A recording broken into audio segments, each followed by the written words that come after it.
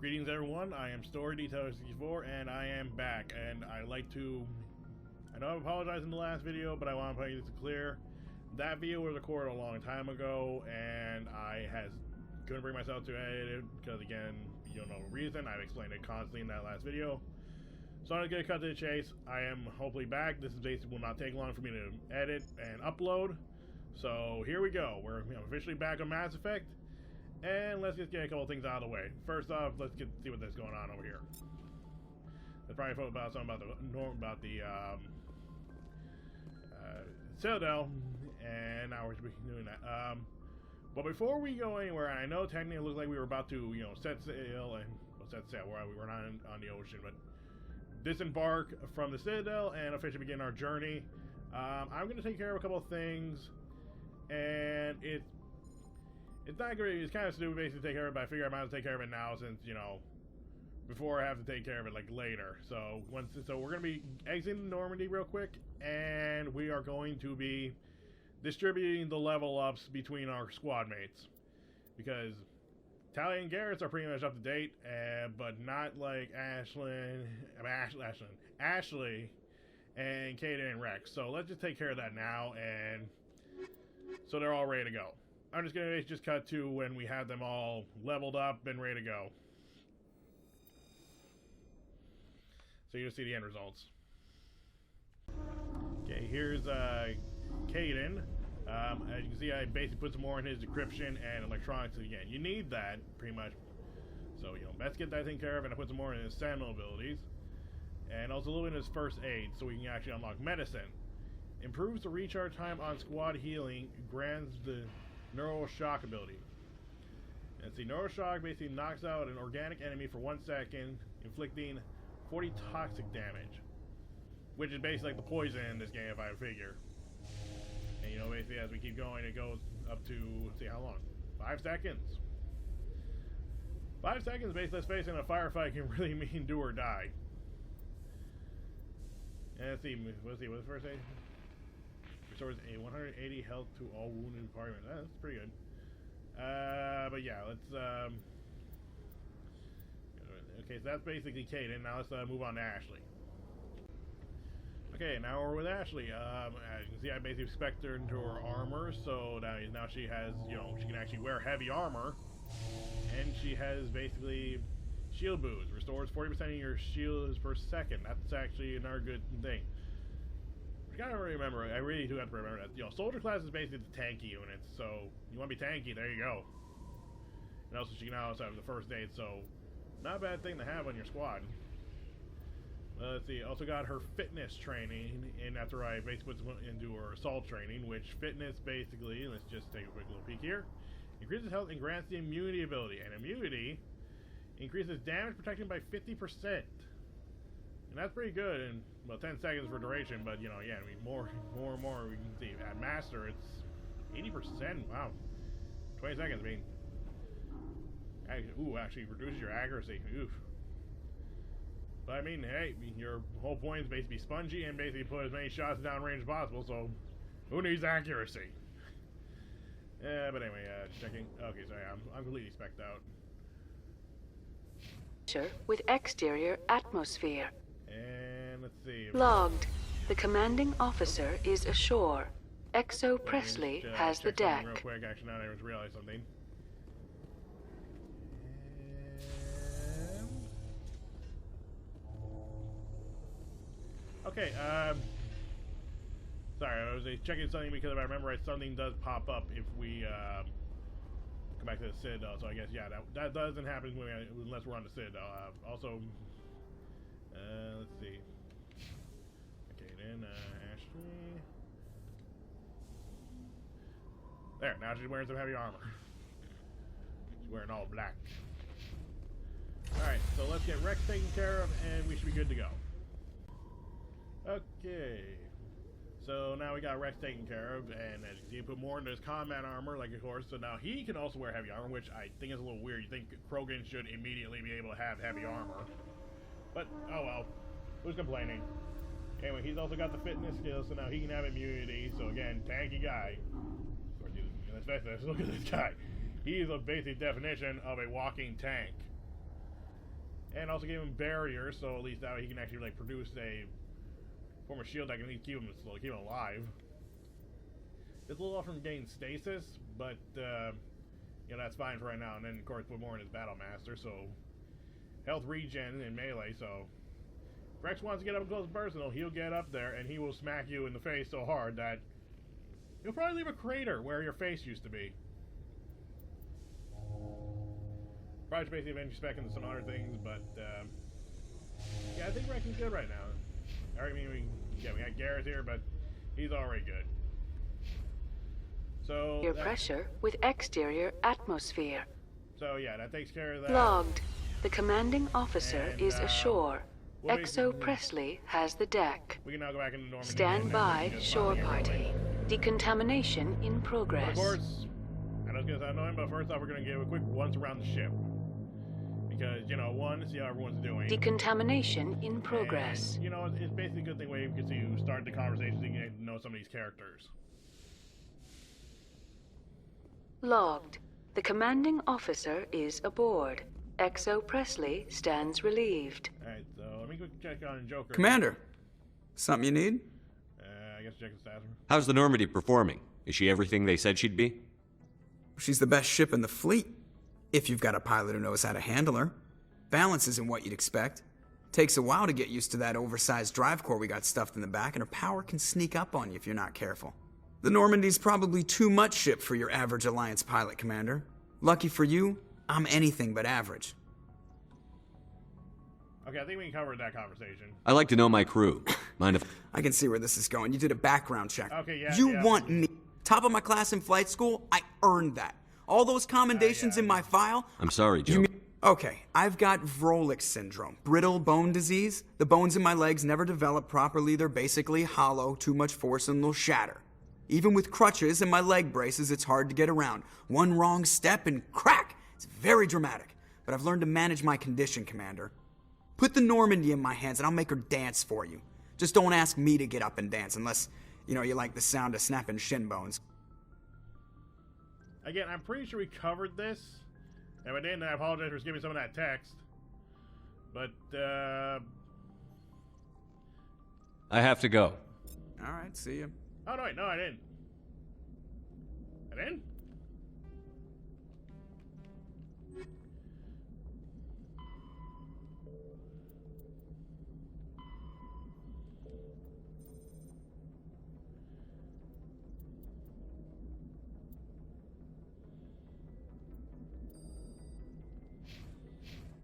Okay, we're gonna have a conversation with Joker now. Commander, something you need?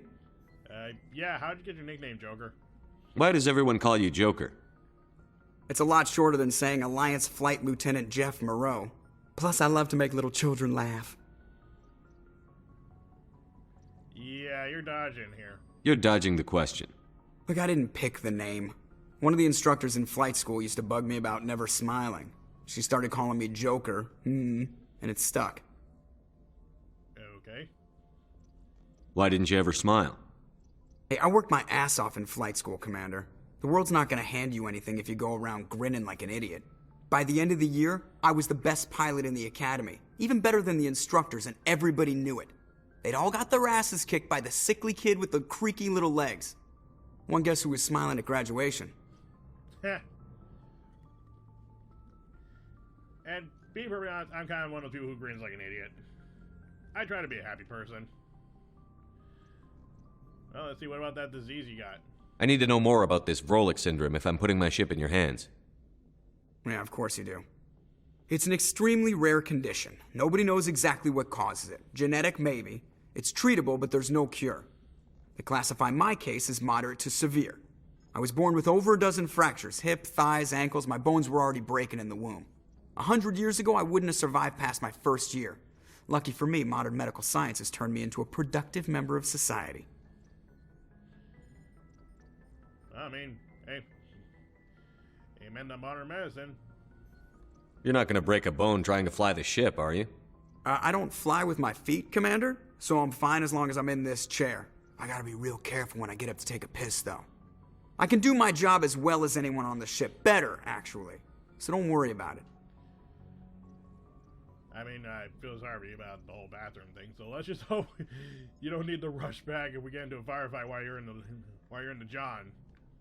I'm not trying to make you uncomfortable. Let's talk about something else. Whatever you want, Commander.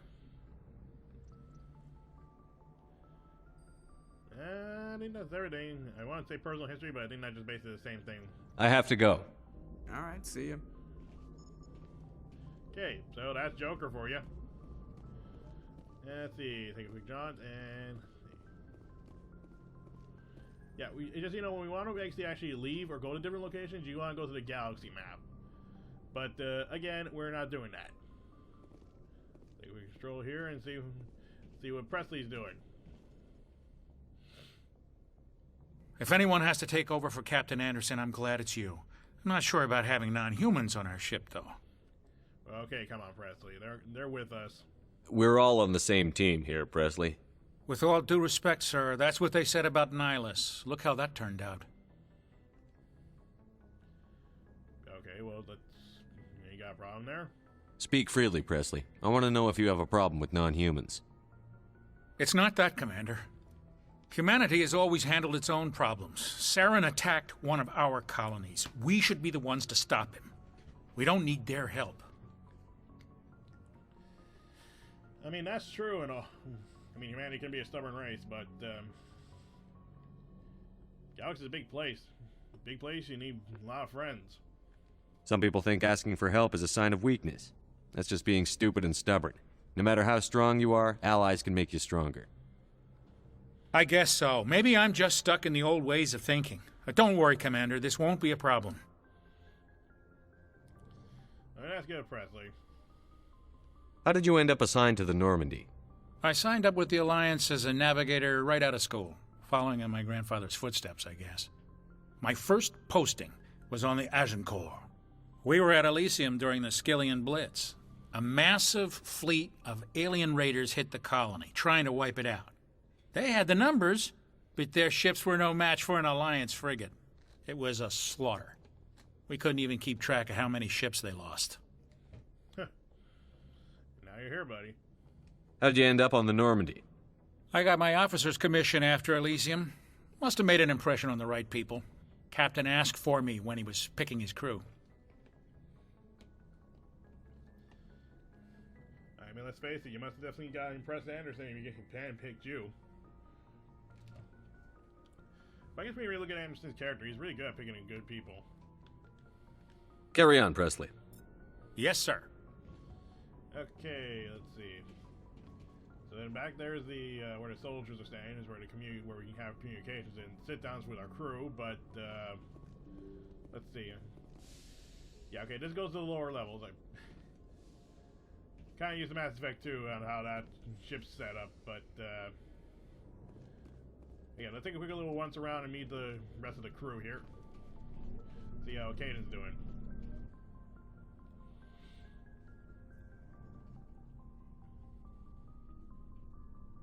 Anything you need, Commander? Just trying to get a sense of where the crew's at. Thoughts? I've wasted enough of your time for now, Commander. We'll have time for personal debriefings later. Okay. What's your opinion on the last mission? I don't see how we could have done things any better. At least not without getting to Eden Prime sooner. And we were on the scene faster than any other Alliance ship could have been. Okay, not what I was going for, but alright. We'll talk another time, Lieutenant. Commander? Not really what I was looking for, Caden. Let's see now. I don't know, who am I thinking about somewhere else? Dr. Chakwa. Yes, Commander? Is there something you need? No. Yeah. I should go. Goodbye, Commander. Okay, so no. Okay, yeah, there was a bad hiccup there. See, I guess if I'm right, the rest of the crew, it should be down below now. This actually takes us to the hangar. Very slowly.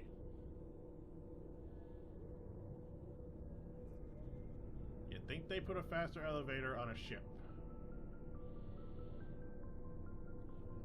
Maybe put some elevator music in at least.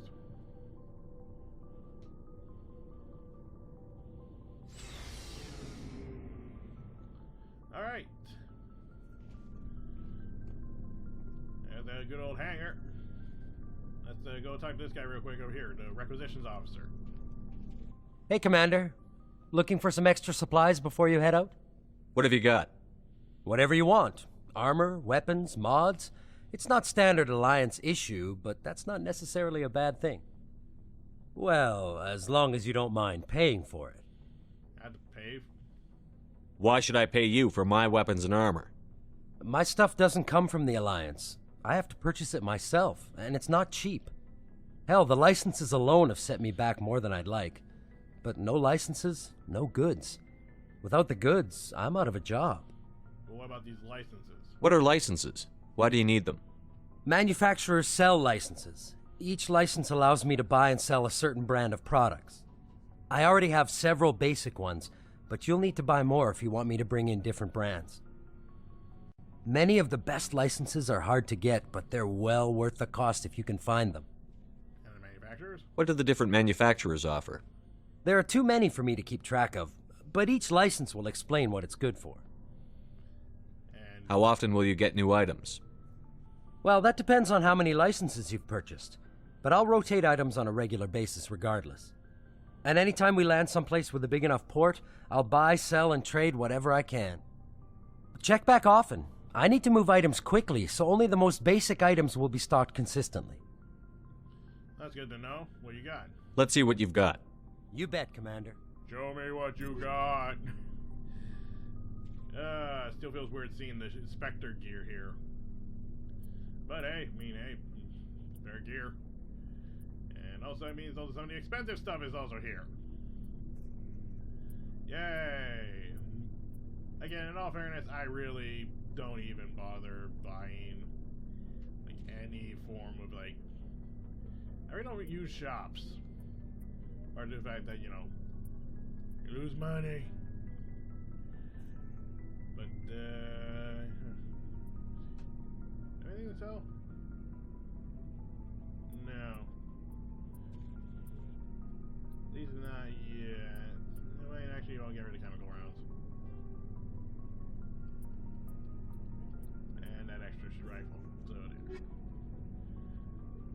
Alright, so that was our shop on our own ship, which is kind of interesting when you think about it. Why would our own ship have a shop? But he explains it. Alright, let's talk to my main man, Garrus. Thanks for bringing me on board, Commander. I knew working with the Spectre would be better than life at CSEC. Okay, why you knew about this? Like, knew this be interesting? Have you worked with a Spectre before? Well, no, but I know what they're like. Spectres make their own rules. You're free to handle things your way. At CSEC, you're buried by rules. The damn bureaucrats are always on your back. Well, basically make sure you don't do anything crazy. For the most part, the rules are there for a reason. Maybe. But sometimes it feels like the rules are only there to stop me from doing my work. If I'm trying to take down a suspect, it shouldn't matter how I do it, as long as I do it. But CSEC wants it done their way. Protocol and procedure come first. That's why I left. Yeah, I feel like there's more to that. So you just quit because you didn't like the way they do things? There's more to it than that. It didn't start out bad, but as I rose in ranks, I got saddled with more and more red tape. CSEC's handling of Saren was typical. I just couldn't take it anymore. I hate leaving. Sounds tough for you to make that choice. I hope you made the right choice. I'd hate for you to regret it later. Well, that's sort of why I teamed up with you. It's a chance for me to get off the Citadel, see how things are done outside CSEC. Either way, I plan to make the most of this. And without CSEC headquarters looking over my shoulder, well, maybe I can get the job done my way for a change. And that depends on what your way is there, buddy. If getting the job done means endangering innocent people, then no. We get the job done right, not fast. Got it? I wasn't trying to... I understand, Commander. Got a little heated there, but that's how it is. Anyway, this is our this is our on the ground like transport vehicle / basically a tank. Say hello to the Mako. We're gonna get very familiar with her later on. And I know a lot of people hate those segments, but I personally like the Mako segments. Anyway, here's also another thing to take note of. This is basically our crew's lockers. So basically, if you need to basically stock up and basically improve the equipment of, well, any of your squad mates, then here you go. You can actually do it here, and you actually will be guaranteed that...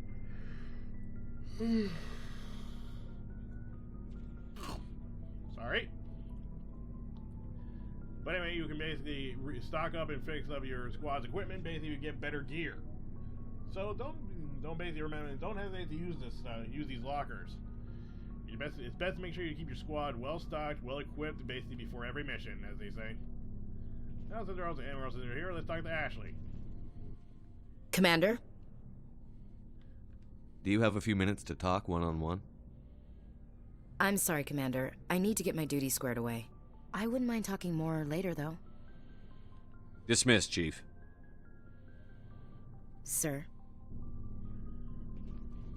Okay, so no talking to Ashley. Hello, Rex. Nice ship you've got, Shepard. What can I do for you? What's your story, Rex?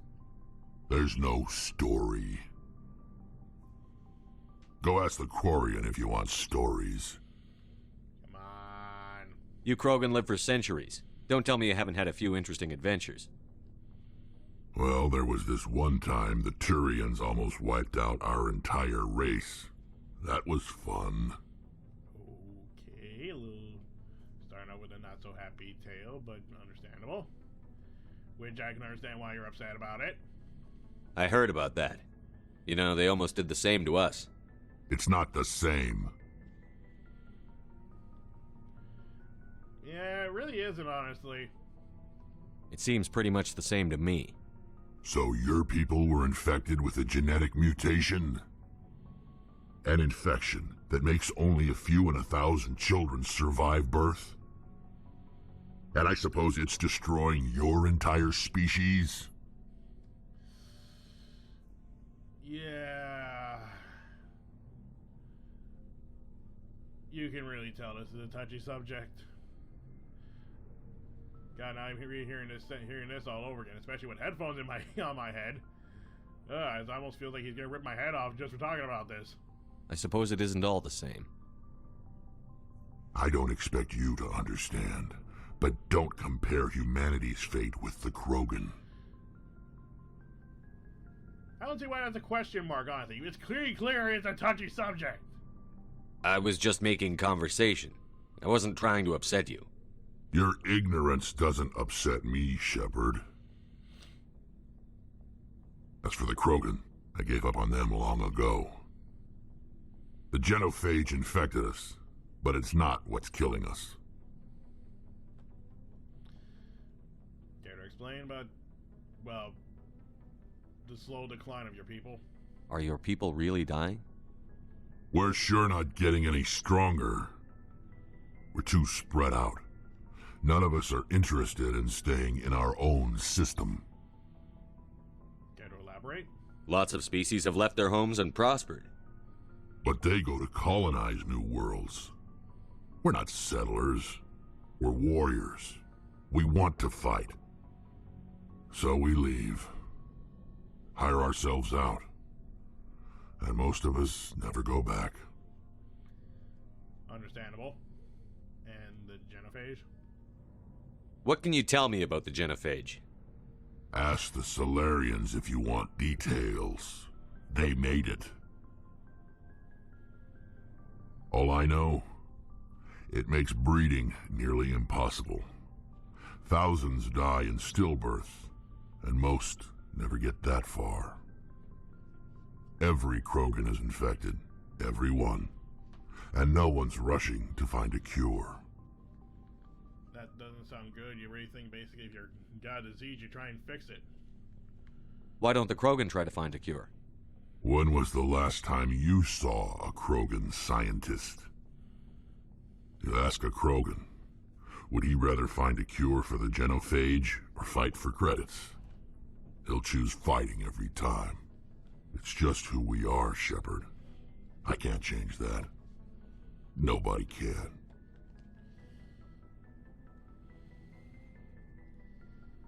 that's where y'all are gonna get our rest right now.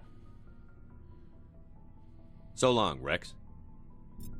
Shepard. And before we go, I gotta do one more thing. Shepard? Rex. For people who don't know about that, I'm gonna do a lot of that. And, excuse me for one sec, I gotta quick check something. Sorry about that. But anywho, one sec.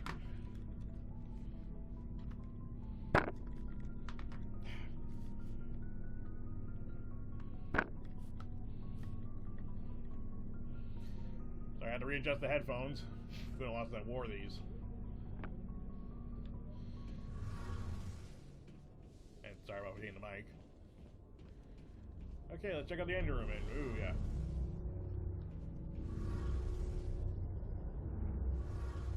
God, now take time to look at it. Jesus Christ. That's a big drive core.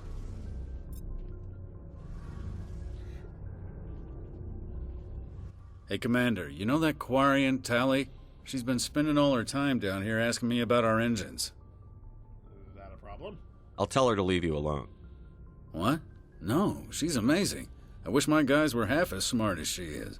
Give her a month on board and she'll know more about our engines than I do. She's got a real knack for technology, that one. I can see why you wanted her to come along. Figured she'd be able to help.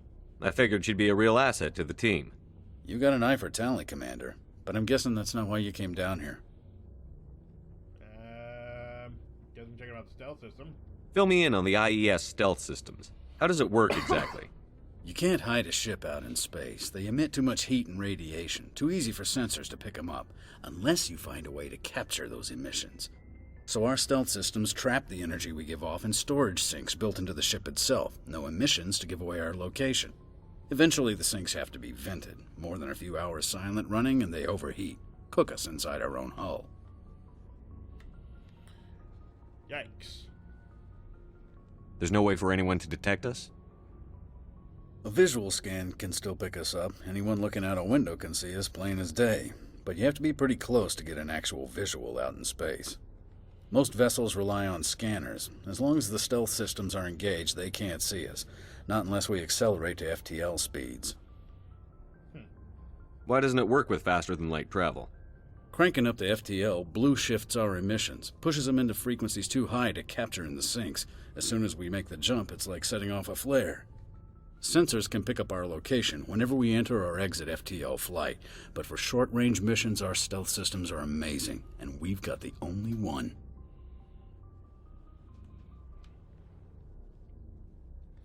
Okay, that's good to know. So, how about wait a check? Okay, yeah. Personal question. Where else have you served, Adams? If you name a class of Alliance ship, I've probably served on it. Everything from dreadnoughts and carriers right down to frigates like the Normandy. My last assignment was on the Tokyo, only a cruiser, but she was a good ship. Couldn't hold a candle to the Normandy, though. I want to know more about the Normandy. She's the best ship I've ever served on, probably the fastest vessel ever designed, and she's the only one using the new Tantalus drive core. What's so special about the Tantalus drive core? Proportionally, it's about twice the size of any other vessel. Not only are we faster, but we can run at FTL speeds longer before we have to discharge the core. That's good to know. Carry on, Adams. Aye, aye, Commander.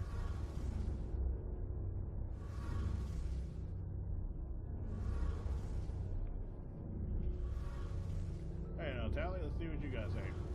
Your ship's amazing, Shepard. I've never seen a drive core like this before. I can't believe you were able to fit it into a ship this small.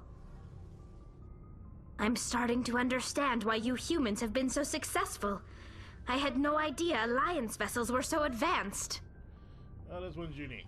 The Normandy's a prototype. Cutting-edge technology. A month ago, I was patching a makeshift fuel line into a converted tug ship in the flotilla. Now, I'm sitting on board one of the most advanced vessels in Citadel space. I have to thank you again for bringing me along. Traveling on a vessel like this is a dream come true for me. Sounds like you really do like ships. I had no idea you found ship technology so interesting. It comes with being a Quarian. The migrant fleet is the key to the survival of my people. Ships are our most valuable resource. But we don't have anything like this. We make do with cast-offs and second-hand equipment. We just try to keep them running for as long as we can. Some of the fleet's larger vessels date all the way back to our original flight from the Geth. Wow. I can't believe your fleet's still using ships that are 3 centuries old. They're constantly being repaired, modified, and refitted. They aren't pretty, but they work. Mostly. We've tried to make ourselves as independent as possible on the flotilla, grow our own food, mine, and process our own fuel. But some things we just can't make on our own. A patch to maintain the hull integrity requires raw materials we just don't have. That's why our pilgrimages are so important. Interesting. Tell me about your people. Our lives aren't easy. Resources are scarce, and we are constantly on the move. Everything we do must in some way contribute to the continuation of the migrant fleet. There are 17 million Quarians in the flotilla, and each of us relies on the others for survival. The bonds among my people are strong. Unfortunately, we have had to surrender many of the freedoms and civil liberties other species take for granted. What kind of freedoms? Well, it's illegal for parents to have more than one child. If our population grows too much, it would strain our resources to their breaking point. Of course, we also can't allow our numbers to become too few. If our population is in decline, the rule against single births is temporarily repealed. In extreme cases of population decline, incentives are even offered to encourage multiple births, though the Conclave hasn't had to take such measures in nearly a century. Thank you for telling me something that it shouldn't be a problem. One sec. Oh, that's the problem. One sec again. I guess I'll just try to go with what I got right now. Sorry, I'm a little trouble with the cord here with the for the battery, but hopefully it will last. Again, I'm real sorry about that. That's your government. The Conclave is our civilian branch of government. Each ship can elect a representative to serve on the Conclave and make decisions that affect the fleet as a whole. On matters that affect an individual ship, however, the captain has the final say. It's a tradition that dates back to the early days, when the fleet was governed by martial law. Fortunately, most captains nowadays are smart enough to have an elected council from their crew to give them advice and guidance. So the ultimate power rests with elected officials. In practice, the Conclave and the respective council for each ship tend to set the rules that govern our daily lives, but in theory we are still under military jurisdiction. The 5 top-ranking military officials in the fleet serve on the Admiralty Board. These 5 have the power to overrule any decision by the Conclave in case of emergency. To do so requires unanimous agreement among the Admiralty, and they can only do this once. After that, the entire board must resign their posts. It's a safeguard that served us well. In nearly 3 centuries, the Admiralty Board has only overruled the Conclave 4 times. One sec.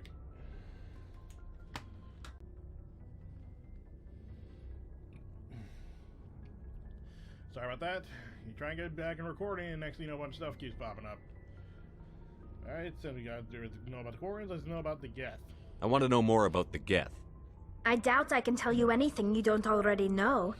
It's been almost 3 centuries since they drove my people into exile. All I know is the story of their origins. What they were when we created them, and how they turned on us.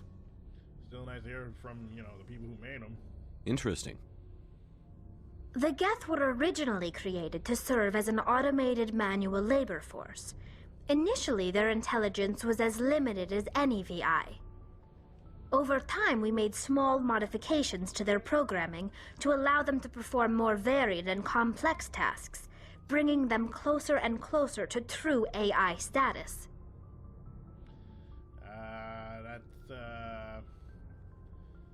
What a bad idea. How come the Council didn't step in and stop you? This wasn't true AI research. We may have been skirting the bounds of the law, but we never did anything that was actually illegal. The changes were so insignificant, so gradual, that we were able to control them. Or so we thought.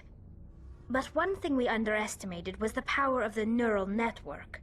A million Geth thinking simultaneously created an inherently unstable matrix. Sorry.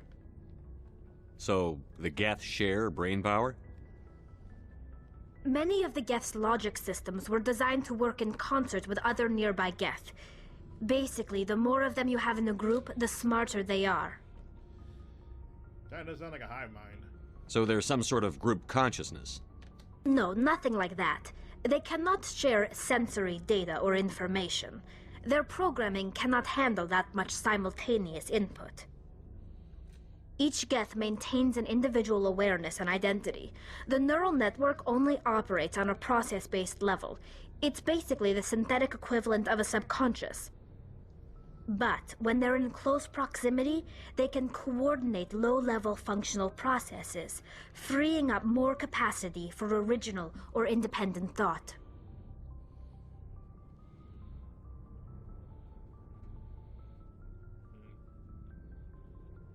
Can I get it? What made them rebel? As we built more and more Geth, their effective intelligence became more sophisticated, more abstract. One day, a Geth began to ask its Quarian overseer questions about the nature of its existence. Am I alive? Why am I here? What is my purpose? As you can imagine, this caused a near panic among my people. I mean, those are reasonable answers. Questions asked. I don't see what's so bad about those questions. The Geth were created to engage in mundane, repetitive, or dangerous manual labor. That's fine for machines, but it won't satisfy a sentient being for long. The Geth were showing signs of rudimentary self-awareness and independent thought. If the Geth were intelligent, then we were essentially using them as slaves. It was inevitable the newly sentient Geth would rebel against their situation. We knew they would rise up against us, so we acted first. A general order went out across all Quarian-controlled systems to permanently deactivate all Geth. The Geth responded to this order violently. I mean, that's understandable. You can't blame them for fighting for their survival. We had no other choice. The Geth were already on the verge of revolution. By acting quickly, we had a chance to end the war before it began. The hope was that most of the Geth would still be little more than machines, incapable of organized resistance. But they had progressed much further than anyone anticipated. The war was long and bloody. Millions upon millions of Quarians died at their hands. In the end, we were forced to flee our own homeworld. We feared the Geth would pursue us, but they never came beyond the Veil. Now we drift through space, exile searching for a way to reclaim what was once ours. It's hard to feel sorry for you. Your ancestors tried to wipe out another species. We made a mistake when we created the Geth in the first place, but we did not make a mistake when we went to war against them. If we had not acted, they would have wiped us out. They're a synthetic life form. They have no use for organics. None. Why do you think they cut themselves off from the rest of the galaxy? Why do you think they've killed every organic being who's ever tried to contact them? I didn't mean to offend you. I'm sorry. I didn't mean to get so worked up. Most Quarians tend to have pretty strong opinions about the Geth. Yeah, makes sense. I want to know more about the pilgrimage. When my people reach maturity, we leave our birth ships and seek acceptance with a new crew. It's necessary to maintain genetic diversity among the fleet. But no ship wants to accept someone who will be a burden on them. So, to prove our worth, we embark on a pilgrimage. We set out alone, leaving the flotilla and our families behind us. We only return once we have found something of value we can bring back to the fleet. This is presented as a gift to the captain of the respective ship we wish to join. If the gift is accepted, we are welcomed into the crew. Can a captain choose to reject the gift? That doesn't happen often. Most captains are eager to increase the size of their crew. It increases their own standing in our society. Even when a gift is not particularly valuable, the captain usually accepts it out of a sense of tradition. However, there is a stigma to presenting a substandard gift. It's not the best way to make a good impression on a new community. Most pilgrims don't return until they find something worthwhile. I can't believe they just send you off alone. It's not like they just cast us out. Before we leave, we are given lessons in how to survive outside the flotilla, and given gifts to help us on our journey. We also receive implants to fight off sickness and disease. Generations of living in an isolated and highly controlled environment have left our immune systems weaker than most. By the time we leave the fleet, we are well equipped for the pilgrimage. This is a rite of passage for all Quarians. If it were dangerous, our numbers would suffer. Virtually every pilgrimage ends with a triumphant return and the ritual presentation of the gift to one of the fleet's captains.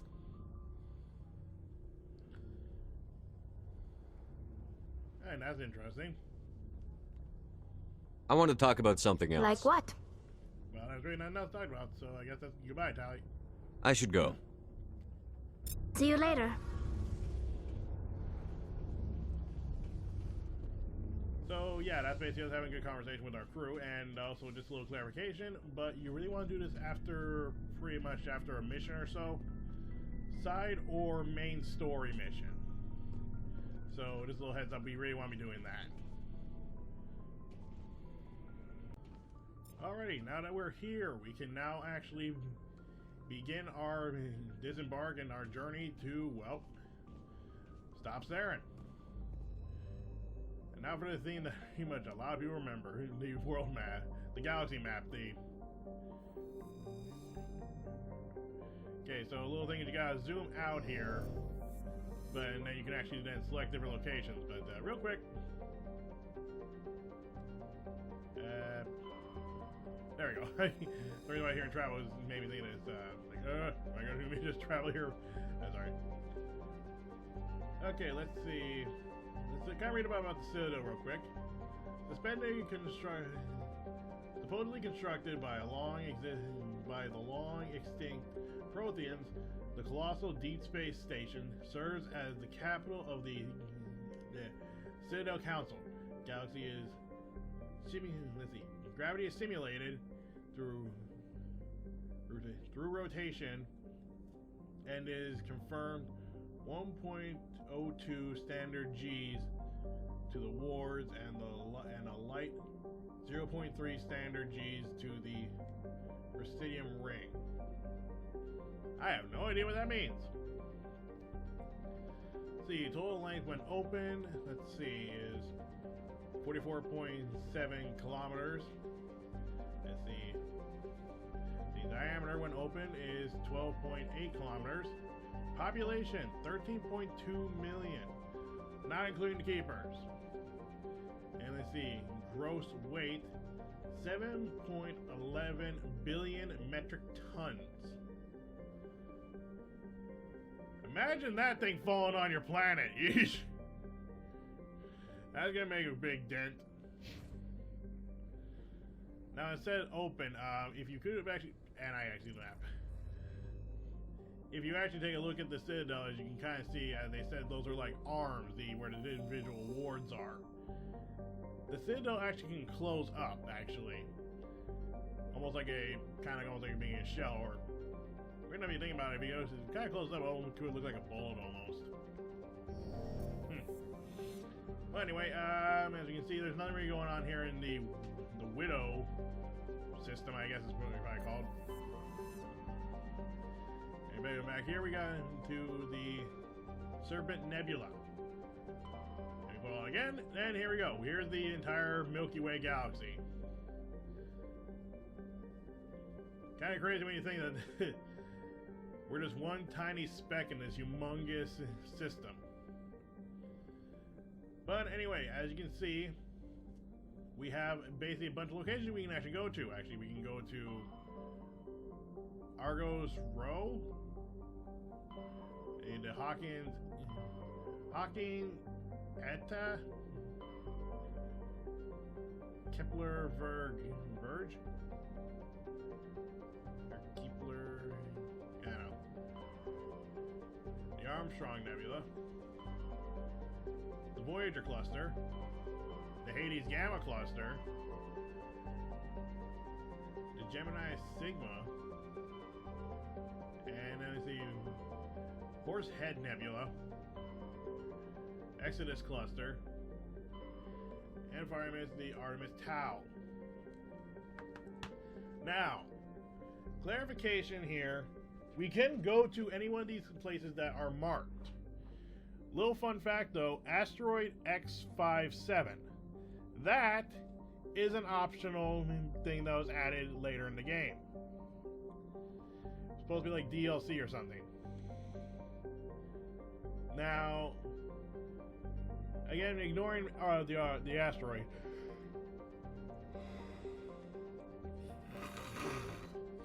Sorry about that. Ignoring the asteroid, we can go to either Vera and Pharos, or we can go to this dig site. We can do this in any order we want. But I personally feel like we should basically get the rest of the squad fully assembled. And by that, we gotta go to the dig site. Because people who don't know, or basically have never played or even heard about this, but Liara actually will be our next squad mate that we are missing. As you can kind of see through the portrait, and it's pretty clear that it was an Asari in the portrait. But yes, Liara is our next squad mate. Now, here's actually where another thing, as we can see, is we actually have to now figure out where her dig site is, apparently. Of course, in fact, they probably did mention it, but I probably forgot. Let me just,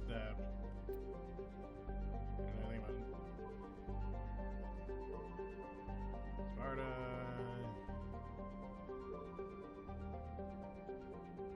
Let's go to Athens.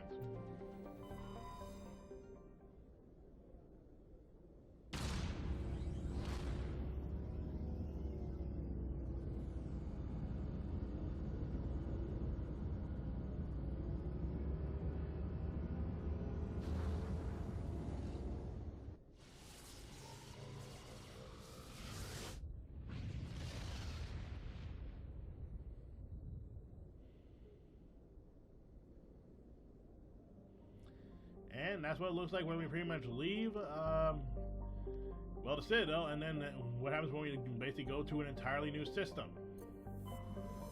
And apparently, basically, it's not Athens.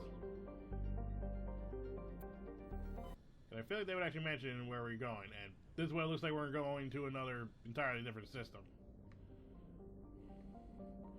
Alright, we have to, like, we gotta check, don't we? Alright, okay, let's head back then.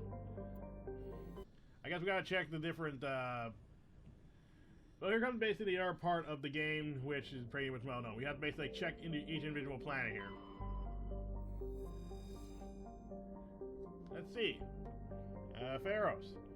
This in Pharos has been only, let's see, only a cursory expedition, but an unmanned probe, by an unmanned probe, it has a trace of atmosphere of nitrogen and argon. Its surface is mainly composed of tin, but with deposits of carbon. Deeper craters have been partially filled by ice, suggesting there may have been a significant amount of water locked up beneath its frozen surface. A large ice-bright crater in the southern hemisphere makes the planet invisible from the outer systems, leading to the planet's name. See, orbit is 275.4 Earth years. Let's see, radius is 7,623 kilometers. Day length is 47.4 Earth hours each. Atmosphere pressure is 0.04 Earth atmosphere. I really don't know what that would be in comparison. Surface temperature is Negative 176 Celsius. That sounds freaking terrible to live there. And surface gravity is 0.9 Gs. Again, I have no idea what it means. And let's see, if I hit survey, Turian insignia recovered. Scan the planet Pharaohs, received an abandoned base. They revealed an abandoned base on its moon. The recon team found nothing of interest, but much of the much of the debris was marked with the Magna Colony insignia. Okay, so that is actually a little bit of a side mission. And I hit exit again. That was basically supposed to mean a side mission we can do, where we have to look for these insignias, but that's not the only thing we have to look for while we're out in space. Let's see, so let's try this planet.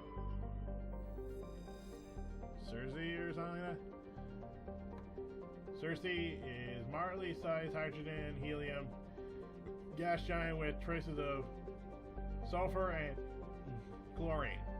These give it a striking yellow-green tint as the development of the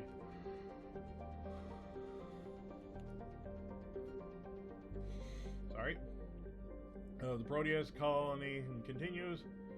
Sirius will likely be developed for hydrogen-3 mining. Interesting. Rotation period is 141.9 Earth years. Radius is 22,479 kilometers, and day length is 10.9 Earth hours. And there we go. We got we can do a survey and get a gas deposit of helium-3. Why do I? This is gonna happen a lot. I might actually press the exit thing when I meant to zoom out.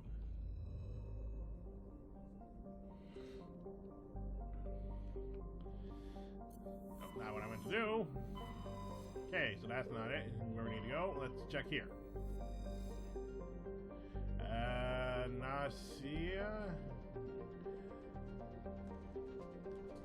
I don't know.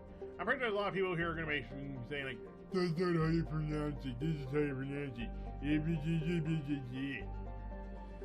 Traces of sodium in the atmosphere gives Nasia it's a overall dark gray color. It is, but it is otherwise a typical hydrogen, helium, gas giant, and abundance of water vapor in the upper atmosphere accounts for its white clouds.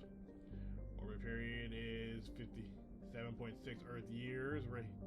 Is 59,729 kilometers. Day length is 14.0 Earth hours. Alrighty. Oh, this is gonna be bugging me as probably much as it bugs you all. Okay, so that's not it. Let's try this one. I guess that was Proteus there keep talking about. Buffers of survey. And got got the gas deposit. A large amount of free oxygen. Yay! Anyway, let's see. Like the Hanner homeworld, Proteus has more than 90% oceanic cover. Wow, that's a lot. Let's see, the incredible heat thrown off from Athens rises global humidity to 100%. Creates a constant cloud cover and power colossal typhoons that rage across the surface year-round. Hot, humid, and storm rack. Proteus rarely combinates of oxygen, nitrogen, atmosphere, or combination of atmosphere and carbon-based biosphere. Nevertheless, it recommended it for colonization. Let's see. A pilot program is studying the possibility of colonies below the ocean surface, safe from the worst effects of the weather. Wait, that's what actually I was thinking. the reason why now this makes me think of Subnautica. I never played it myself, but I mean, let's face it, you're pretty much gonna have to probably make a home pretty much underneath the surface. But let's hope you don't have to run any leviathans out there, huh? We all know how much everyone loves the Reaper. If you don't know what I'm talking about, you haven't played Subnautica or watched any videos on it. Let's see, colony founded. Let's see. Oh, I mean, because the colony was founded. Let's see, 2,179. I guess that's probably a year. The population, 12,470. Capital, Ithaca. And then everywhere else.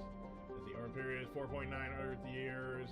Radius, 10,210 kilometers. Day length, 51.4 Earth hours. Atmosphere pressure, 1.21 Earth atmosphere. Surface temperature, 32 Celsius. And surface gravity is 1.3 Gs.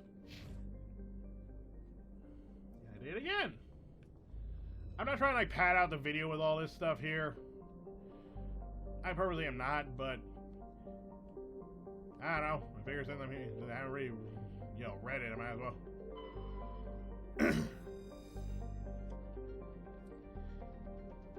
Let's see. Salamis, let's see. The geological prosperities of Salamis have been scanned from orbit, but little else is known about it due to its thick carbon dioxide atmosphere and proximity to an aerogenic star the equatorial daytime temperature has been known to turn the surface molten. Yeesh. The crust is composed of iron with deposits of platinum and group metals. Huh. I bet for mine of you pretty much avoid being melted. I thought Mustafar was bad. Orbit period 0.1 Earth years. Radius 6,894 kilometers. Day length 58.6 Earth hours. Pressure 1.4 Earth atmosphere. Surface temperature 520 Celsius. Surface gravity 1.3 Gs. Ha! I didn't push it this time. Suck it. Me. Okay, just quick. Nothing. Okay. Okay, I'm gonna think maybe it might be in Sparta.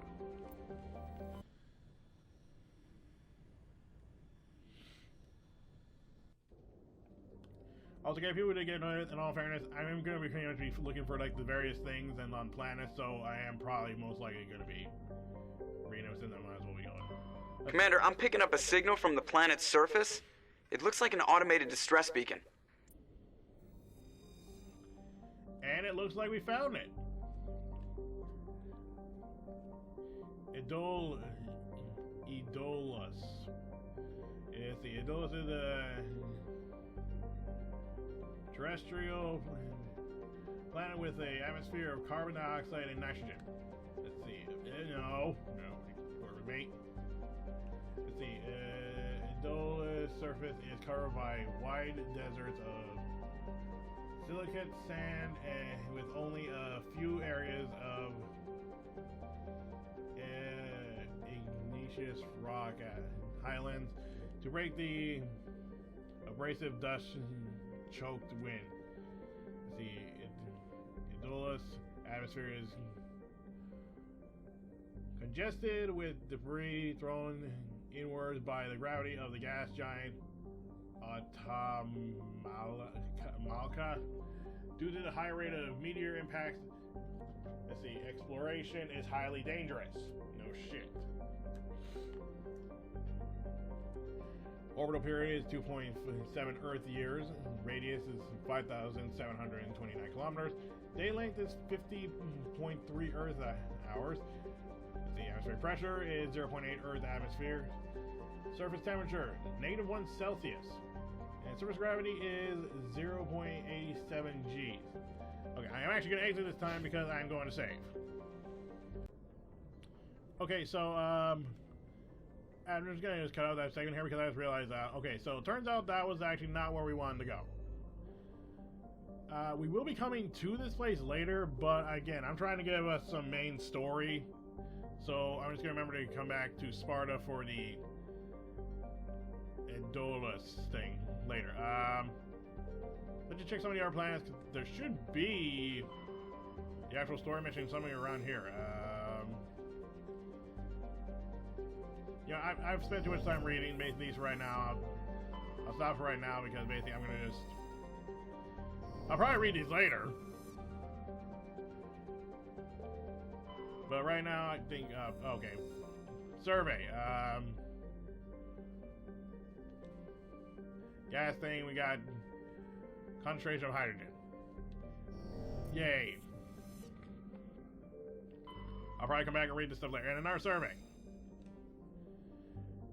Minerals, and we found deposit platinum. I know it sounds like weird shit for me, basically, because I'm reading all this, but I feel like I'm taking up too much of our time already just reading this. So again, I'm just gonna try and just find the main story and just get this going.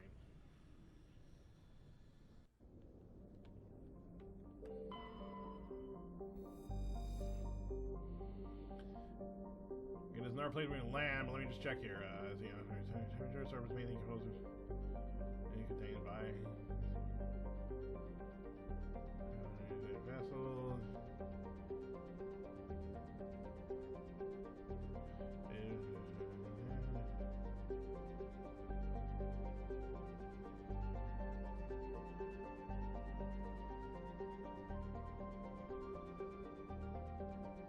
I almost feel like this isn't it either.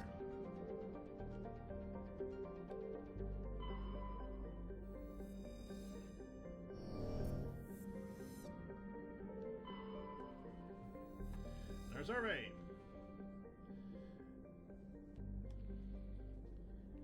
Xenon.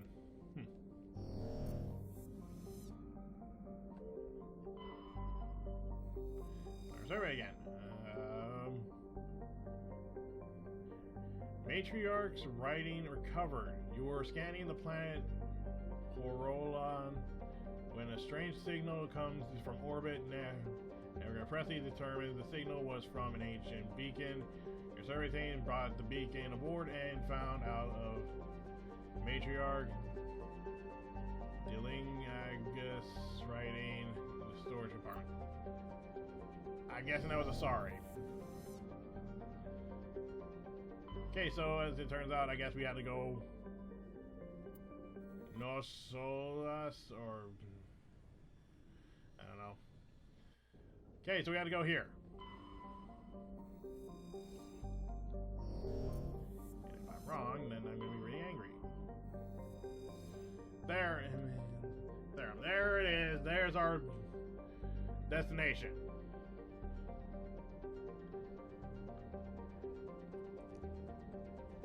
I apologize, it took some time to get here. But like I was trying to find a place to actually go. Now again, to make up for this, but make you have me read. By hearing me read constantly of all the other planets we gotta skip through. Don't think I won't either. Let's see. Therum is a distant but rich industrial world claimed by Human System Alliance. Its plentiful heavy metals have fueled the recent manufacturing boom on Earth.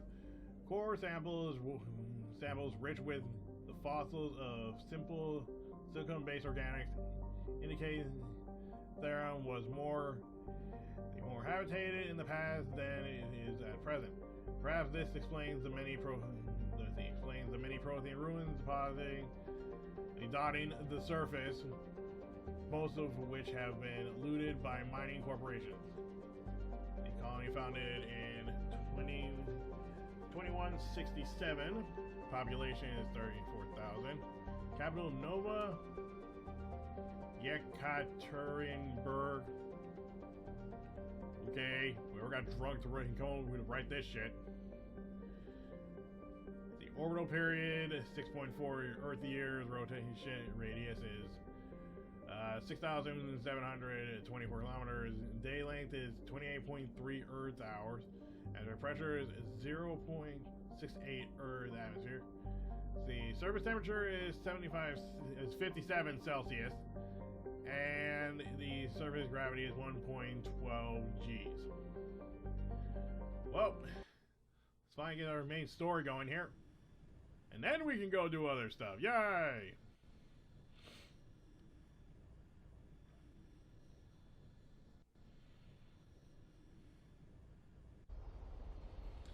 Okay, and like I basically said before, when I did that cut, we're taking Rex and Kaden. I feel like they're our best choices right now. At the very least, to get what I think I need. And again, if not, then maybe I'll just reselect the squad and start this mission all over.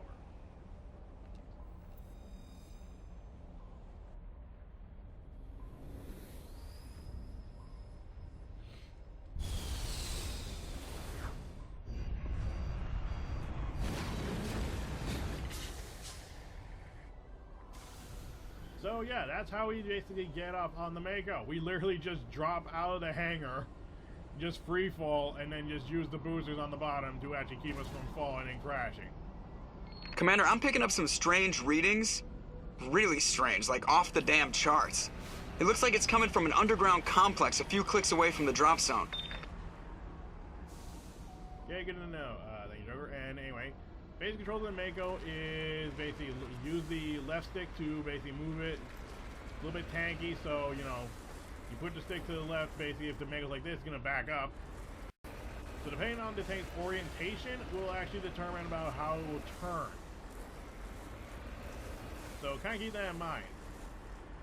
And then of course, you know, right stick is to aim the turrets, and you have two different fires. You have basically R2, which is your machine gun, which you can see is going to overheat, and R1 is your main gun. So you can use your, you know, big gun, but it takes a long time to basically, you know, reload. So keep that in mind. Quick check on here. Oh yeah, just make sure Kane's encryption and all that stuff there. No, so. Now remember, right, electronics is also so important. You see the triangle button? That is also repair. So, and if I'm right, if someone has high electronics, that actually will affect how well they can fix the Mako and also how fast they can fix it. So always keep that in mind. The reason why electronics is very important.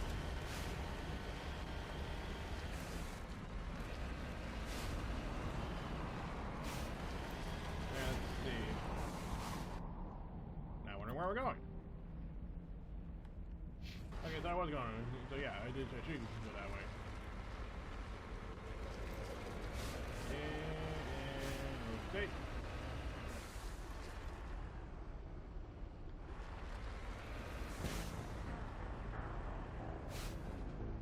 And now we know what happens when you go into lava.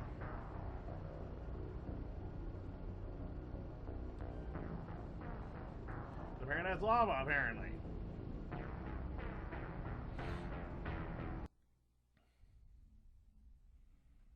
This is probably my fault. We're not reading the map properly. Whoops. Okay,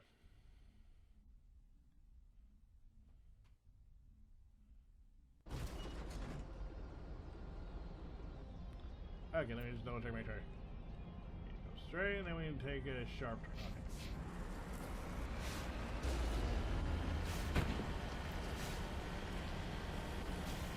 Oh yeah, I forgot. X1 is basically your jump jet.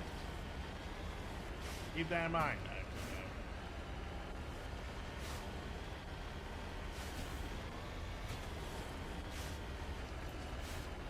So yeah, this thing can actually. I kind of think it's kind of cool. Basically, you got a tank. You can basically the closest thing to like a moon rover in a tank. I mean, again, I personally like the Mako segments. I don't know stuff they were taking out, but what can you do? In some weird ways, and I know the game series that had a remaster, where you basically remaster all the things, improve graphics, improve everything, fix a lot of bugs and problems in the Legendary Edition. But in some ways, I almost wouldn't mind if they basically gave it a actual honest to good full like remaster. Okay, now we got the gas here. So be the advice, vehicular manslaughter is not a problem. There's nothing wrong with running over and crap.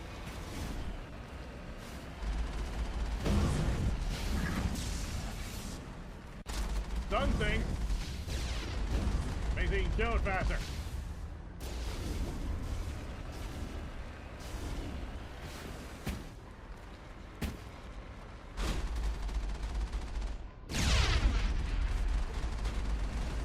Forward and run it over.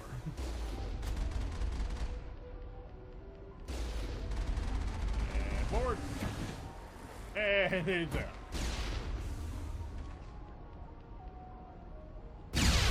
And we're done. Thank you, Rex, for whatever you said. Didn't take much damage, too, either. So, yeah, that's my little bit of piece of advice. Sometimes it doesn't hurt to get a little reckless when you're driving. By that, run over stuff.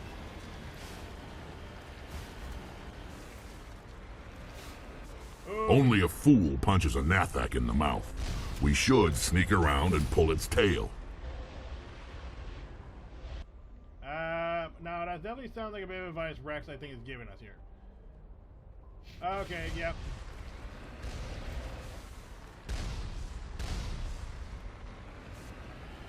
Okay, so what he's suggesting is, basically, instead of going full frontal assault, taking the side route.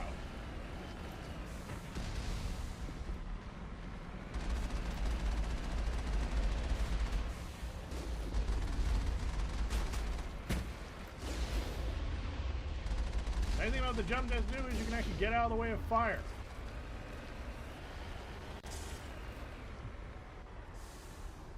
Did I forget to mention the Mako is also part ballerina?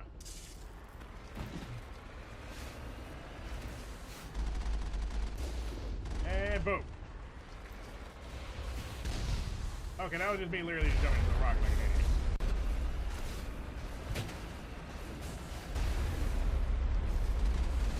But yeah, now we're actually behind the enemy.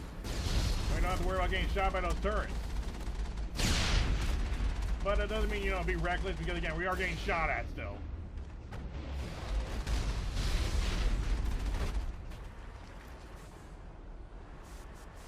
Okay.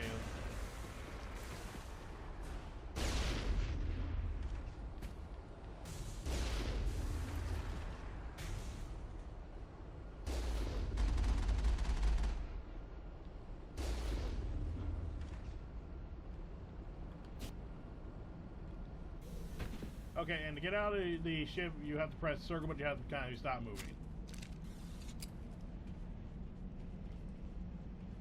Alright, let's see which time it gets. We got hiding behind the corner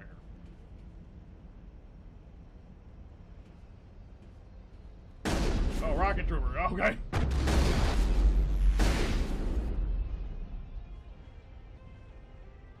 And he's dead. Okay, let's get this locker open and see what we got.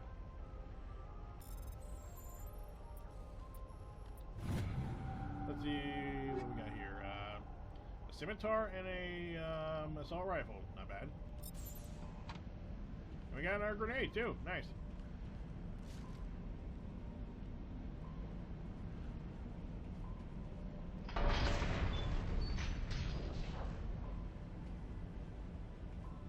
Hey, I think I can shoot.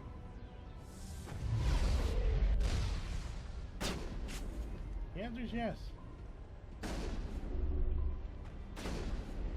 Let's back away.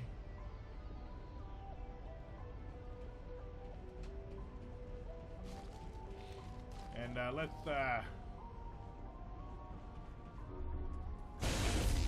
gonna run. Again, those are still turrets. I'm gonna be managing it now.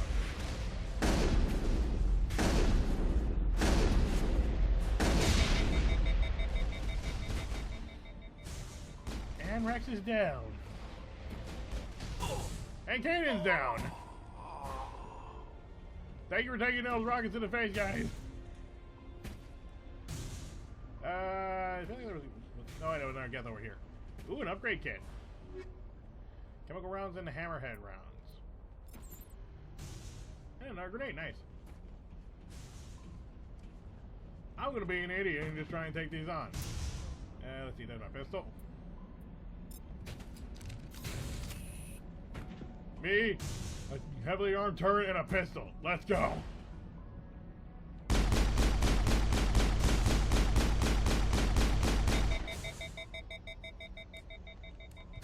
Yeah, it's probably not a smart idea.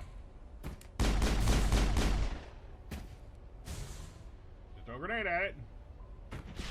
I don't think that's doing anything.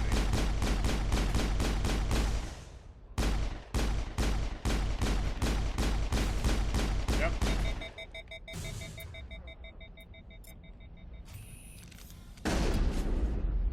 Yep. This is definitely not a smart idea. I think we know how much damage a shotgun can take on a turret, though. You really think basically it's called a heavy turret, you think it would take more, take less damage from a shotgun.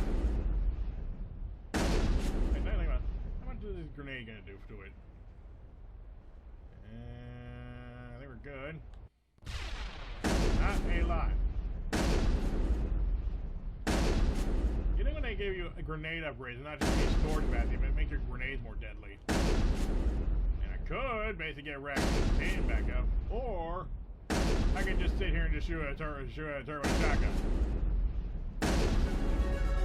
Hey, level up. By doing something really, really stupid. Which I will say, yes, this is stupid, but I won't lie, there is an upgrade you can get that actually makes this doable with a shotgun. Of course, it's probably also any weapon or anything, but I think it makes it more safe with a shotgun. Also, I love shotguns. Because why not shoot things with a shotgun? Oh yeah, I forgot, I got those rounds that basically do damage even if it doesn't do a lot of shields. Like, it can hit you, but it can pad your shields. So basically, I'm just taking the health out while destroying the shield. That actually explains it. Now I just realized. I forgot all about that little tweak I put on this shotgun. That's what crazy. That Kane had basically like one more shield than us, but he still went down pretty quick.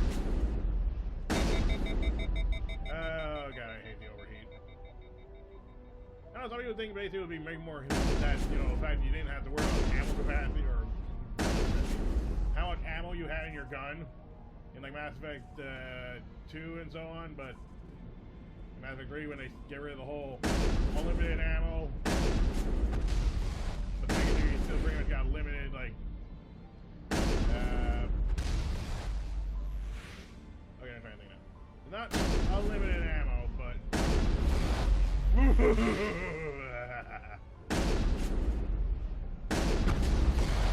let's stay as close to the wall as possible.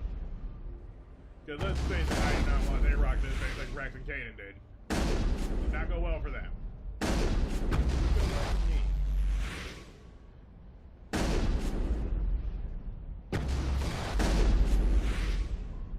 You gotta love it how you like in some games it's kind of fun to change things like this. Again, I could be smart and just go to the tank, or I can just basically literally waste everyone's time staying here while I shoot at a turret with a shotgun.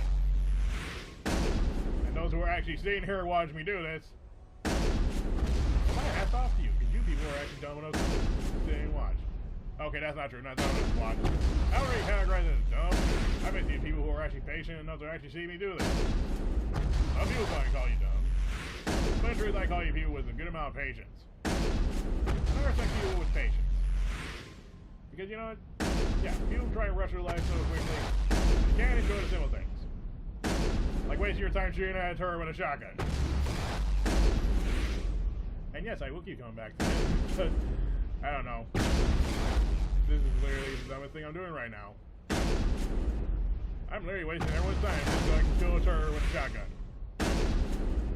And boom. It may be dumb, but again, I'm at least getting 224 XP. And look, the guys are up. They're fine. Besides, Rex got health regen.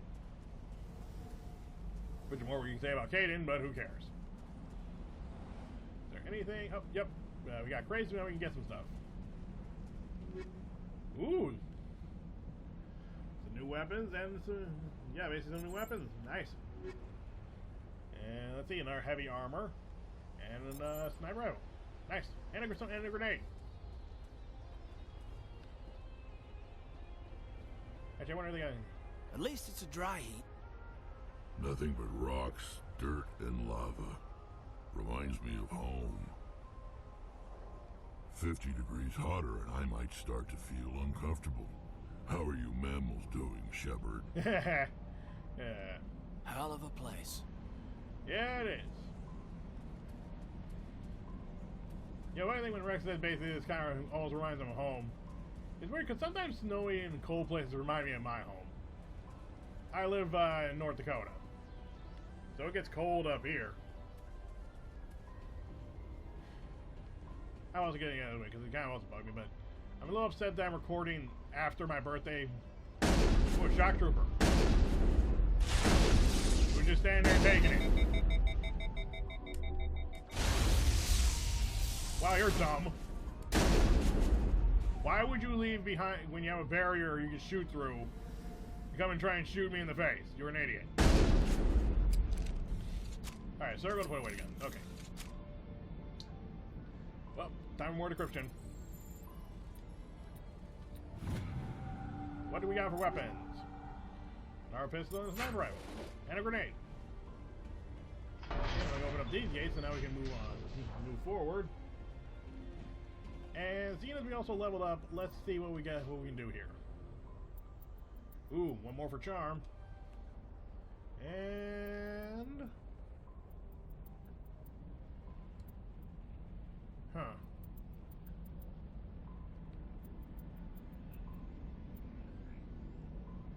I'm actually out for flex actually if I should put more Spectre Strain or should I actually start putting stuff in pistols so I can actually unlock the shotgun.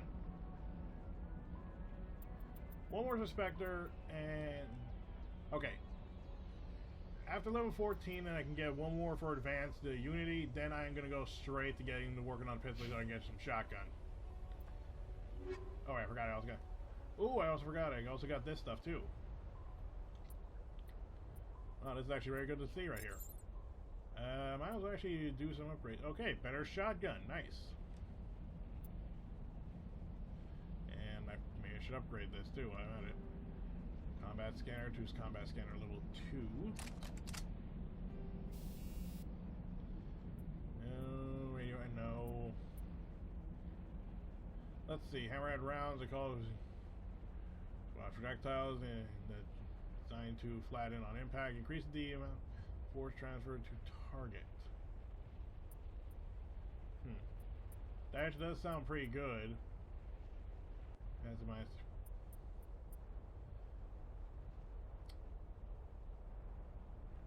You know, I'll go with extra force on that. And let's see, anything new for pistols? No. What do I have in here? Proof sighting, high caliber barrel. Let's see. Let's see. Fires larger rounds for more damage. However, the rate is slowed and the weapon will overheat more quickly. No. We already got improved sighting, so that's good for our accuracy. I'll give my pistol those rounds I can go through things. And see, Caden also uses a pistol, so let's see. Get him a new pistol. I could upgrade his equipment, but I'm not much what you call a guy who goes through all this time upgrading everyone's equipment.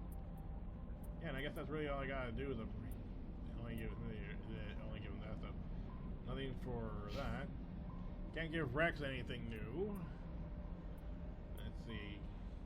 I can give him a scimitar shotgun at least. And I guess he can have an Avenger number 2 assault rifle. Oh, I should have also upgraded the rest of the squad. Okay, dang. Let's get those mastery levels of electronics and decrypting. And Rex. Let's see.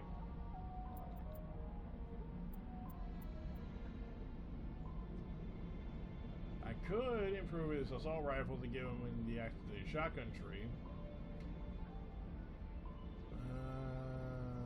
I think I should just give charge his shield.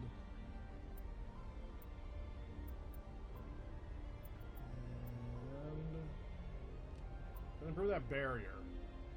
Because again, at least the barrier basically lets you absorb damage, which I probably should have told Rex to do that. Whoops. Sorry, Rex. He doesn't have a barrier. Well, he does have barrier. I guess that would make him less squishy.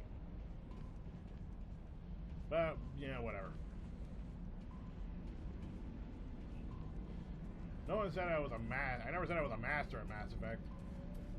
Master at Mass Effect, you know, try and say that 5 times fast.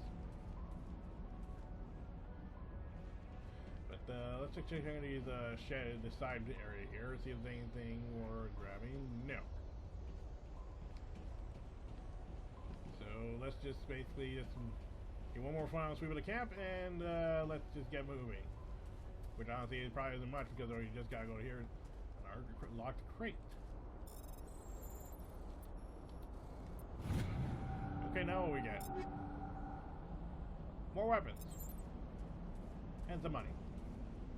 I mean, that's kind of nice that they still give you money at least. Right? No, I checked the both room. So get into the vehicle. And nice, you know, our Mako is, you know, fully healed because I'm guessing that was supposed to be the shields that we were losing. So no, we're good. This Mako did not receive any actual damage. His shield just took damage. So hey, less damage on the Mako is, you know, less reason to repair it. And just one lone guest armature sitting there by himself, while I can basically just run his ass over. Just disrespect it. Ooh, one more mana done. Nice. Why do you stay in the middle of the road? I'm a madman! And now puppy bowling. And run you over again. And shoot you again. And shoot. And now I just basically disrespect your corpse. Okay. Credit to that guy who's sniping. I salute that. Yes, for his sniping front. For attempting to snipe. Let's get moving. We still got a bit of a drive. Not a long drive, but it is a drive, you know. Drive on the countryside, take in the sights, see the people. God, I feel like I just punched him on that one. It was an old right hook. Bam!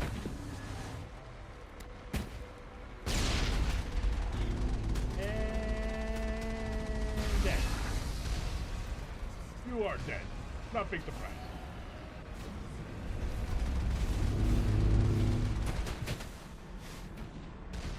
Wait. No.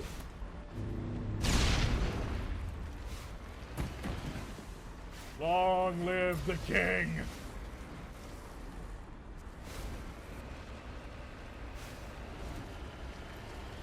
Hello. Goodbye. We can all agree we're those guys who literally will shoot a person with a tank barrel. Even though it makes more sense shooting with a machine gun, we're gonna literally just shoot him with the main gun. We're jerks like that, and who doesn't love the ragdoll? Oh wow, you put him a shield. Ooh, a Colossus, that's more dangerous than those guys. But they can't take heat from a Mako and be roadkill. Seriously, again, I don't know why people don't like the Magos. You can literally just do this for fun. You can literally just bully against Colossus. Which I want to clarify, enjoy this while you can, because you can fight these things when you're not in the Mako, and these things are terrifying.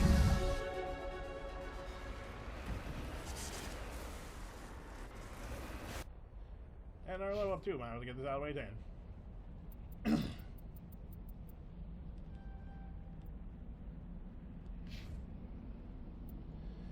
Okay, so let's get his sentinel abilities up.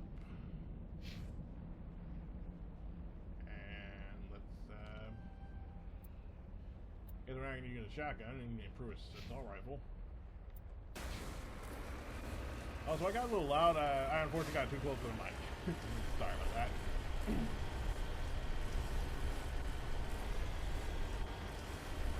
I can't help but look at the health score, the squad's health, and I can't help but feel a little bad that I'm leading Caden. That I'm not healing him while Rex basically just regen his entire health bar.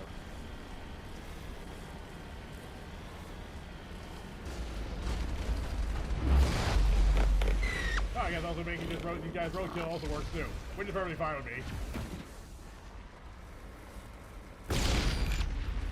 Because people who know me, I am also a incredibly reckless driver in game. So, be surprised how often I wind up accidentally running over people in game.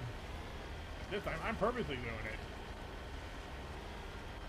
But some people think I just purposely do it in games in general. Sometimes I don't, it just happens. But we should be getting close to the end of our little drive here, so we can just make it to the base, and say hi to Liara, and then we can go.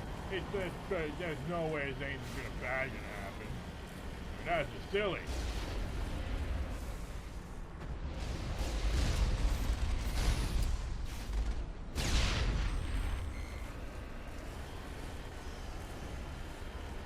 I mean, sure, there may be gas probably swarming in the facility, but again, I don't think it's gonna get that bad. Like, nice and simple, in and out, no worries, and it's just fine.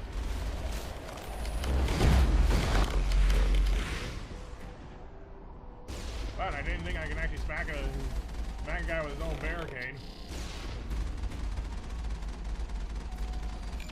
Yeah, I guess that's actually one thing I will point out that's a little bit of saying about the Mako is that it doesn't do a great job at giving you a lot of angles. I mean, like, okay, I guess it was able to hit that low, but it did take some time getting used to his loud shoots. But, you know, what can you do? Jam aim. So remember when they said about how the enemy can jam your stuff? Well, that's actually why I got this and got the combat scanner. It gets rid of the jamming problem.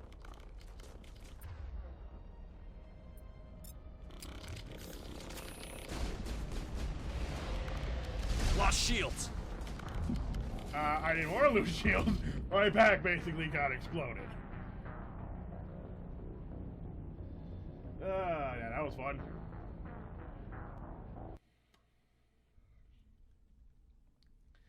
I'm okay with getting killed by 2 rockets more than I am by getting killed by a sniper. Because again, if you play this game on the hardest difficulty without basically doing New Game Plus with basic equipment, snipers will one-shot kill you. It is terrifying the entire time. And we're all the way back here. Wait. How far back? You have got to be kidding me.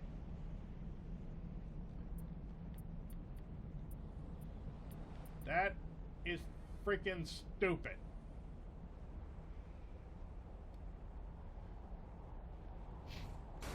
They shoved me all the way back to the beginning.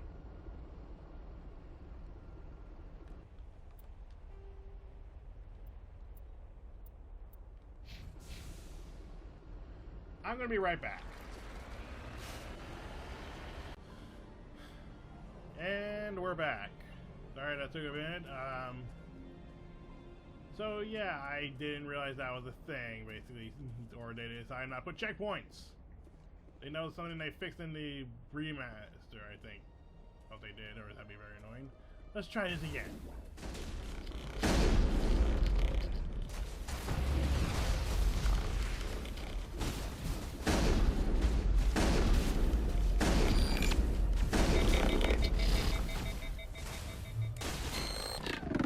Guy's not a jerkwad that says, hey, I'm just gonna shoot someone point blank with a rocket launcher. I do it probably. This guy's not a jerk about it.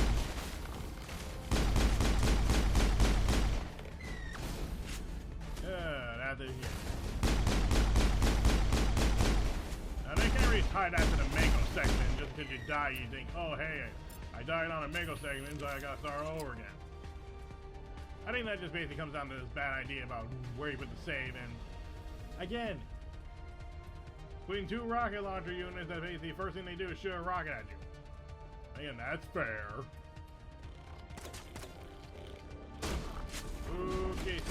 Sniper, sniper.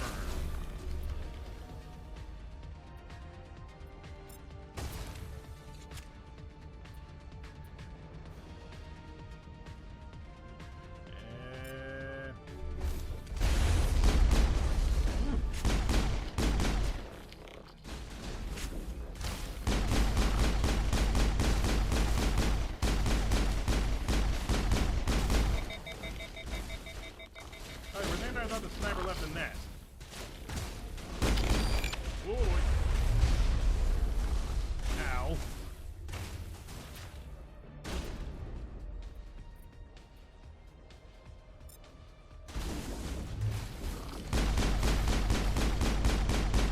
I already forgot what warp does, but hopefully it did something helpful.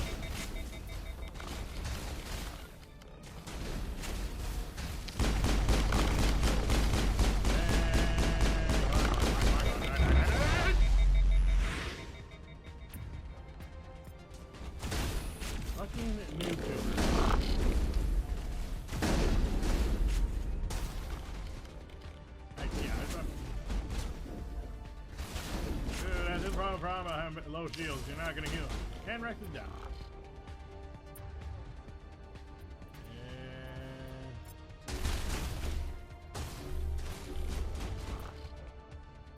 I gotta use Unity.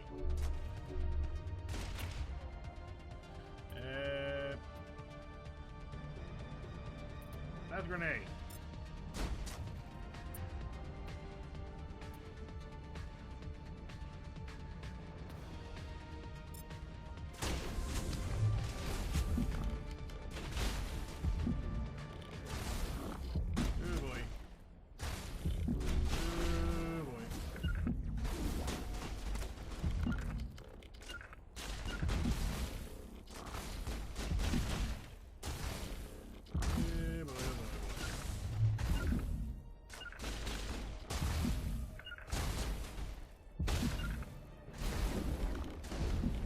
Please, just get up there, guys. Just go up there and just do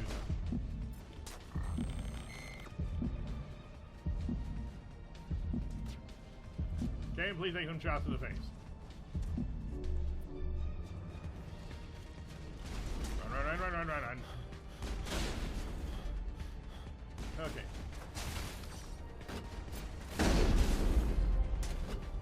Good, sniper's down. That could have gotten very, very bad.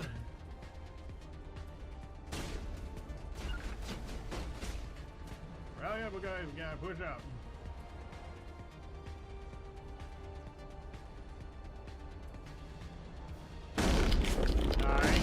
Die. Shotgun. And that sounds like a rocket. And there's the rocket trooper. You're not Rocket Man! Oh, that could have gone horrible. What do you think when you got right? If the rocket doesn't hit you and there's someone standing right behind you, there's a good chance that's gonna hit them, and then next thing you know, they explode, you get hit with a blast radius, and then you're dead. Well, at least that takes care of that. In fact, I'm using all this meta gel, but better stay alive.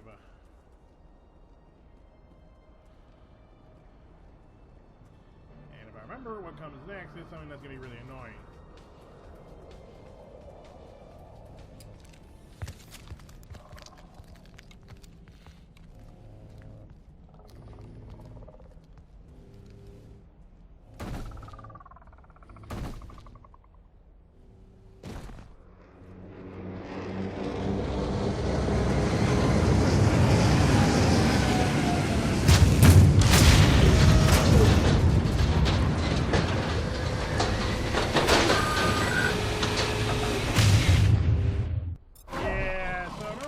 You gotta deal with things.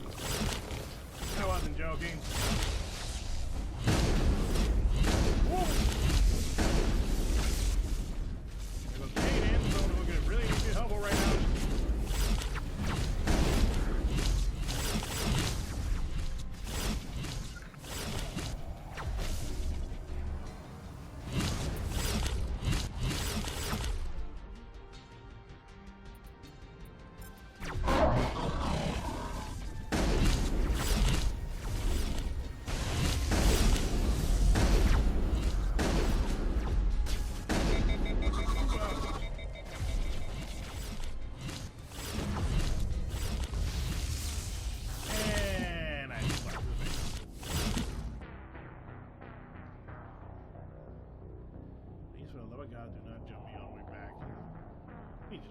here, please.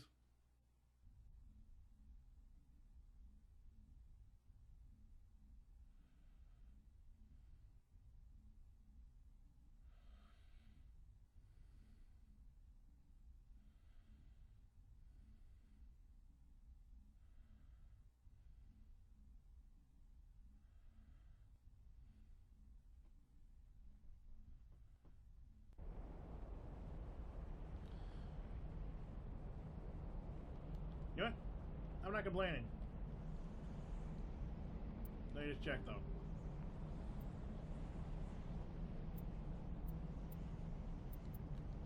Yeah. I'm not complaining on this. I'll see you back when I get there. Also, just want to clarify everything. I probably got to mention this, but yes, I had to get. I got different equipment from those boxes I got before because again, everything's randomly generated. So you die, you can get new stuff or different stuff. And you die. You won't get to keep the stuff, but hey, at least you got something different. Enemy contact. Let's try this again. Immunity, please. And destroy the shield. Bring it on. Again. And hopefully, not everyone will freaking drop dead. Lost shield. Powering up.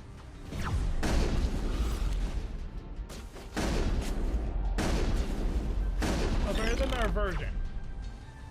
Great. Thank you, Rex. I've been doing this fight for a while. I'm getting more and more angry. Just a scratch. Gun is new.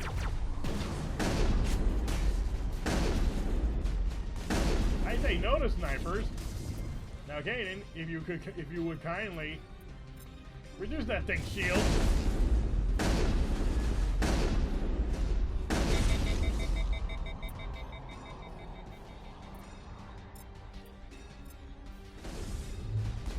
I really don't know what warp does. I don't really care. I just want it to die. Form up. Redeploying.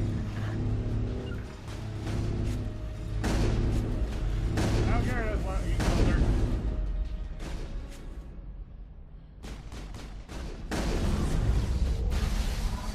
Guy is dead.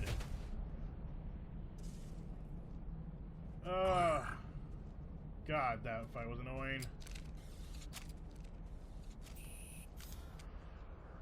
I had to redo that like maybe like 4 times. Going on 5. So yeah. Stalkers and ghosts. These are the ones that like to jump around the battlefield and try and get you on an angle and shoot you. They are incredibly annoying. And then we had that giant thing. Remember I told you? You think you... Oh yeah, you'll drive around your tank, run them over, But no, they're super annoying when you take them on foot. Like I said, enjoy that when you're in the Mako. Where you can just run them over and laugh as you do it. And the next thing you know, your game steamrolled constantly by enemies. Alright, let's get this crap over with.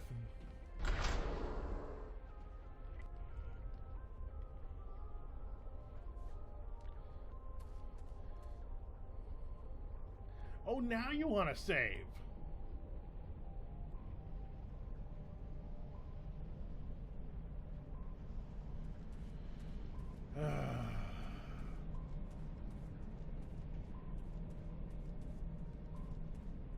I'm actually angry for a good bit.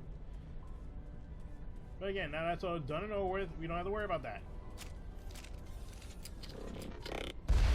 Lost shields. Oh, you noob tubing jerkwad. What was the point of that shield if you're not going to be behind it? I didn't know there was a barrel there.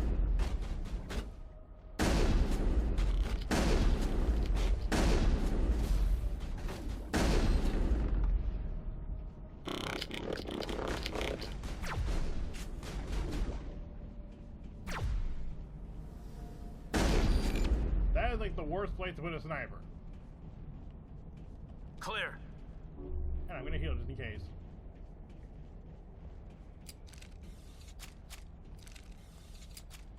What's the melee on this thing again? Rally round. Ew. Long way down.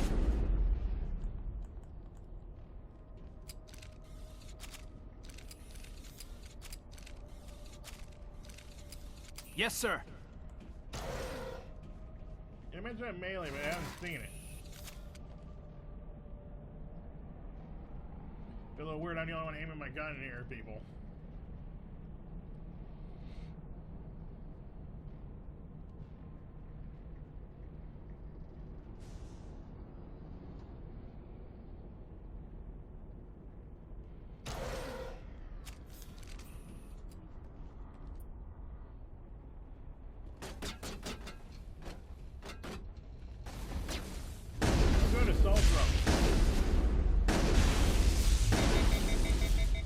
At least they're not gonna be able to freaking launch rockets at my face. I don't think they can. And now suddenly they just don't know how to work. How do I gun? I'm a floating gun, but how do I gun?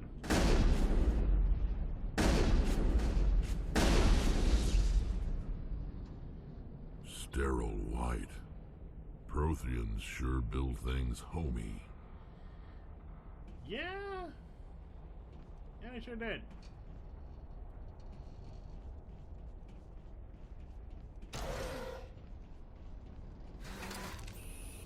Yeah, and I feel a little weird. I'm the only one here with a gun in the elevator.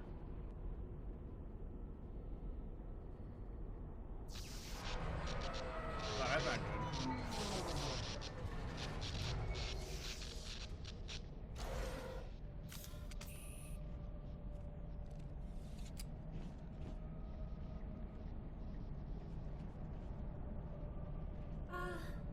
Hello? Could somebody help me? Please? This is awkward. Can you hear me out there? I'm trapped. I need help. Are you okay? What happened to you? Listen, this thing I'm in is a Prothean security device. I cannot move, so I need you to get me out of it, all right? Sure, but I'm gonna ask you some questions. How'd you end up in there? I was exploring the ruins when the Geth showed up, so I hid in here. Can you believe that? Geth, beyond the veil! I activated the tower's defenses. I knew the barrier curtains would keep them out. When I turned it on, I must have hit something I wasn't supposed to. I was trapped in here. You must get me out, please! Okay, do you know anything about Benevia? Your mother is working with Saren. Whose side are you on? What? I am not on anybody's side. I may be Benezia's daughter, but I'm nothing like her. I have not spoken to her in years. Please, just get me out of here. Alright. We'll find a way to get you out, at least. We just need to figure some way past this energy field. It's a Prothean barrier curtain. I knew it would keep me safe from the Geth. When I turned it on, I must have hit something I wasn't supposed to. I was trapped in here. You must get me out, please. Yeah, you already said that. We'll get you out. Stop whining. We'll find some way to help you. There is a control in here that should deactivate this thing. You'll have to find some way past the barrier curtain. That's the tricky part. The defenses cannot be shut off from the outside. I don't know how you'll get in here. Be careful. There is a Krogan with the Geth. They have been trying different ways to get past the barrier. That was good we got you, Rex. Hostile spotted. Powering up. As long as the team's... Oh, no, you don't. No.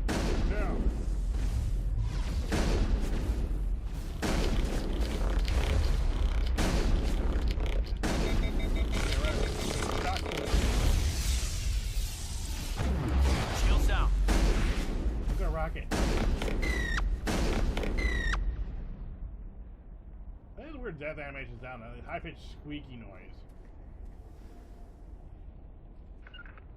Something's Not in the without way. an airlift. Here you guys go on ahead.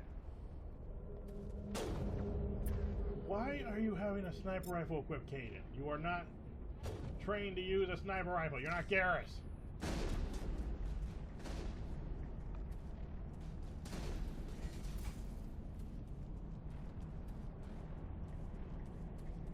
Negative contacts, Commander. Caden, I gotta question you if you're using a freaking sniper rifle. You're not Garrus. You're not trained to use a sniper rifle. If you want a sniper, I'd bring Garrus. And I honestly would have probably brought him too.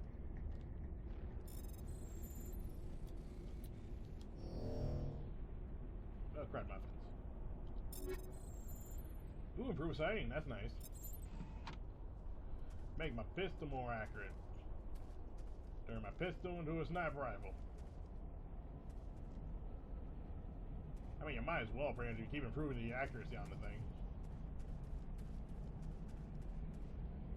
Anything else?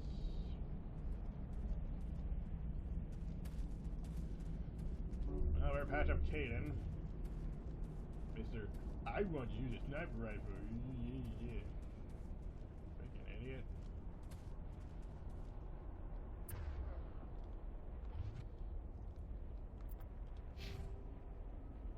Huh, I didn't realize we got points to level up.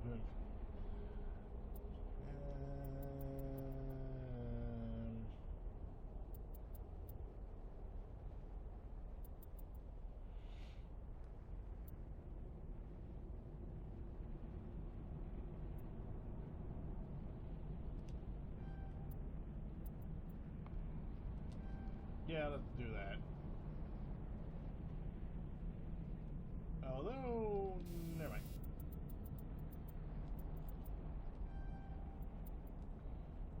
I'm sorry, I'm just too tempted with that Unity. But Caden.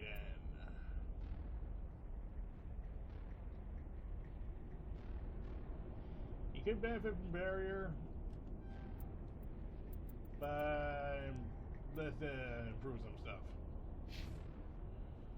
Also, apparently I got an achievement about the first aid, but I really don't care. One more barrier, and then we can put one in shotgun. Wait, what was that? I must have definitely misread that real quickly, because I almost thought it said master barrier. Like, what? When did he get master? Who cares? That's awesome. Okay, let's first focus on me giving us some better weaponry.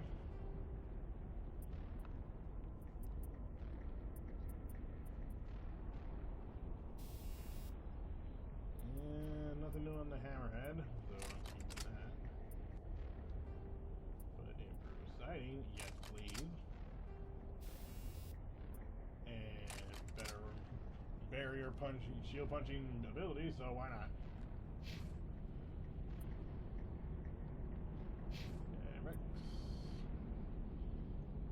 Do that assault rifle. Any new armors? No, we didn't. No omnitools, so we're good, I guess. Well, let's see. Mining laser controls. Well, this seems like a good idea.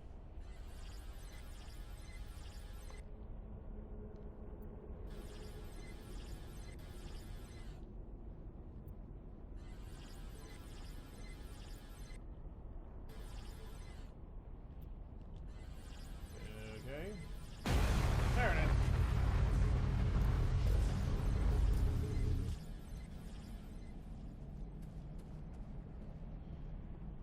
Who doesn't love destroying basic priceless artifacts?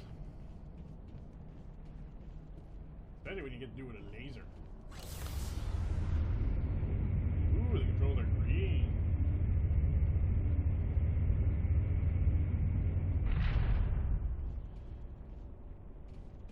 And doesn't really look like anything else, so. Yeah, how's it going? How did you get in here? I didn't think there was any way past the barrier. Yeah, that's good. We blasted through with the mining laser. Of course. Yes, that makes sense. Please, Get me out of here before more Geth arrive. That button over there should shut down this containment field.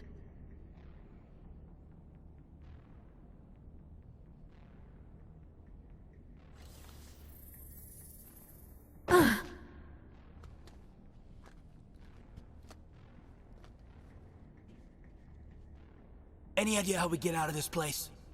There is an elevator back in the center of the tower. At least I think it's an elevator. It should take us out of here. Come on! She's on the manic. Oh good, and our save. For all we know, this could mean something horrible. I still cannot believe all this. Why would the Geth come after me? Do you think Benevia's involved? Cheers. Saren's looking for the conduit. You're a Prothean expert. He probably wants you to help him find it. The conduit, but I don't know. What the hell was that? These ruins are not stable. That mining laser must have triggered a seismic event. Whoops. We have to hurry. The whole place is caving in. Joker, get the Normandy airborne and lock in on my signal. On the double, mister. Aye, aye, Commander. Secure and away.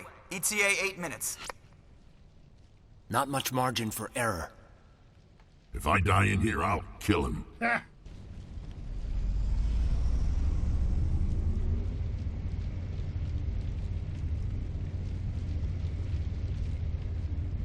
Yeah, I like Rex. Kind of sucking. I mean, it's only been recently I started using them in the game.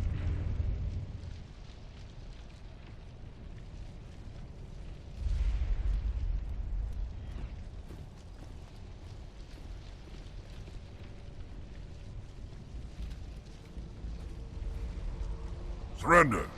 Or don't. That would be more fun.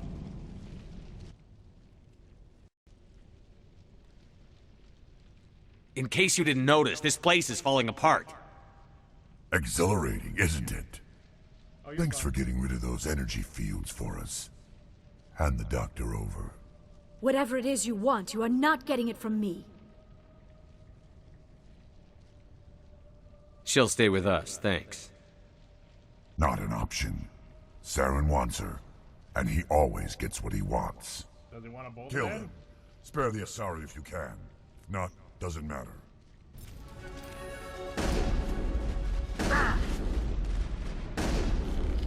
Put it down, put it down, put it down, put it down. Come on, put it down, put it down, put it down, put it down, put it down. Focus on the Krogan, focus on the Krogan.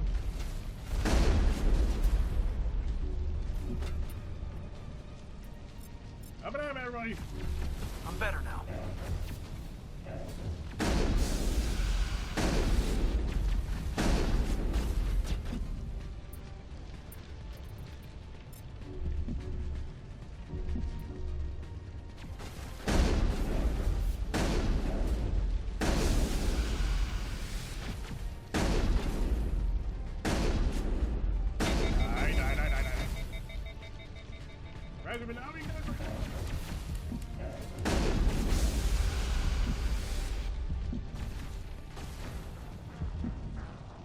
Rex, I hate you.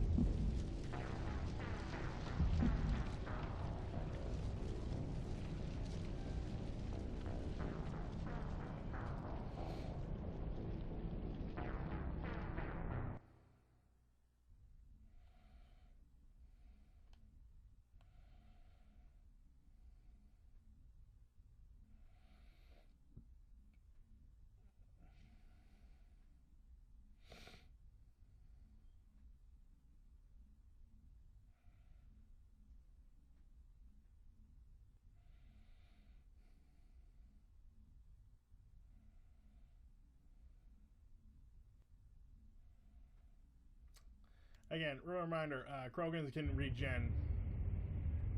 I still cannot believe all this. Saren's looking The for... conduit. What the hell was that? Don't care. We have to hurry. Joker, get the Normandy airborne and lock in on my signal. On the double, mister. Aye, aye, Not much margin for error.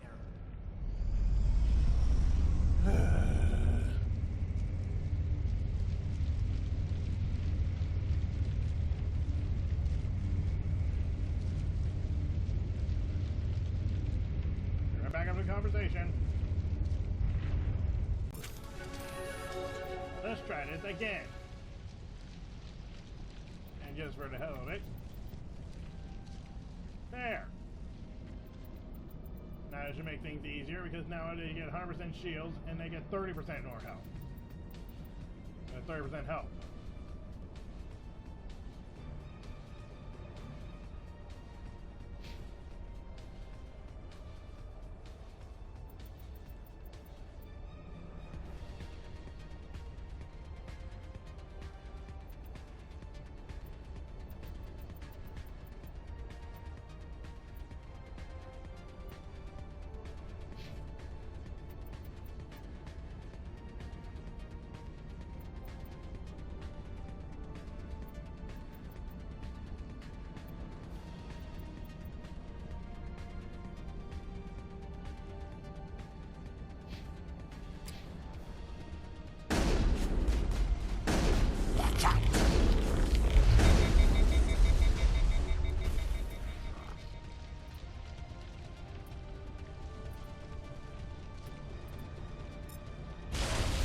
Slow him down.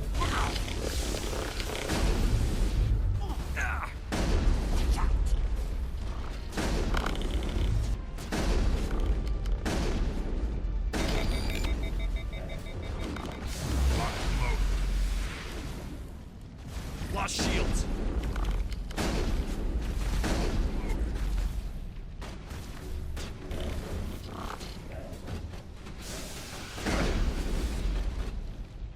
Shepard's hit!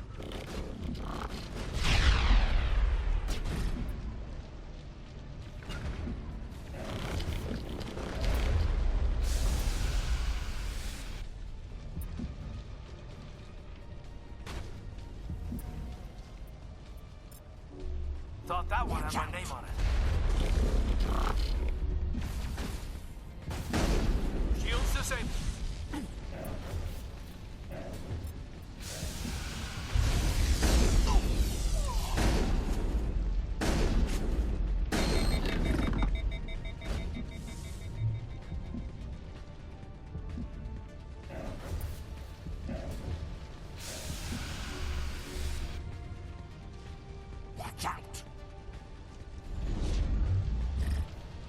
Won't get me next time.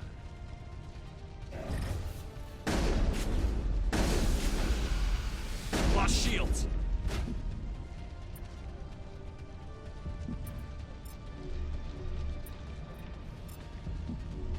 It's payback time.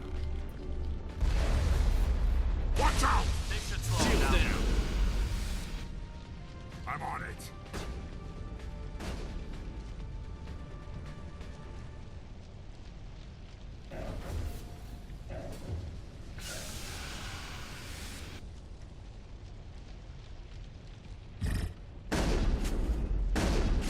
Locked and loaded.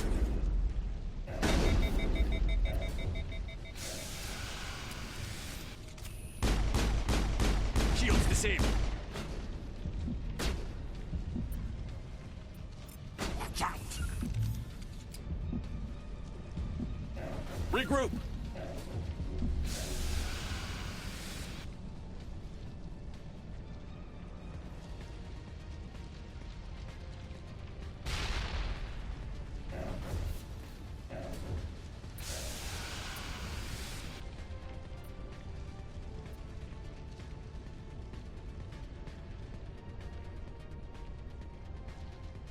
This is really not going as I hope.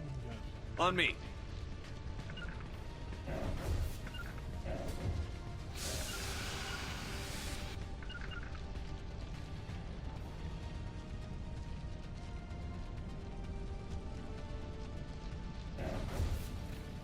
Where the heck is Rex?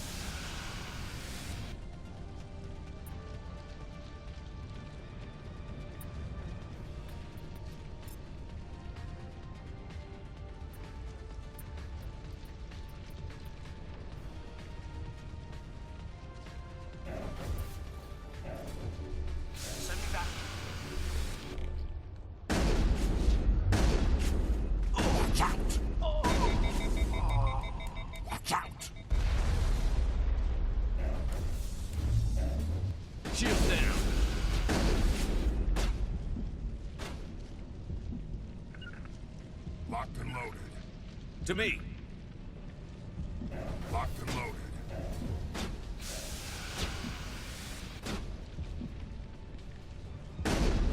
Locked and loaded. Shields disabled. Locked and loaded. Locked and loaded. Shields down.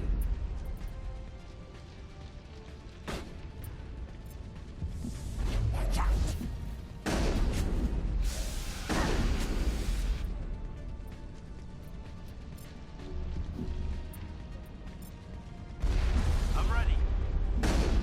Lost shields.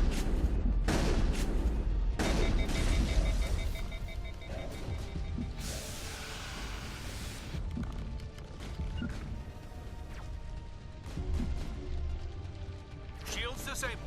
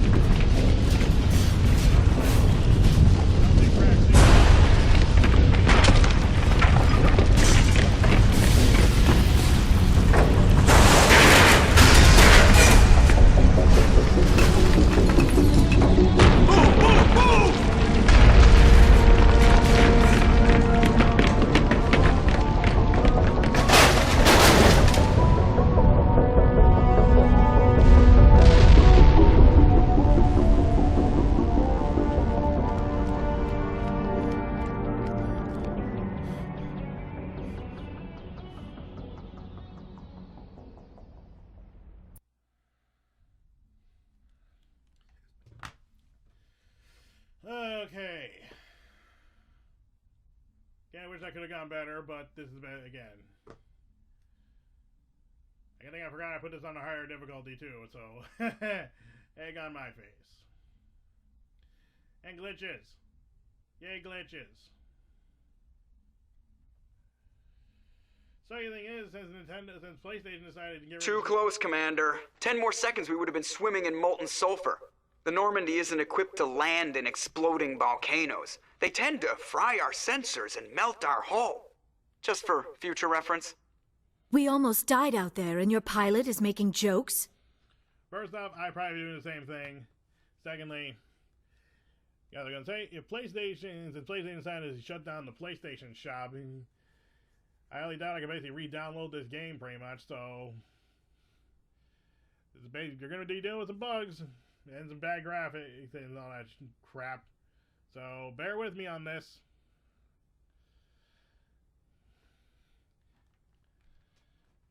But yes, he's making jokes because he just saved our butts from getting fried. Joker pulled our asses out of there. I think he's earned the right to a few bad jokes. I see. It must be a human thing. I don't have a lot of experience dealing with your species, Commander. But I am grateful to you. You saved my life back there, and not just from the volcano. Those Geth would have killed me or dragged me off to Saren. What did Saren want with you? Do you know something about the conduit? Only that it was somehow connected to the Prothean extinction. That is my real area of expertise. I have spent the past 50 years trying to figure out what happened to them. How old are you exactly? I hate to admit it, but I am only 106. Damn! I hope I look that good when I'm your age.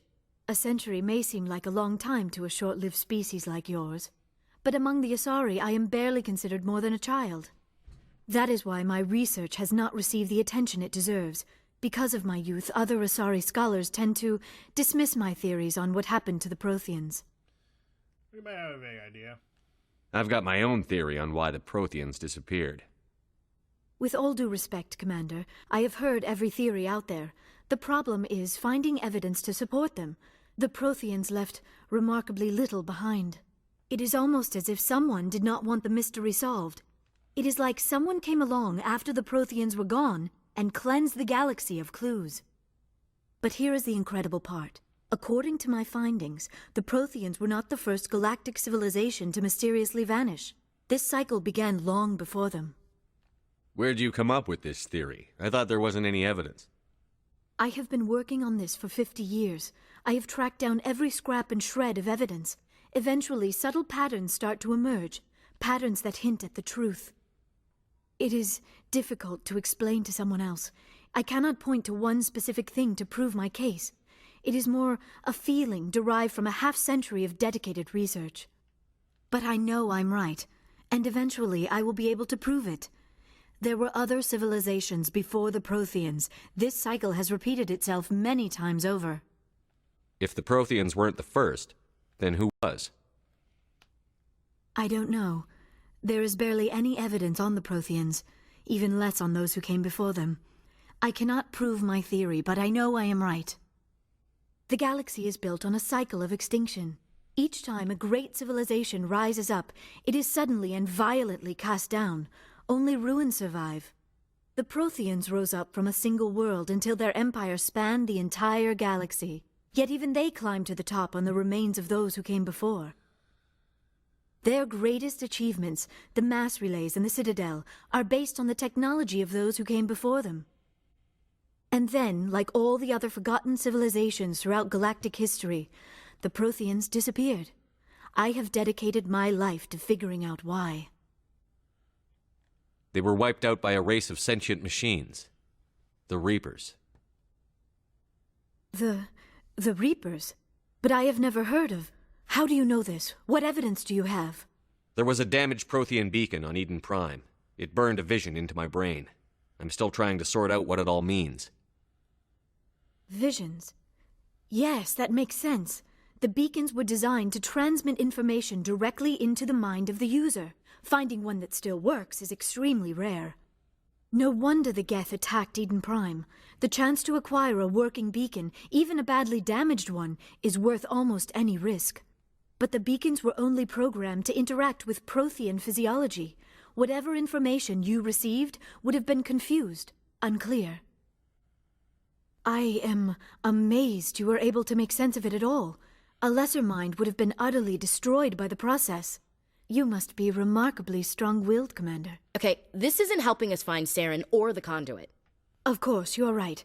I am sorry, my scientific curiosity got the better of me. Unfortunately, I do not have any information that could help you find the conduit, or Saren. I don't know why Saren wanted you out of the picture, but I think we'll be a lot better off if we bring you along. Thank you, Commander. Saren might come after me again. I cannot think of anywhere safer than here on your ship. And my knowledge of the Protheans might be useful later on. And her biotics will come in handy when the fighting starts. Good to have you on the team, Liara. Thank you, Commander. I am very grateful. Oh, I am afraid I am feeling a bit lightheaded. When was the last time you ate or slept? Dr. Chakwa should take a look at you. It is probably just mental exhaustion, coupled with the shock of discovering the Protheans' true fate. I need some time to process all this. Still, it could not hurt to be examined by a medical professional. It will give me the chance to think things over. Are we finished here, Commander? We can talk again after you've seen the doctor. The rest of you, dismissed. Mission reports are filed, Commander. You want me to patch you through to the Council? Patch him through, Joker. Setting up the link now, Commander. We've received your report, Commander. I understand Dr. T'soni is on the Normandy. I assume you're taking the necessary security precautions. Liara's on our side. The Geth were trying to kill her. Benevia would never allow Saren to kill her daughter. Maybe she doesn't know. Or maybe we don't know her. We never expected she could become a traitor. At least the mission was a success. Apart from the utter destruction of a major Prothean ruin. Was that really necessary, Shepard? The Geth were crawling all over those ruins. We were lucky to make it out alive. Of course, Commander. The mission must always take priority. Good luck, Commander. Remember, we are all counting on you.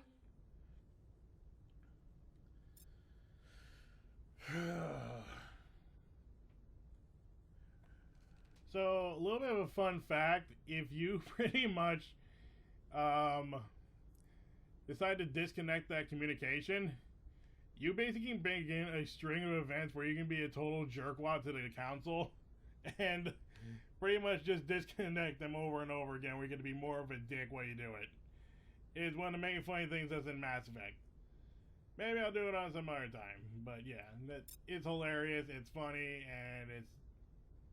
to some degree, I almost feel like it's kind of worth doing. Just give me a minute here. I just be right back. Yeah, just got a quick check on him, but I'll be right back. Okay, I'm back. Sorry about that whole thing here. You know how things get when you're trying to record and next thing you know, stuff just keeps popping up. But anyway, now that we're back, we can now do a few things. Since now we have Liara on the crew, for one thing, we'll have some more dialogue from different crewmates.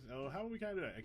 The only ones that the only ones that won't have different, I believe, will be Presley and Joker and Dr. Chocolate. Okay, I didn't check this in. There, more codex. But anyway, the squad basically will have more dialogue. Thank you for saluting. But yeah, let's take a little jaunt and check on everyone. Start with good old Caden.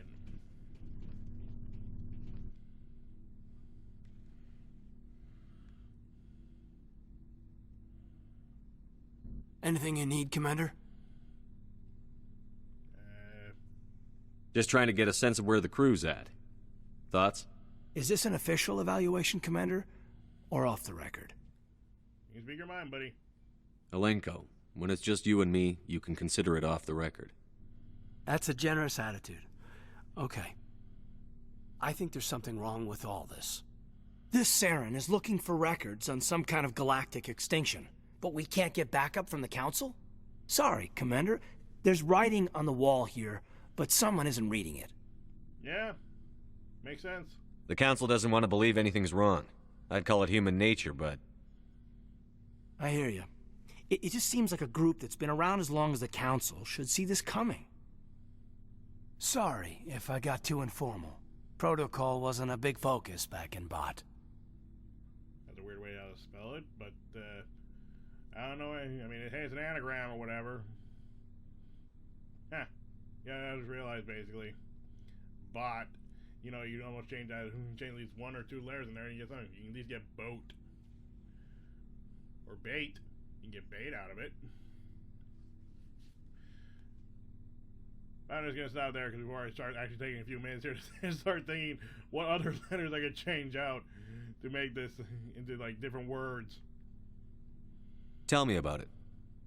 Biotic acclimation and temperance didn't last past the airlock. To the kids they hauled in, it was brain camp. Sorry, hauled in is unkind.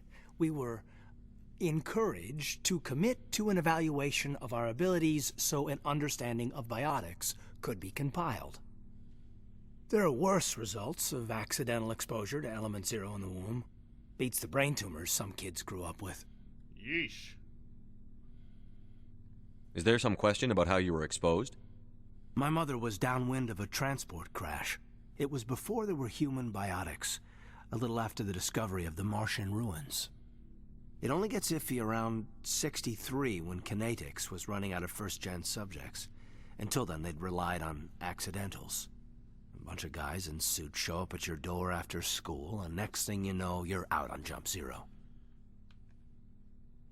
Jump Zero is Gagarin Station, right? What's it like?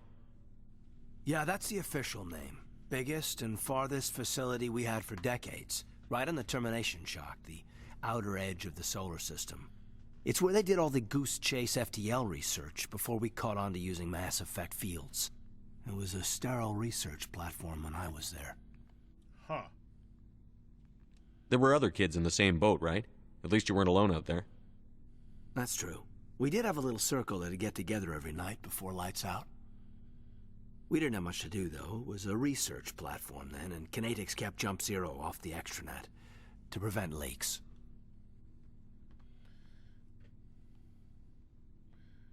That pretty much sounds like government cover-up. Then you must have had plenty of time to get to know each other. Yeah, We'd sit around and bull every night after dinner, play cards or network games. There was this girl named Rana, who had a little circle grow up around her. She was from Turkey. Her family was very rich. But she was smart and charming as hell. Beautiful, but not stuck up about it.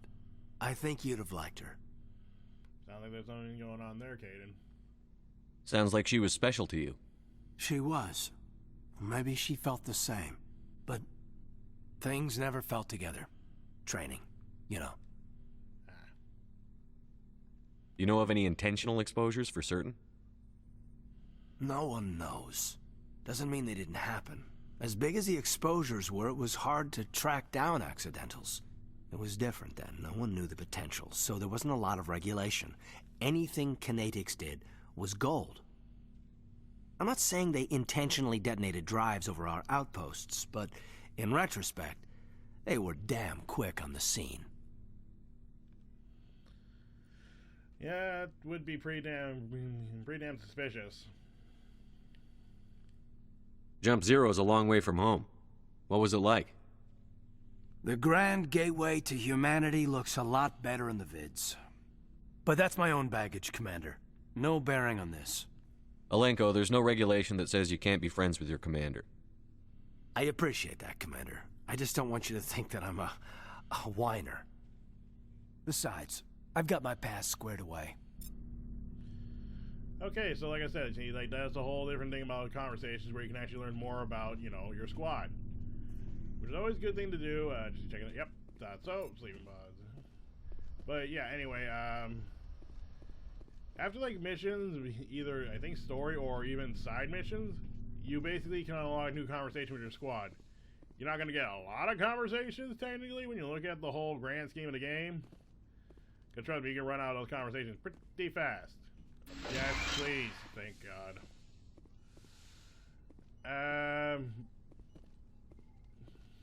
Sorry. Anyway, yeah, now we have this, we can actually engage in conversations with our squad mates and have more, you know, learn more about not only them, but, like, say, like we are here, where you can actually learn some more about the Asari.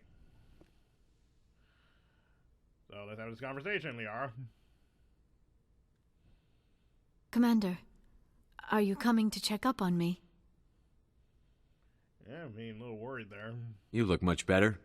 How are you feeling? Dr. Chakwas assures me I am going to be fine. I was impressed with her knowledge of Asari physiology. I mean, she's our doc. No one does better work than I think Chakwa. You're in good hands. Dr. Chakwas knows what she's doing.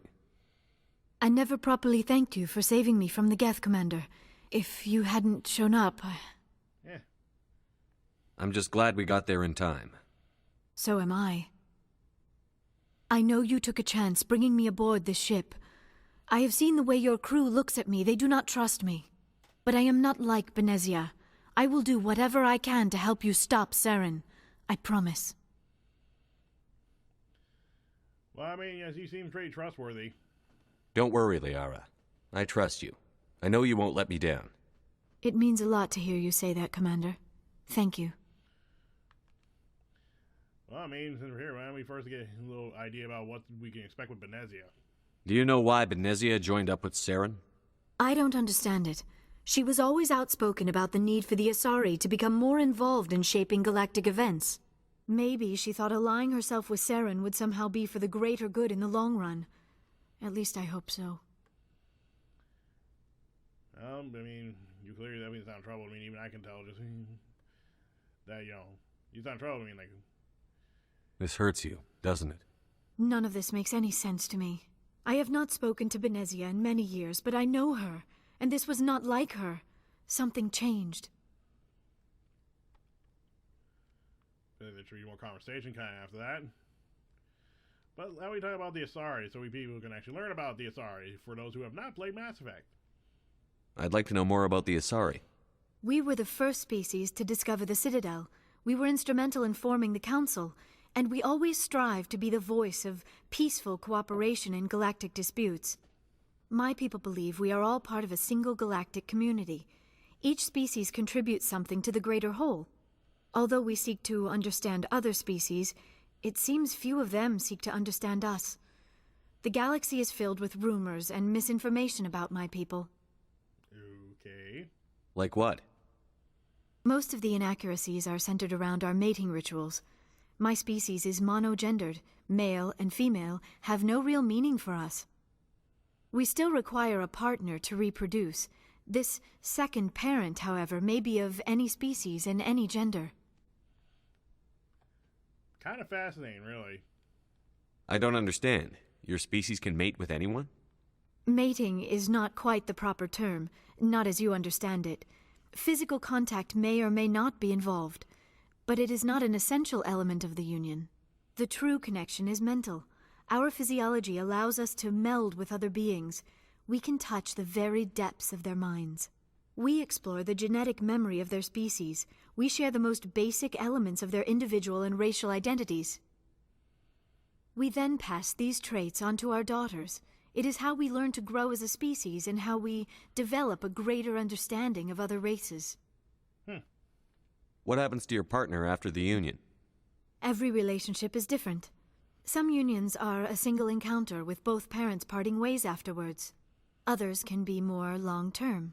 Sometimes an Asari and her partner will stay together for many decades. That's nice. Do you know who Matriarch Benevia chose as her partner? She rarely spoke of her partner. Though I know my father, if you want to use that term, was another Asari.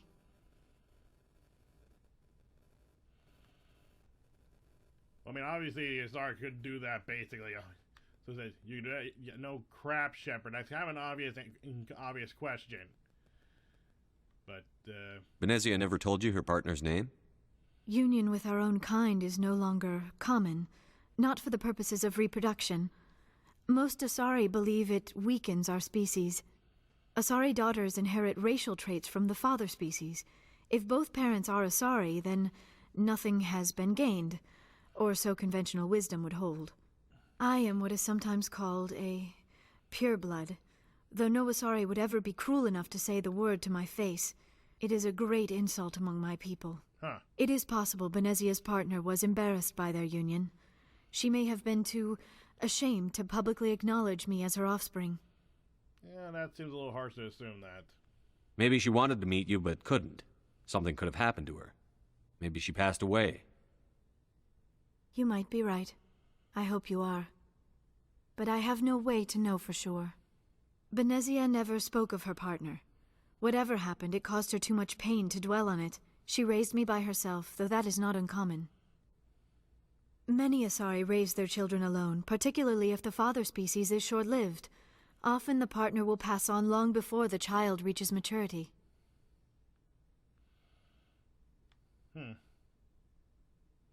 You Asari live for 1,000 years. What happens when your partner dies?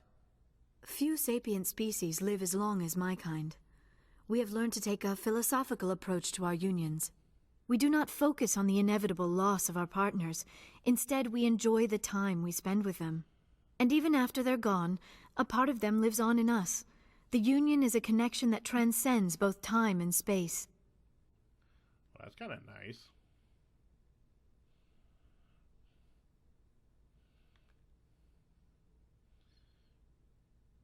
Just get a quick check here. Do you know who Matriarch Benevia chose as her partner? She rarely spoke of her partner. Though I know my father, if you want to use that term, was another Asari. I thought you always needed another species to serve as one of the parents. Think about it, Shepard. If we were not able to mate with our own species, we would have died out long before we ever mastered spaceflight and left our union with our own kind is no longer common. Not Asari daughters inherit racial traits from the father. I am what is sometimes. It is possible Benevia's partner was embarrassed by their. But many Asari raise their children alone, particularly if the father. Do you know why? Maybe she thought allying herself with Saren. None of this makes any sense to me. I have not spoken to Benevia in many years, but I know her. Tell me about yourself, Liara. Me? I am afraid I am not very interesting, Commander. I spend most of my time on remote digs, unearthing mundane items buried in long-forgotten Prothean ruins. I mean, by yourself, yeah, that sounds lonely as heck, man. Well, lonely as hell. I don't know why I'm trying to censor some of this. Yeah, it's as lonely as hell, jeez. Sounds dangerous. And lonely. Sometimes I would run afoul of indigenous life forms or stumble across a small band of mercenaries or privateers, but I was always careful. Until the Geth followed me to Artemis Tau, I never found myself in any situation my biotics could not handle. As for the solitude, well, that is one aspect that most appealed to me. Sometimes I just need to get away from other people.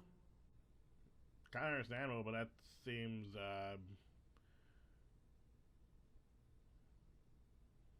I don't know, it seems more like a personal avoidance kind of thing. You don't like other people? I suppose it comes from being a matriarch's daughter. People expected me to follow in Benevia's footsteps. They wanted me to become a leader of our people. Matriarchs guide their followers into the future. They seek the truth of what is yet to come. Maybe that's why I became so interested in the secrets of the past. It sounds so foolish when I say it out loud. It sounds like I became an archaeologist simply to spite Benevia. No, actually, I don't really think so, honestly, from the way it sounds like to me. I mean, really, when you think about it, you can't exactly, you know, always think guidance comes out of nowhere. Sometimes you have to look to the past to find guidance. So, honestly, you're not too far from from guiding your own people, basically. You could find something really worth, you know, a lot of knowledge, basically, just from looking in the past. I mean, really, when you think about even a humanity, basically like ourselves, we're a species that, sure, we basically have done a lot, basically, in the recent years. But, I mean, like, we still look to the past for knowledge and guidance. And always let's never forget the old saying, those who forget the past are doomed to repeat it. So it definitely is important to learn from the past. And also just not simply just scoff it off as just simple bits of like old records. You've got to at least take the wisdom from what happened. So to be very honest, I don't think you're foolish at all, Liara. All children rebel against their parents. It's a natural part of growing up. You share the wisdom of the matriarch, Shepard. That is exactly what Benevia said when I told her of my decision. But there was more to it than that. I felt drawn to the past. The Protheans were these wondrous, mysterious figures.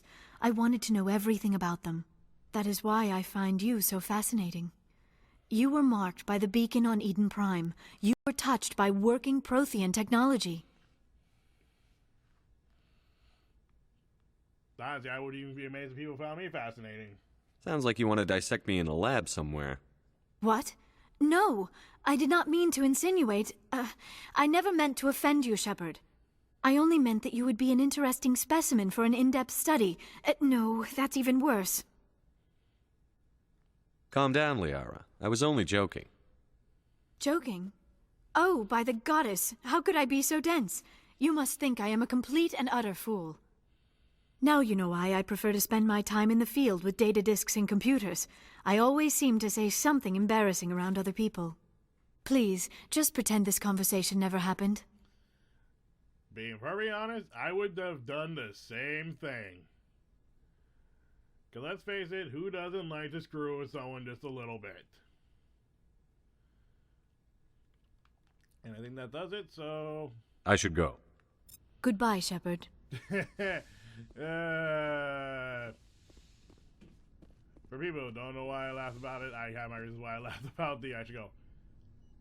Can I just quick double check with Chocolate real quick? Yes, Commander? Is there something you need? Nope. I should go. Goodbye, Commander. Again, for people who don't know, you're in a bit of a wait for Mass Effect 3. So, you're in for a bit of a wait for why the whole I should go thing becomes funny. So I'm pretty sure people will just probably just look up on the internet.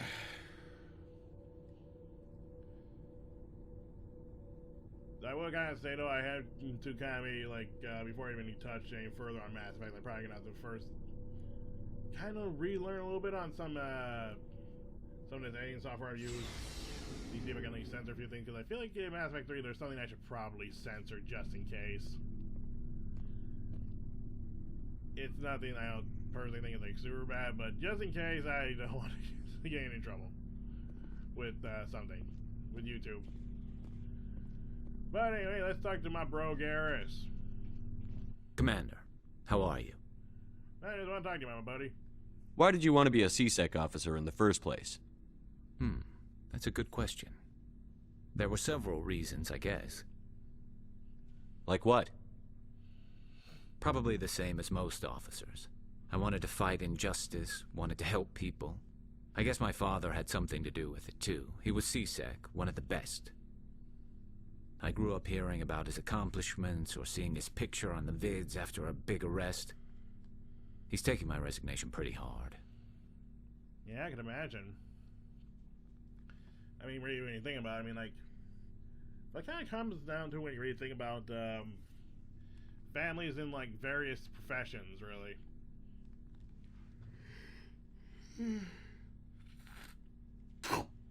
Sorry about that. I mean, again, you think about parents basically in the police force. Sometimes they say, you know, their kids, leaving the force kind of hard, or in fire departments, medical, like maybe the big emergency ones. But really, pretty much almost any profession, if their kids are like following in, and next thing you know, they want to resign and try something different. Especially when they feel like they had a promise in the career, because I mean, that's basically, it probably won't be easy getting back in. But I'm pretty sure Garrus' dad would probably at least understand later on. That's tough, but you'd think he'd be impressed you're going after Saren. My father's a CSEC man to the bone. Do things right or don't do them at all, he says. He thinks I'm being too rash, too impatient. He's worried I'll become just like Saren. He actually talked me out of becoming a Spectre when I was younger, for the same reasons. You would become an Spectre, Garrus, huh? You were asked to be a Spectre? Well, I was targeted as a possible Spectre candidate, me and about 1,000 other Turian military recruits. I could have received special training, but my father didn't like it. He despises the Spectres. He hates the idea of someone having unlimited power with no accountability. He wouldn't like you, Commander. No offense. Well, can't really blame the guy. I suppose I can understand his concern. You can. But Saren's not going to play by our rules, CSEC's rules. If you want to nail Saren, you need to send someone who isn't restricted by policies and procedures. No. Just because you can break the rules doesn't mean you should. I don't need to stoop to Saren's level to stop him. And neither do you, Garrus. I see what you mean, but I'll think about it. Thanks, Commander. Now, a little kind of clarification. Some people tend to describe some teammates as basically being either part of the Renegade or the Paragon kind of spectrum.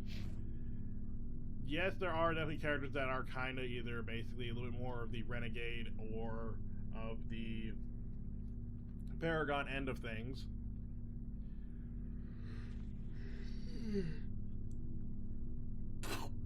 Sorry. And I do have to definitely say, yeah, Garrus does kind of lead towards a bit of the Renegade side. But I kind of give him the benefit of the doubt because, I mean, again, it kind of comes down to I played this series before, but Garrus is basically one of the best characters in the game, and he is, like, literally one of the best characters to have in your playthrough. I mean, I'm not going to give any spoilers about basically some things about the other part, but I can definitely say without a doubt, it definitely just kind of feels like it's worth your time recruiting Garrus in the first game, and then, you know, make sure you have him with you through the rest of the game. That's kind of like the rest of the series. That's really the best way I can describe it right now. And I guess kind of in spoiler about aspect too, you could get Garrus again as squad mate, so yeah, mild spoiler there, but really, I was gonna say, Garrus is again. He's one of my favorites. I can't help it. Well, anyway, let's talk to Ashley. Commander, you have a minute to talk? Sure. I keep an open door policy. If you have any concerns, lay them on me. All right. I know things are different aboard the Normandy, but I'm concerned about the aliens, Vicarian and Rex. With all due respect, Commander, should they have full access to the ship? They may not serve the Alliance, Chief, but they're allies. At least as far as Saren goes. This is the most advanced ship in the Alliance Navy. I don't think we should give them free rein to poke around the vital systems. Engines, sensors, weapons. Okay, so we do this you're out of line thing. It kind of basically is like one of those things that really stamps out a lot of dialogue with Ashley.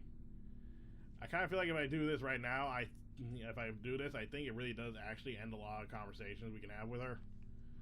So basically, my little trust here: do not do this. Sometimes when this pops up, you can get some extra dialogue, but this one's like a trap. Do not click this unless you want to have more conversations. Or at the very least, be able to continue on having a decent, relationship with Ashley. Basically, you may have a good, solid friendship with her, at least, I feel like, at the end. So again, don't click this. You don't trust the Alliance's allies? I'm not sure I'd call the Council races allies. We, humanity, have to learn to rely on ourselves. Standing up for ourselves doesn't mean standing alone. I don't think we should turn down allies. I just think we shouldn't bet everything on them staying allies. As noble as the Council members seem now, if their backs are against the wall, they'll abandon us. You've got a pessimistic view of the universe, Williams. A pessimist is what an optimist calls a realist. Look, if you're fighting a bear and the only way for you to survive is to sick your dog on it and run, you'll do it. As much as you love your dog, it isn't human. It's not racism, not really. Members of their species will always be more important to them than humans are. Now, in case you got that little analogy confused, the dog wasn't supposed to be an alien. I just want to clarify. She was saying that the Council will sick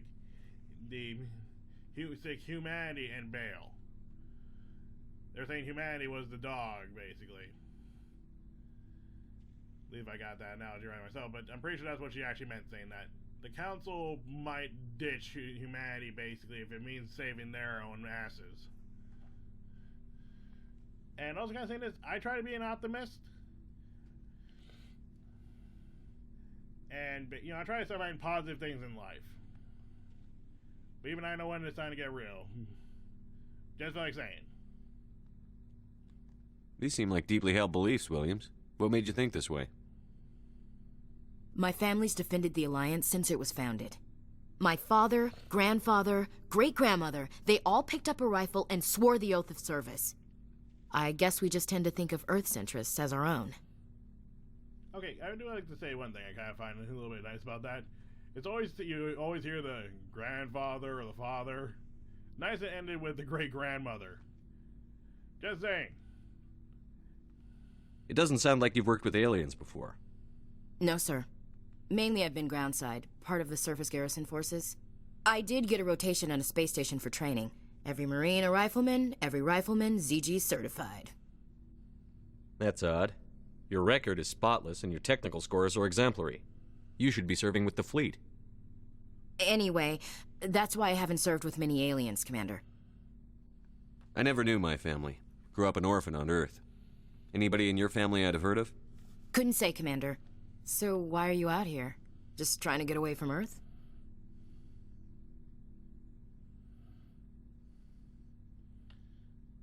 I would be happy just to go see space.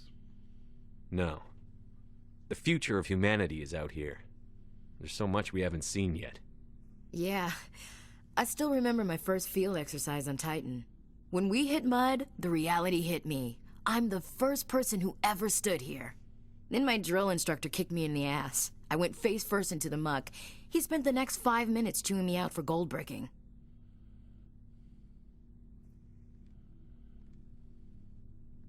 Don't tell me you had Gunny Ellison. He's the only one I know who uses that word to describe shirking duty. Oh, Lord. You went to the Makapog boot camp, too? Yeah. Gunny Ellison's still reaming out recruits down there, kicking ass and using words like inveigle and pusillanimous. You know what? I'm actually going to take a second to actually look up those words. So give me a sec here. I'm actually going to look these up. Okay. Our definition for the word inveigle. Inveigle is persuade someone, in parentheses, to do something by means of deception or flattery. And now for the next word. A really long word, too.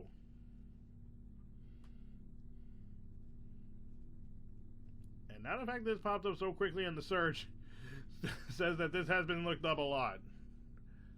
Just I type in a few letters. Showing a lack of courage or determination. And whatever heck that, I never really learned about that, what that symbol means. One where it's a dot above a comma. I never really figured out that word, what that thing is. But it goes timid after that. So, I mean, that's interesting. And there you go, everyone. There's a brief look into definitions. We learned some words today. Will I remember? Yeah, probably not. Maybe. Who knows? Who cares? But now we got to learn words.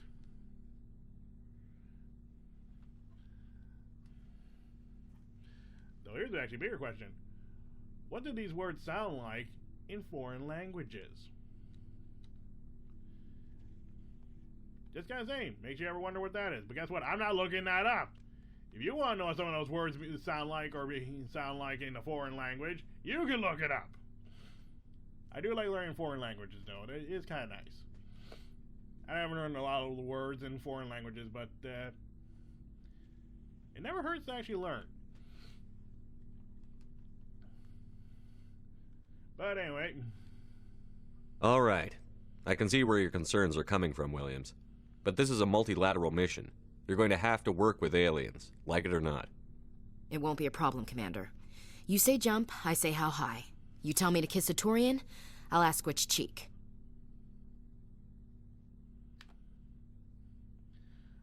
And I feel like if we actually go with this might actually be hinting towards the romance thing. But gonna kind of hold off on that. I don't think kissing Turians will be necessary. You never know, Commander. Yeah, well, that's how we're doing. What's your opinion on the last mission? Not sure I buy Dr. T'soni's story about her and her mom not talking. They're family, right? I mean, you're talking to a guy who was an orphan, so... I think she's being straight with us. Or at least, I don't think she lies very often. Yeah, she's probably really bad at it. Hey, want me to ask her about her sex life? Might be illuminating. No. And even I'd say a little gross to that. Because that's a little invasive of some very personal privacy there. And also, just because they said that the Asari basically mate with any species doesn't mean you should just think, hey, how much do they bone or something? I feel like that's almost what she's going for there. I don't think she's used to teasing, good-natured or otherwise. No fun, Commander. Too bad those ruins got destroyed. I mean, they lasted thousands of years. That's impressive. Yeah, and then one seismic activity, and then kaboom! Oh well. We'll talk later, Williams. Looking forward to it, sir. But because saying, I think basically if instead of the whole looking forward, sir, we did the whole you're out of line thing, I think should be a little bit more stern, basically, like basically, you know, whenever you kind of go and talk to her, she would say like, sir, like she kind of says it a little, almost sounds a little spitefully, so just kind of think. Anyway, Rex. So, we've got Saren on the run. I guess for now we do. It won't be long now. Saren's good, but I'm better. Good? He's rotten. to the core. I could tell as soon as I met him. You met Saren, Rex. That would have been good information to know. Why didn't you tell me this sooner? I would have if I thought it was important. Okay, that's fair. I'm kind of one of those guys, too. I think I'd like to hear about it just the same. This was a while ago. A bunch of mercs were bragging about a job out near the edges of the Terminus systems. They said it paid well and the boss was never around to ride them. They said he was looking for more men, too. So I checked it out. I didn't know Saren was openly recruiting mercs. It wasn't that open, and he only showed his face once. We'd been raiding ships in the area for months when we took out this massive cargo freighter. Our biggest haul yet. I was on board checking bodies for valuables, looking for some extra credits. That's when I saw him. What did Saren want with the ship? I don't know what he wanted. He was just moving through the ship, watching. Couple of the mercs called him by name, but he never spoke to them. Never spoke to anyone. I had a really bad feeling about him, so I got the hell out. Didn't even wait to get paid. What kind of cargo was the freighter carrying? What was Saren after? I don't know. All I saw on that ship was food and medical supplies. There were some basic weapons, but nothing big. If there was anything of value on that ship, I didn't see it. That's why I didn't mention it sooner. Whose ship was it? It was a Volus trading vessel. Big one. Lots of guards. But they were no match for us. That's the only time you saw him? Yeah. Didn't even know who he was. Still wouldn't if I hadn't joined up with you. But my instincts were right. Every other merc on that mission turned up dead within a week. Every damn one. Yeesh. Are your people really dying? We're sure not. We're too spread out. None of us are interested in staying in our own system. I think we had this conversation. I'll probably cut this out, basically, if we did. But I mean to go right back to the whole, talking about the genophage and the extinction. My bad. Lots of species have left their homes and prospered. But they go to... We're not... So we leave. Hire ourselves out. And most of us never go back. So long, Rex. Shepard. Sorry about the clicking on the name. Sorry, I thought I read extinction as execution or something. But one more thing. Shepard. Rex. You gotta do that. If you don't do it, that's fine. That's up to you, but you're missing out. You're missing out. Huh. And now we got more information. Yay. Oh, hello, Shepard. You okay? Are you okay? I don't know. Your ship is amazing, and your crew's been really great to me. Especially your chief engineer. But I just sort of feel out of place. The Normandy runs so smooth it feels like we're not even moving. And the engines are so quiet. How do you sleep at night? The silence wakes you up? Back on the flotilla, the last thing you want to hear is silence. It means an engine's died or an air filter shut down. I guess you don't have to worry about that here. But old habits die hard. But it's more than just the silence. This ship feels so empty. It's like half the crew is missing. Back home, I couldn't wait to go on my pilgrimage. I couldn't wait to get away from the crowds. Now that I'm out here, I kind of miss them. Yeah, that sounds about that sounds about the common case of homesickness. Sometimes we don't appreciate what we have until it's gone. That's true. I'm starting to wonder if that's what the pilgrimage is really about. It's given me a whole new perspective on my people and our culture. You know, there's always a few who go on their pilgrimages and never return. I always assumed something bad happened to them, but maybe they just wanted a different life.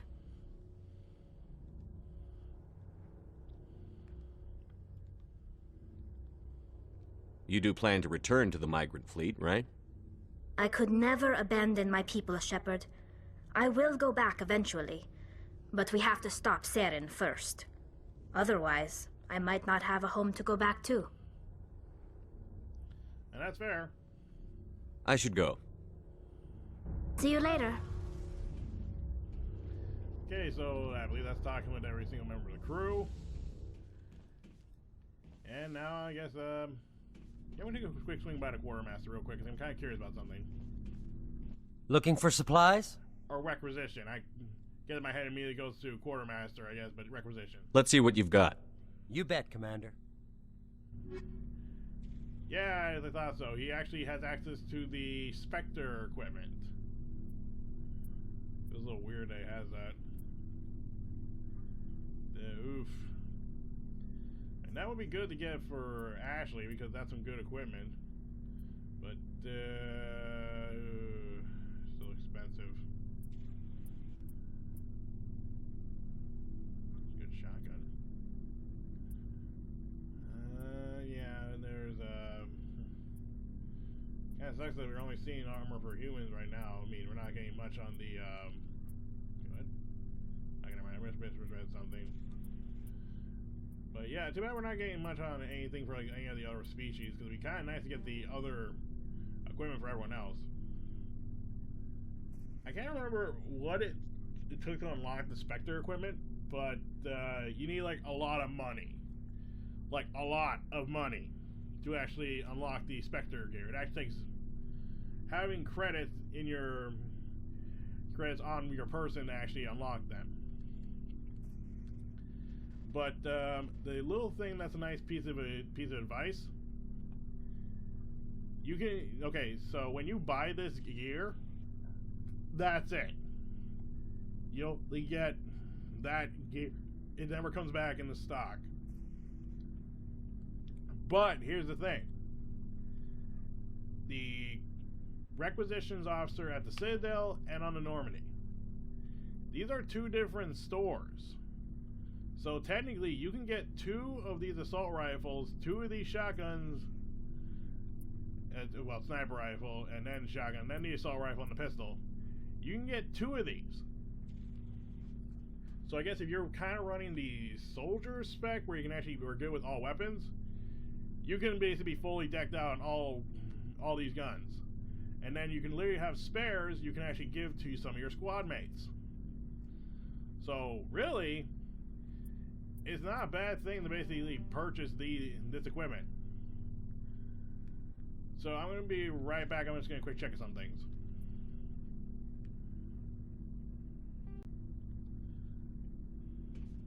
I was declared place in there right now. We're at the because I'm going over my squad, basically, taking care of the equipment. Basically, kind of make it clear, Liara is basically an adept, so she's not good with anything other than a pistol. So only give her a pistol.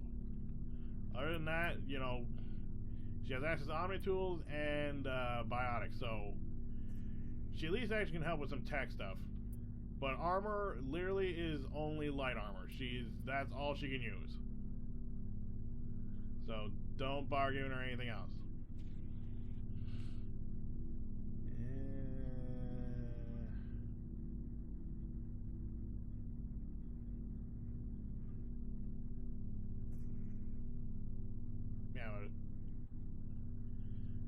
Go off on that. So yeah, now we're just basically give me a second to just go over the squad, kind of maybe do some adjustments to their equipment, and I'll be right back. Okay, I believe that's everything there. So I guess now we just basically should be heading on to our next destination, but like before, basically we are not going to be doing any more story missions right now. We are actually going to be going to planets. Now again, I know this is sections that people are not a big fan of because that involves using the Mako, and I know people are not a fan of the Mako. I understand. But we kind of need to do that because that'll at least give us some level ups. And also, you gotta realize also, in Mass Effect, even side missions can actually have effects on things later on in the game. So it actually it proves to be worth your time to actually do these side missions. Because again, somehow they will affect things later on in the story. Whether it's, 100% good, 100% bad, it's, kind of depends on how you tackle them. But real quick, I am just gonna check something. I'm first to just check and see if Joker has any comments about anything, and then gonna quick check something real quick. And also, hey, look at that! Hey, level up. And we're here. Might as well let's improve some of our skills. And again, I really don't use the biotic abilities. I really don't. It probably would be a good idea, but let's start getting those points so we can actually finally start making our pistol and shotgun better. We're gonna need more firepower. We need to. Hey, what's that? Okay, there we go. I prefer gold to silver, for my medal. I figured you'd recommend me for one since I pulled your boots out of the fire. You sure you want to do that? If we present you with a medal, you'll end up sitting on stage listening to politicians make speeches for a couple of hours. Fun. That's a good point. They'd probably make me shave, too. I spent the last 7 weeks working on this baby. No medal's worth that. So, Commander, why don't you tell me why you're really here?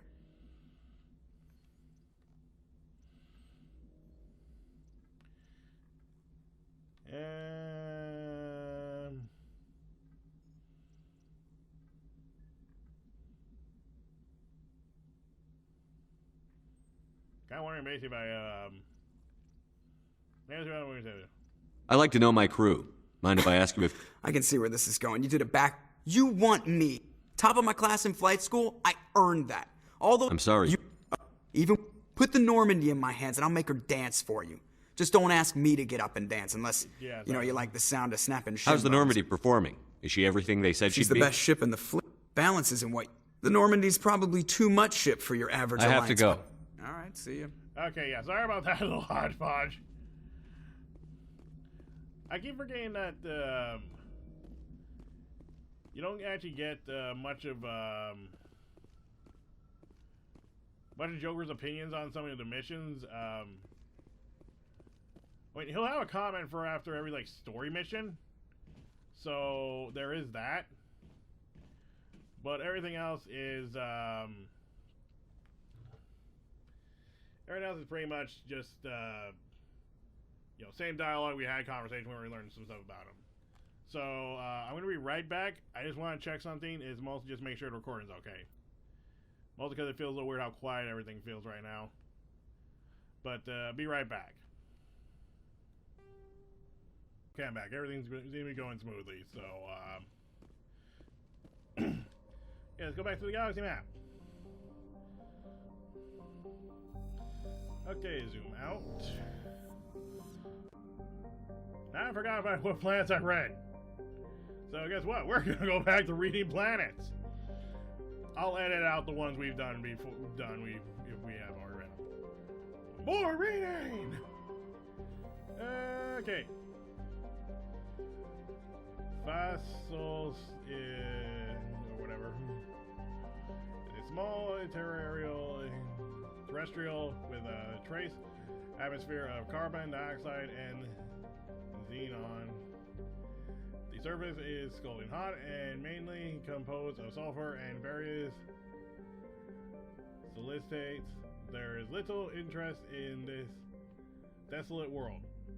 Orbital period is 0.3 Earth years, radius of 4,238 kilometers, day length 557.2 Earth hours, atmospheric pressure 0.27 Earth atmospheres, surface temperature 551 Celsius, surface gravity 0.63 Gs. That's a lot. And I actually almost stopped myself from pressing the exit button instead of zoom out. I feel better.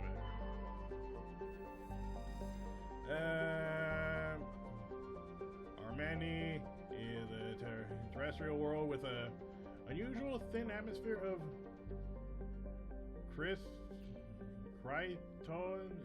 Krypton and xenon. Let's see. Its surface is composed of silica with the deposit of carbon gaseous material.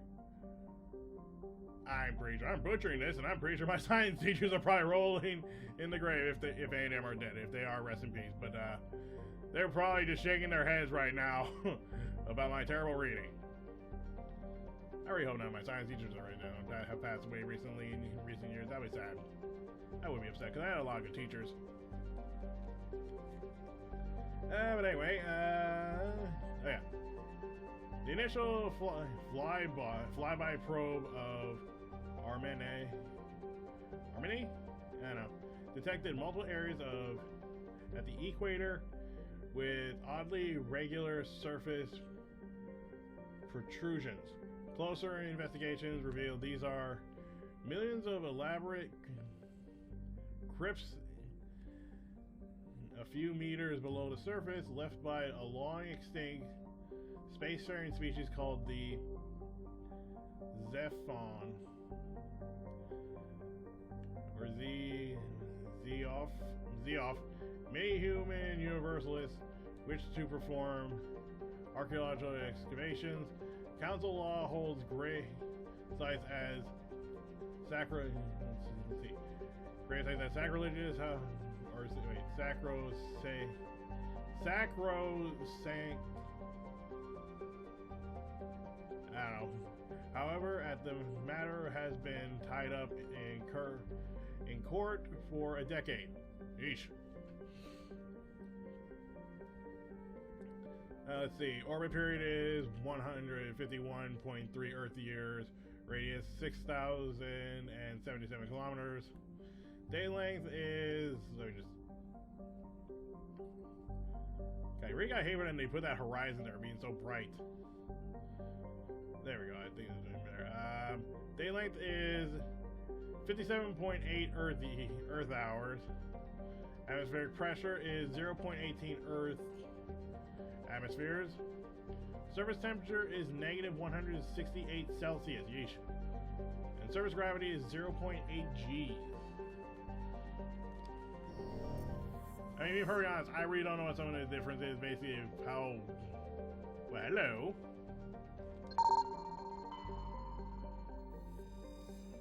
Ah, nice. A metal-rich atmosphere, radius 127 kilometers, and a metallic. So, we got heavy metal. As they scan the large asteroid field, have received several deposits of platinum. Nice. I guess that's the thing. That reminds me. Make sure you check these asteroid belts because you never know what you're gonna find in them. So yeah, give these a quick sweep if you can. You might be surprised what you find. Even something that's kind of surprising what you can find, maybe if you just browse it. Yep. Ooh. And I found another asteroid. A carbon-rich one. A dark carbon-rich one. Ooh, a medallion recovered. Scans of the asteroid field in the Knossos system reveals some strange readings. While close inspection, Navigator Presley discovered the remains of an abandoned Solarian fighter. The only thing of interest on board was a Legion of the 1 million.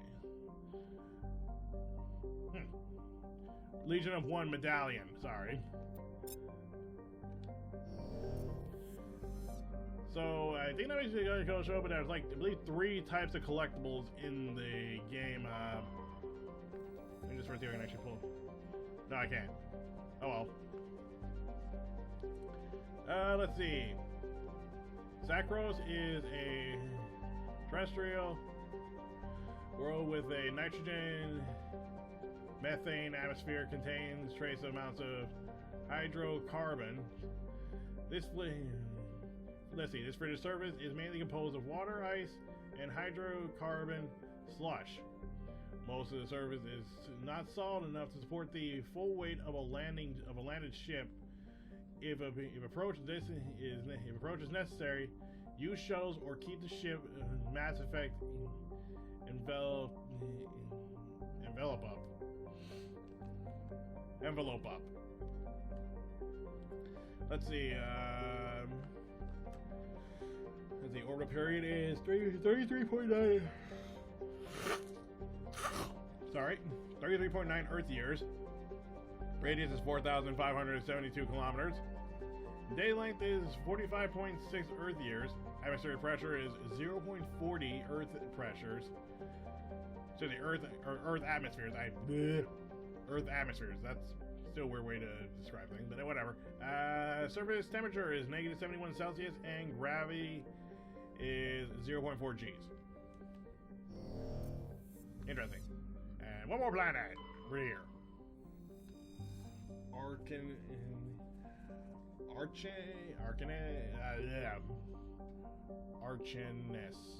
or something? I don't know.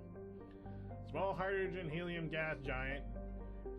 Oh wait, yep. We didn't do this. Yep, gas survey. Yay! Scans of a giant gas giant detected a large concentration of nitrogen. The gas giant has been built as a full figure of a modest stopover of ships hauling refined materials of Therum. In addition, the powerful magnetic field to dump drive charge, Artemis has a largely automated infrastructure of helium-3 refining and the deuterium mining on its many water ice moons. Order period is 470.2 Earth years. Yeah, that's a lot. Radius 14,549 kilometers. Day length 16.2 Earth hours. And I guess this is a gas giant. There really isn't much of a surface to this. Alright, so let's zoom out and let's actually check some of these places out now again. Because, again, there are some stuff we can do around here, so we're going to be doing that. So let's start in Sparta. Again, I'll edit some of this stuff out, so... Message coming in. Patching it through. Commander Shepard, my name is Nasana Dantius. I have a job for you. I can't say any more in an unsecured communication. If you're interested in hearing my offer, meet me on the Citadel so we can talk in person. I'll be waiting in the Diplomat's Lounge on the Presidium. Okay. So, if I remember how this all works correctly, it is because they have that person on Citadel has a mission in this sector. You can go do it now, and basically it's not going to affect anything. Or we can go talk to him. I'm going to do a quick little once-over. Just see if anything's in the asteroid field. And then we're going to back out. And then I'm going to then check some of the other systems around here. But, actually, no, just in case, I'm actually going to go and then check out the Citadel because... Well, for one thing, since we've actually gone and done a main story mission, some new stuff has popped up on the Citadel. So, basically keep that in mind. Basically, whenever you do story missions, new things do come up on the Citadel. So, basically kind of keep track of that. And asteroid cluster, let's see. Let's see, collection of small silicious asteroids loosely bound together by gravity. 12 kilometers. Ooh, Protheum data disk recovered. While scanning the asteroid field in the Sparta system, you found signs of habitation. A recon team has sent to investigate one of the large asteroids. The rock has small functioning biodome, but no signs of anything still living there. There was, however, a data console with an intact Protheum data disk inside.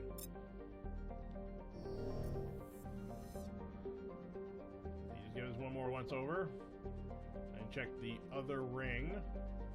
Make sure you do keep the circle in the middle on the ring as much as you can, because I think if you kind of veer off, you might miss something. You'd be surprised about how some games can be a little touchy on some things. Okay, so there was nothing there. Okay, so I'll meet you all back at the Citadel real quick, and then we can take a look at other things. But I'm going to give you again a heads up. We're going to be taking care of a fair amount of side missions from the upcoming episodes, because after that mission, I feel like we need to do some level grinding. And that means doing a lot of side stuff, so get ready for that.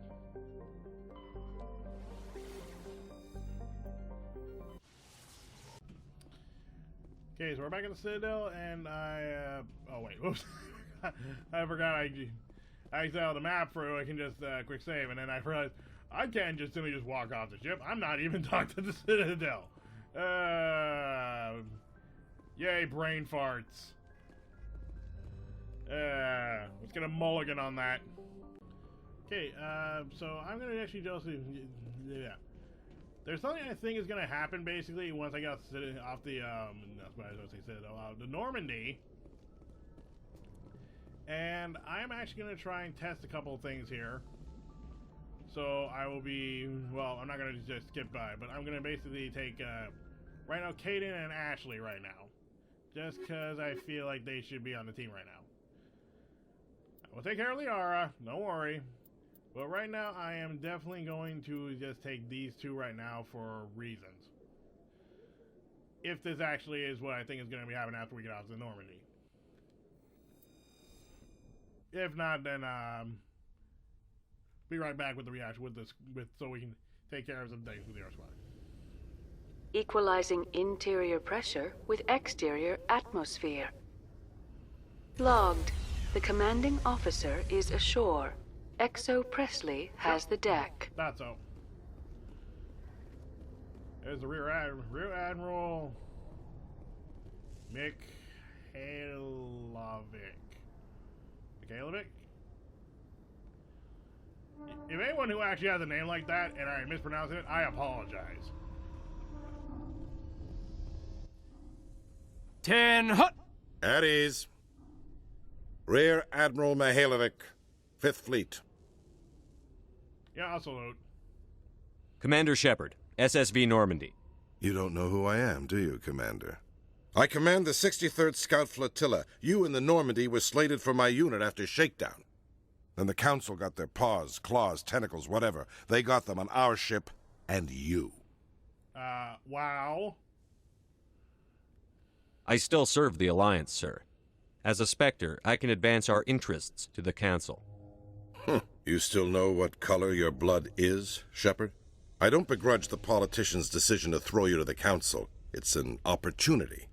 I do begrudge this over-designed piece of tin, though. You take that back about the Normandy. The Normandy is a fine ship, sir. She's served us well so far. It's a gimmick, Commander. Useless in a stand-up fight. This experiment diverted billions from our appropriations bills. For the same price, we could have had a heavy cruiser. But no, we had to make nice to the Turians, throw money at a co-developed boondoggle. I'm here to make an inspection, Commander. Normandy is an Alliance warship. I intend to see she's up to snuff. We'd be honored to show her to you, Admiral. I'll just bet. Wait here. I won't be long. Commander, I'm not happy. I'm sorry to hear that, sir. Who designed that CIC? Putting the commander aft of everyone else is inefficient. What if he needs to discuss with the operators toward the bow? Modified Turian style.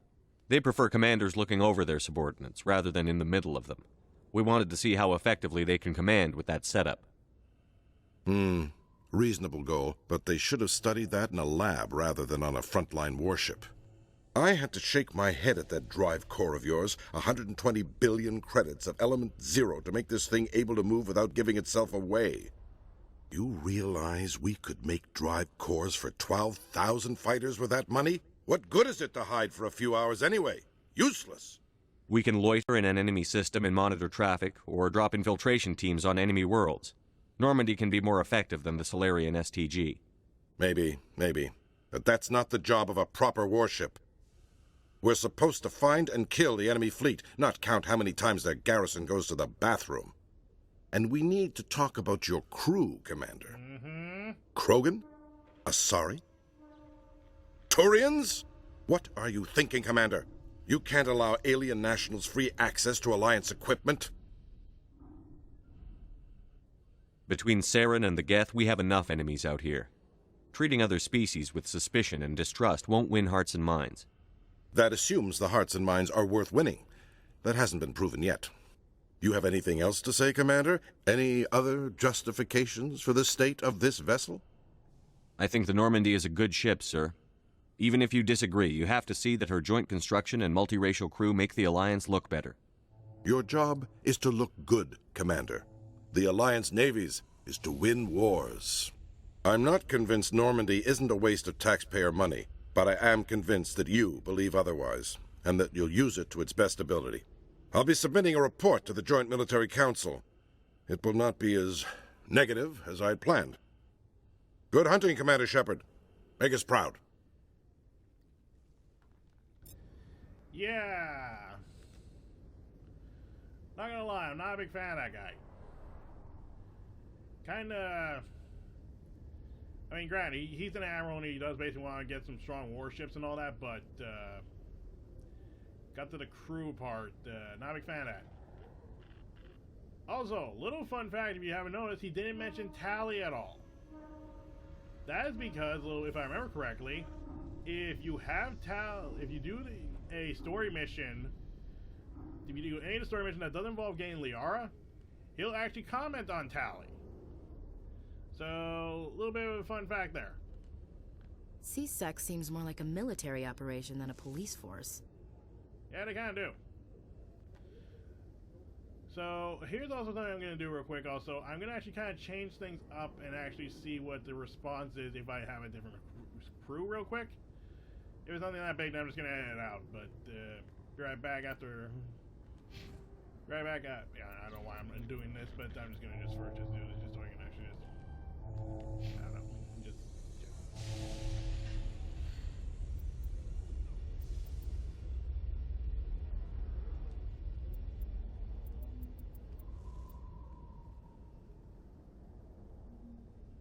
Yeah, I'll be right back. Okay, so, most of that wasn't different, except, well, mostly the fact that, well, we don't get any comments from him, so, yeah, if you want to basically get a comment, well, basically mean that Rear Admiral, do it basically with either Caden or Ashley, so they can do the whole Dan Hut. But, yeah, so that's what was actually a thing. I was just kind of curious, basically, if I brought up some of their squad mates, basically, that were some of the other species, to see if they make any comments, but I guess not. And, like I said, basically, as you can see, again, still no comments about Tali. Now, I'm not going to lie when I say this, but if they ever decide to rebuild this game back from the ground up, I know we got the Legendary Edition, which was great, but I decided, like, actually give this game, like, a actual... a remake or anything, like actually build this game back up from the ground up, I would basically really appreciate if they actually included him commenting on every species you had on the Normandy, because then, you know, it seems nice, but yeah. Again, I'm still not a fan about his comments about the species, but oh well. And now that we're here, I was gonna probably bug people, but we're gonna be doing the whole squad thing so we can make sure everyone's all properly situated, especially since, well, Liara here kinda needs it. And want to kind of point out something that I also noticing. She only has electric. She doesn't have decryption. Where's the decryption? She got decryption. Anyway, on a bit of a note there, make sure that you get that electronic up, and literally just again goes to show you, if you have Liara, make sure you got someone with decryption. We got Garrus here. I guess basically saying, if you pretty much basically have, really got basically anyone here with decryption, basically, it's a good thing to have. Let's see. Let me just be double checking here. Oh, never mind, it doesn't require never mind. And the shield, the amount of hull restore. Oh, right, yeah, I forget forgetting that electronics basically allows you to fix the Mako. Yeah, basically, actually, this is where I got to point out basically where electronics are actually really good, because I don't think I ever mentioned this, but when you're doing the Mako sections, also another reason why you want to make sure you have a squad mates that have high electronics basically, is so they can actually do a better job at fixing the hull of the ship. And basically that kind of involves using the, let me just kind of quick go over here in the inventory here. Let me see. Oh, maybe that's not it. I think that should be it.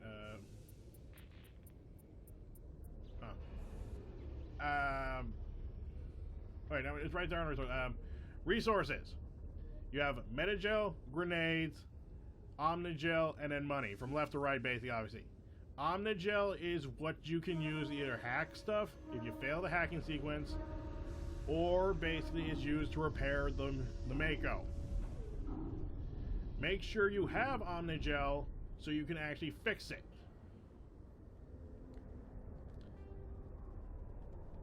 Okay, I was just checking about the whole grenade thing.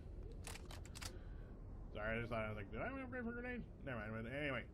Make sure you have Omnigel, and make sure you have squad mates when you're doing the Mako missions with good electronics. That means Liara, Garrus, I can't remember if Kaden or not. He probably is, yeah, Kaden may be also good. And Tally. Make sure you have at least them on your crew when you do a Mako mission,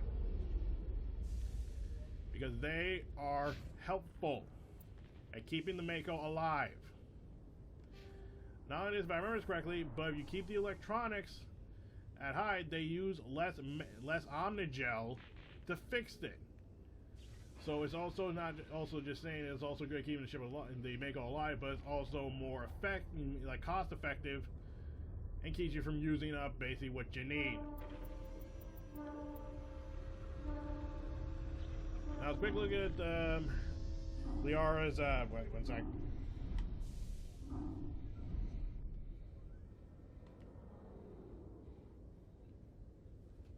Got so intense with all my word in there, I just realized I actually just spit a bit on my phone there, and I kind of, you know, phones can be easy nowadays. You don't want anything on the screen, because the next thing I was going to start touching and activating things. Right, I just got a timer here just so I can keep track of my time, but whatever. Okay. Now with Liara. Liara basically is, her whole thing is a scientist. Liara's background allows her to maximize her biotic abilities, reduce recharge time for our biotics, improve health restore, and recharge time on squad heal. That is very handy, and basically as you can see again, Liara is a major support character. So again, along with her biotics, she's really good at support. So kind of keep that in mind. Let's just maximize that. Let's give her access to the electronics.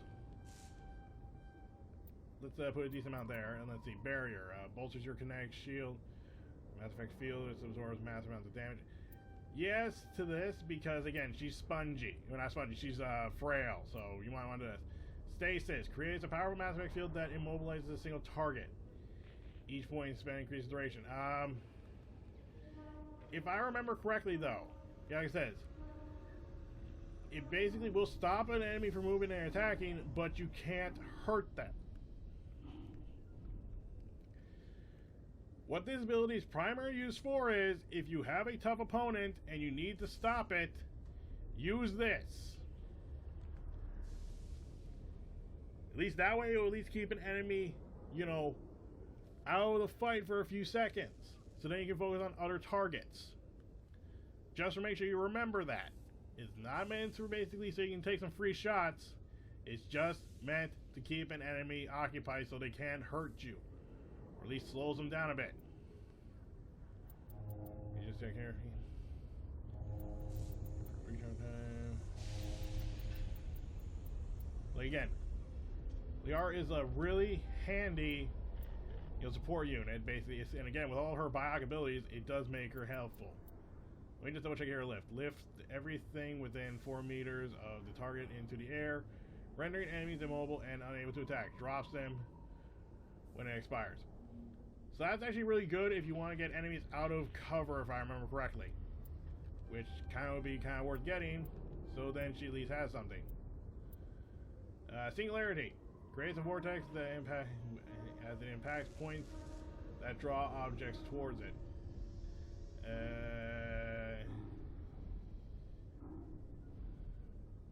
I believe that's also something that can also pull enemies from cover, but I'm not 100% sure on that. I believe it might. Let me just see how many points that takes. And then we can get singularity. Yeah, let's there. At least that way we can at least let Liara have access to some of her abilities. The Garrus.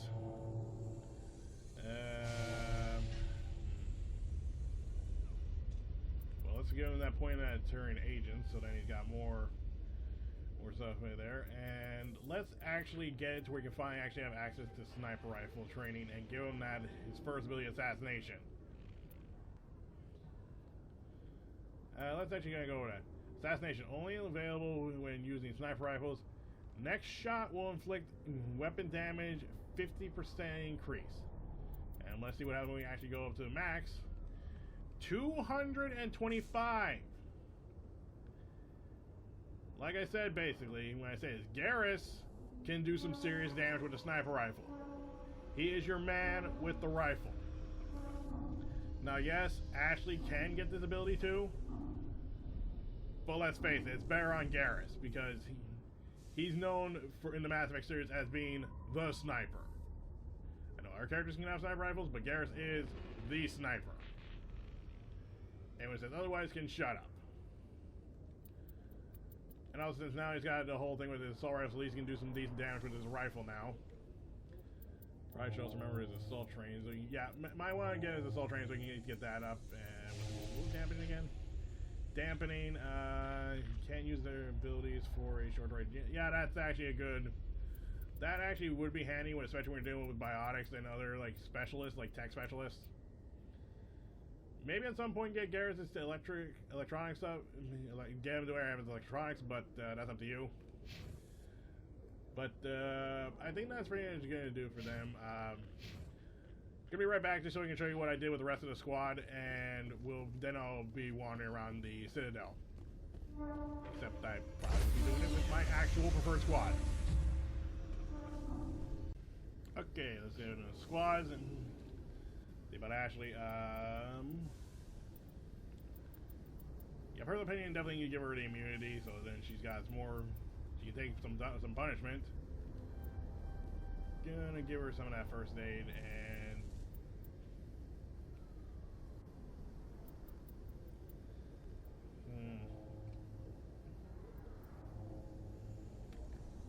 Now I think about it, I don't really see much point in getting the adrenaline bursts because it doesn't really do much, but more damage with stuff is good, but reduce damage. Best keep her tanky. And tally. Tally.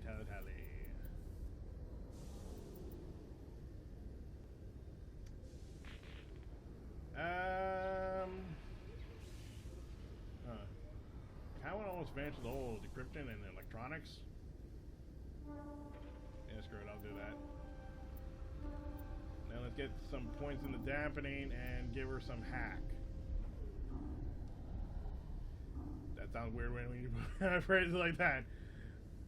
Turn drive enemies berserk and attack any nearby, including former allies. So this is, if I remember right, this is handy against the Geth, so she actually is one of the best characters to have on the Geth. And again, dampening makes it so enemies can't use special abilities, so yeah, that's handy and good to have. Again, I'm also kind of ignoring her whole need for armor and all that, which I'm pretty sure will come bite me in the butt later, but like I said, support character and can be very handy there. Equalizing interior pressure with exterior atmosphere. Logged. Go from there. And just again, I'm going to kind of clarify something. A lot of these side quests probably do have some different reactions from different characters, but I like my personal team, so I got my own team choice on this. Let's see, give Kane his medical, so he's got some more. He's more helpful in support. And Rex.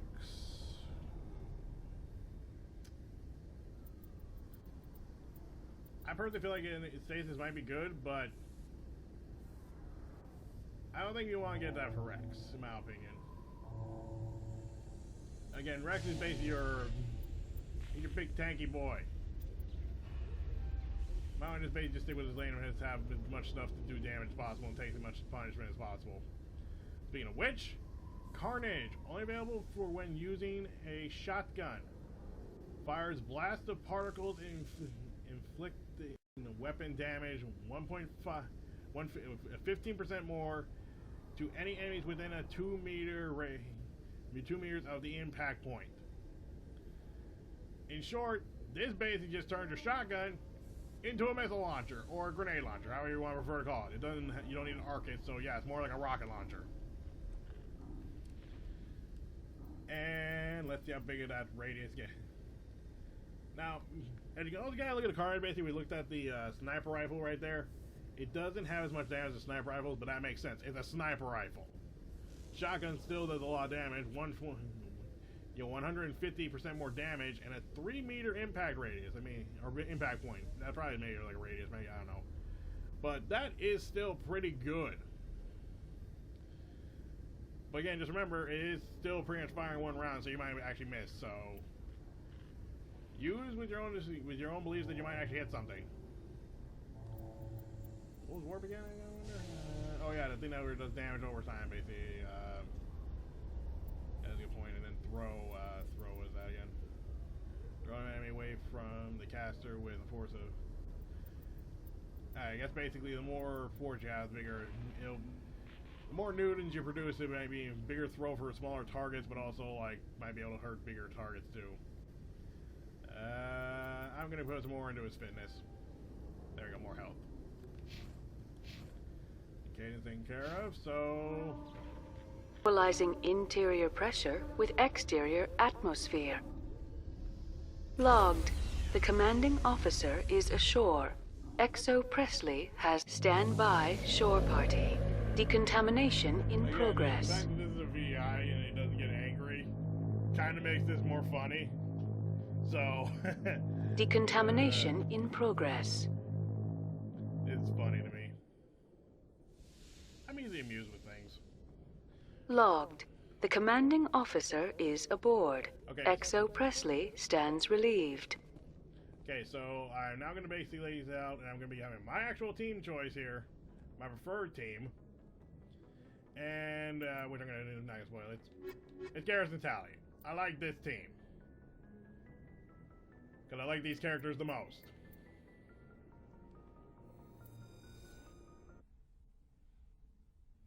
They're my A team. Equalizing interior pressure with exterior atmosphere. In funny ways, thinking about it. Logged. The commanding officer is ashore. Exo Presley has the deck. Thing off from the show, because when you actually think about it, Shepard definitely would be Hannibal, and then just for laughs, Garrus definitely would be Face. Joker's easily Murdoch, and people like that'll leave BA as Italian. Italian doesn't seem like a BA. Wait till later in this franchise. She is someone that takes shit from nobody. But let's see. We'll be right back. I gotta kind of take care of something.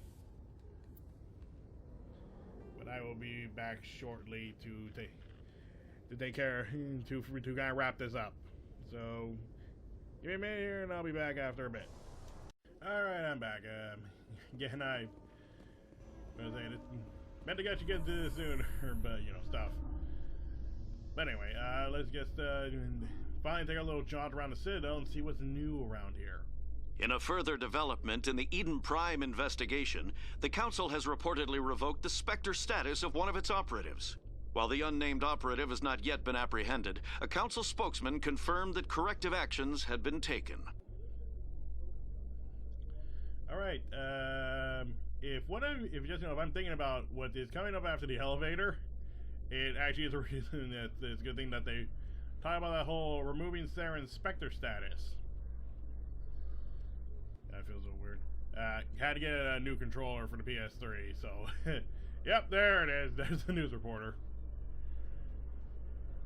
So yeah, we're doing this now. Commander Shepard? Khaleesa been seen in Al-Jalani, Westerland News. Would you answer a few questions for our viewers? Alright. What do you want to know? You've been given a unique position to represent our race. People want to get a sense of how you'll do that.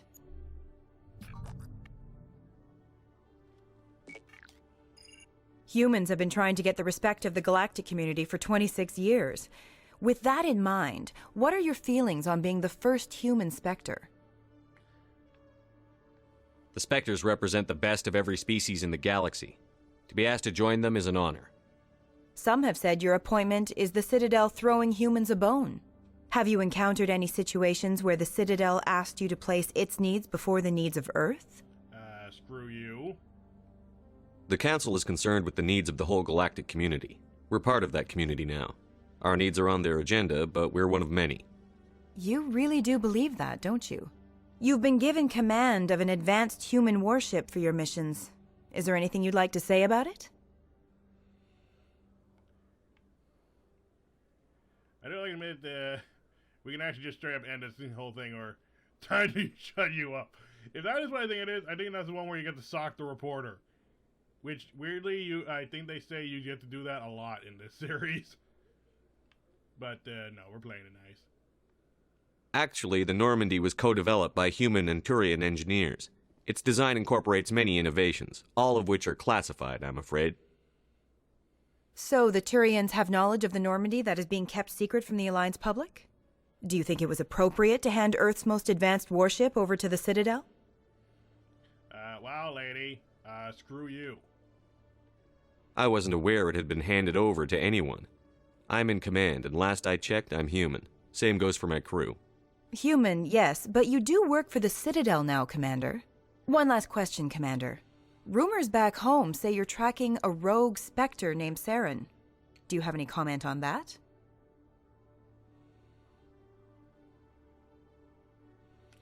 Okay, now, funny thing about this is, if you do one in the top left or bottom left options, you'll get a little bit scolded, actually, about what this whole thing is. Now, normally I say that just because it's like almost like a response to me to do that, but,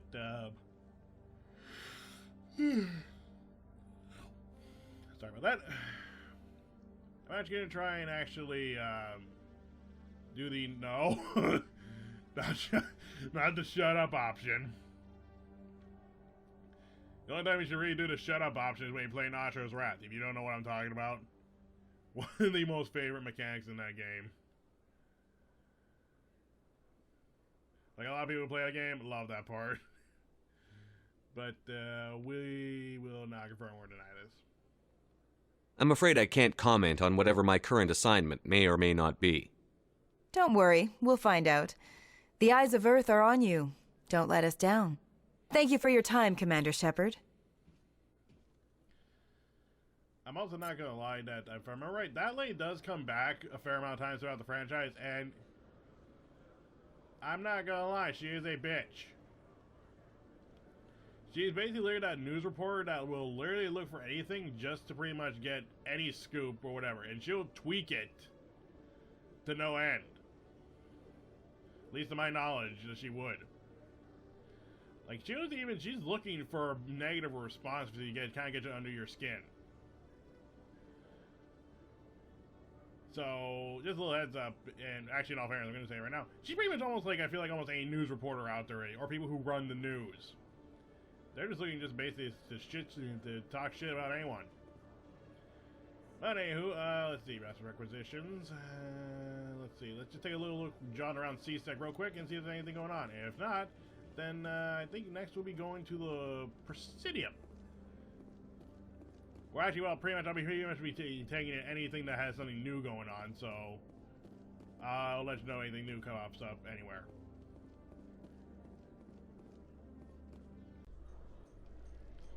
Alright, we're going to the Presidium, and if I remember correctly... In light of the recent attack on Eden Prime, many colonial investors are pulling their support for future projects.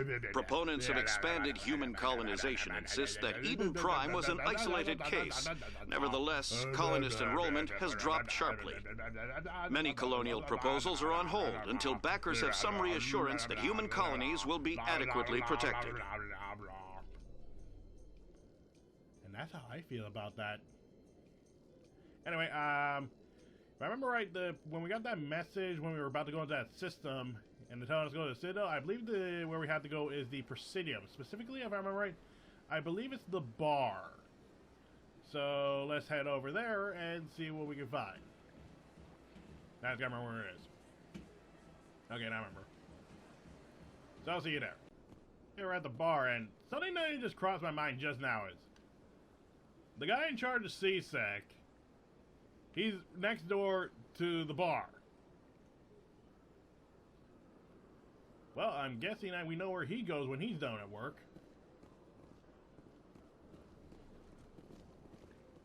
Commander Shepard, I am Liara T'soni. I see you got my message. Yeah, can you explain that, please? It sounded like you needed some help. I do. My sister Dahlia is a crewman on the cargo vessel operating out beyond the fringes of the Traverse. Her ship was attacked by privateers. There were no reported survivors. That's not good. I'm sorry for your loss. This is where it gets complicated. Last week, I received a message with her voice on it. Dahlia is alive. The rest of the crew was killed, but she was taken prisoner. The slavers demanded a huge ransom from me in exchange for returning her unharmed. Okay, but why was your sister, of all people, spared? That seems a little suspicious. Why didn't the raiders kill Dahlia along with everyone else? My sister probably told them who she was. My family's very wealthy, Shepard. They must have realized she was worth more to them alive.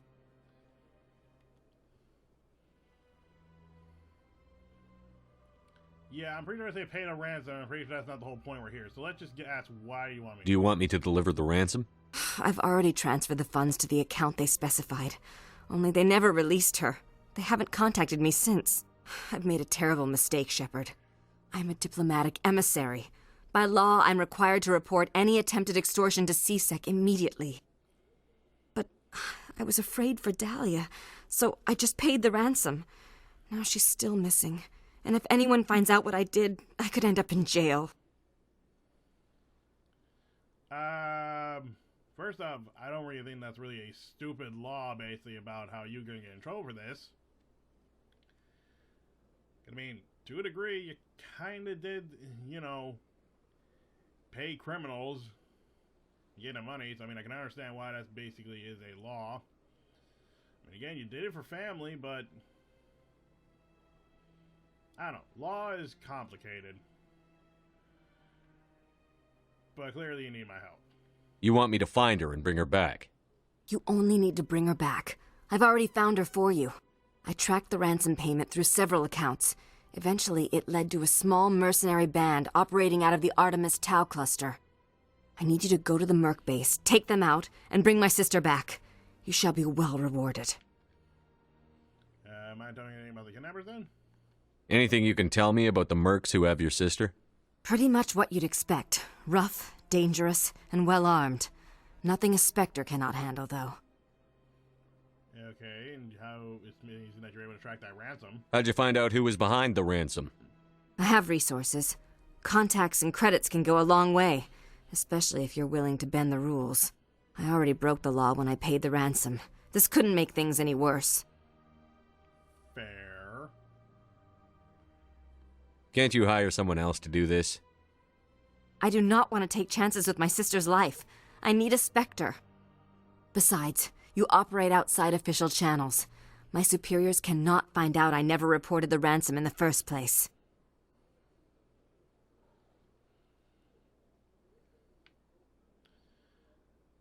Yeah, alright. Keep your reward. I'll bring your sister back. I promise. Thank you, Shepard. I knew you were the right man for the job. Come back and see me when the job is done. Sometimes I feel like I should have taken a reward, but I feel like I'd be more clean without it. Because honestly, does anyone else feel like this is a little suspicious? Or some people nowadays call it sauce. I know it's sus, but you know, I'm just gonna be an asshole and ruin the meme. It's sauce. This whole thing is full of sauce.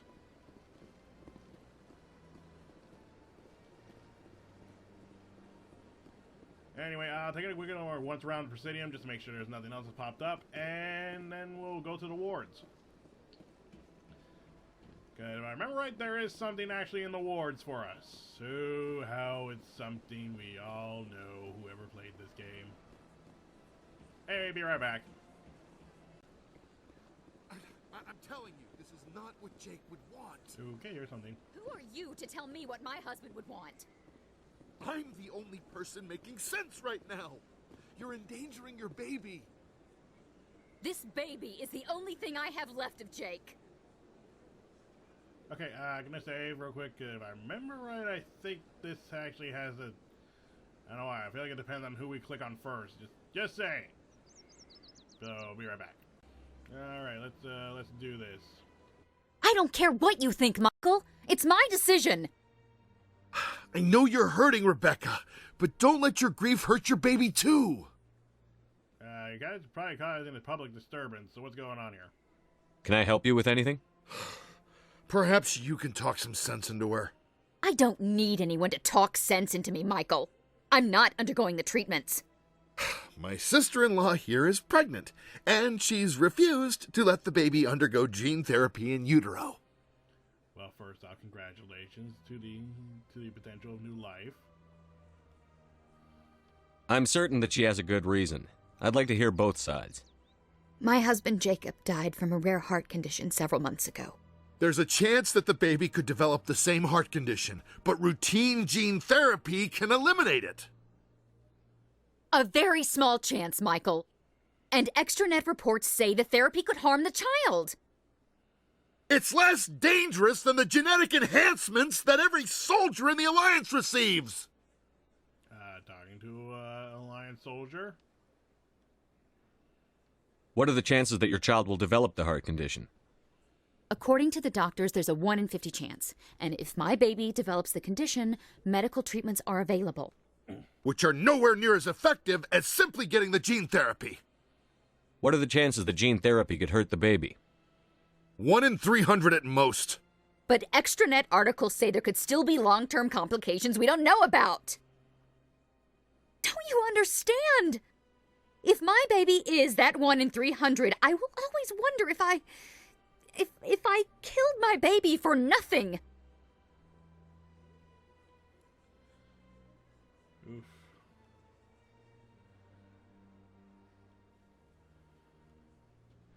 Some people probably say get the treatment, some people say let her choose, and or just stay out of it, but really, I mean, when you think it's, I say just let her choose. Well, the reasonable responses, but I think let her choose. It's Rebecca's child, Michael.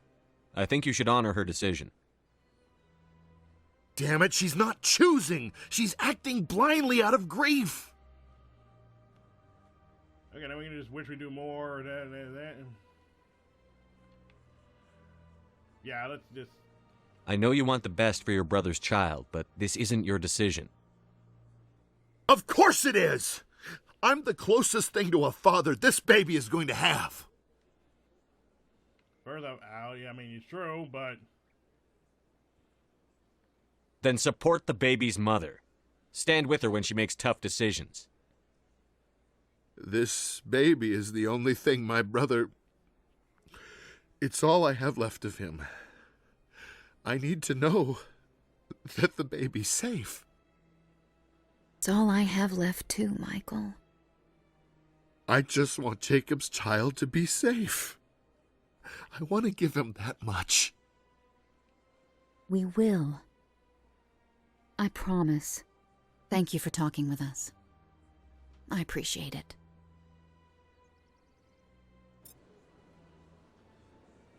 That's great how stuff hit that. Stuff like that can get so heated. And I mean, family's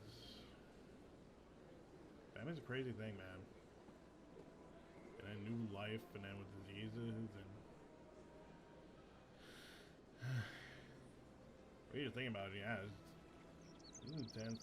You know, when you look at it, really, when you think about it, we really didn't have any reason to get involved, or really should have been involved. But it's something they put in Mass Effect. I wouldn't recommend, you know, just barge in people's conversations or arguments if you can. To try to avoid that, I think. Because, oof.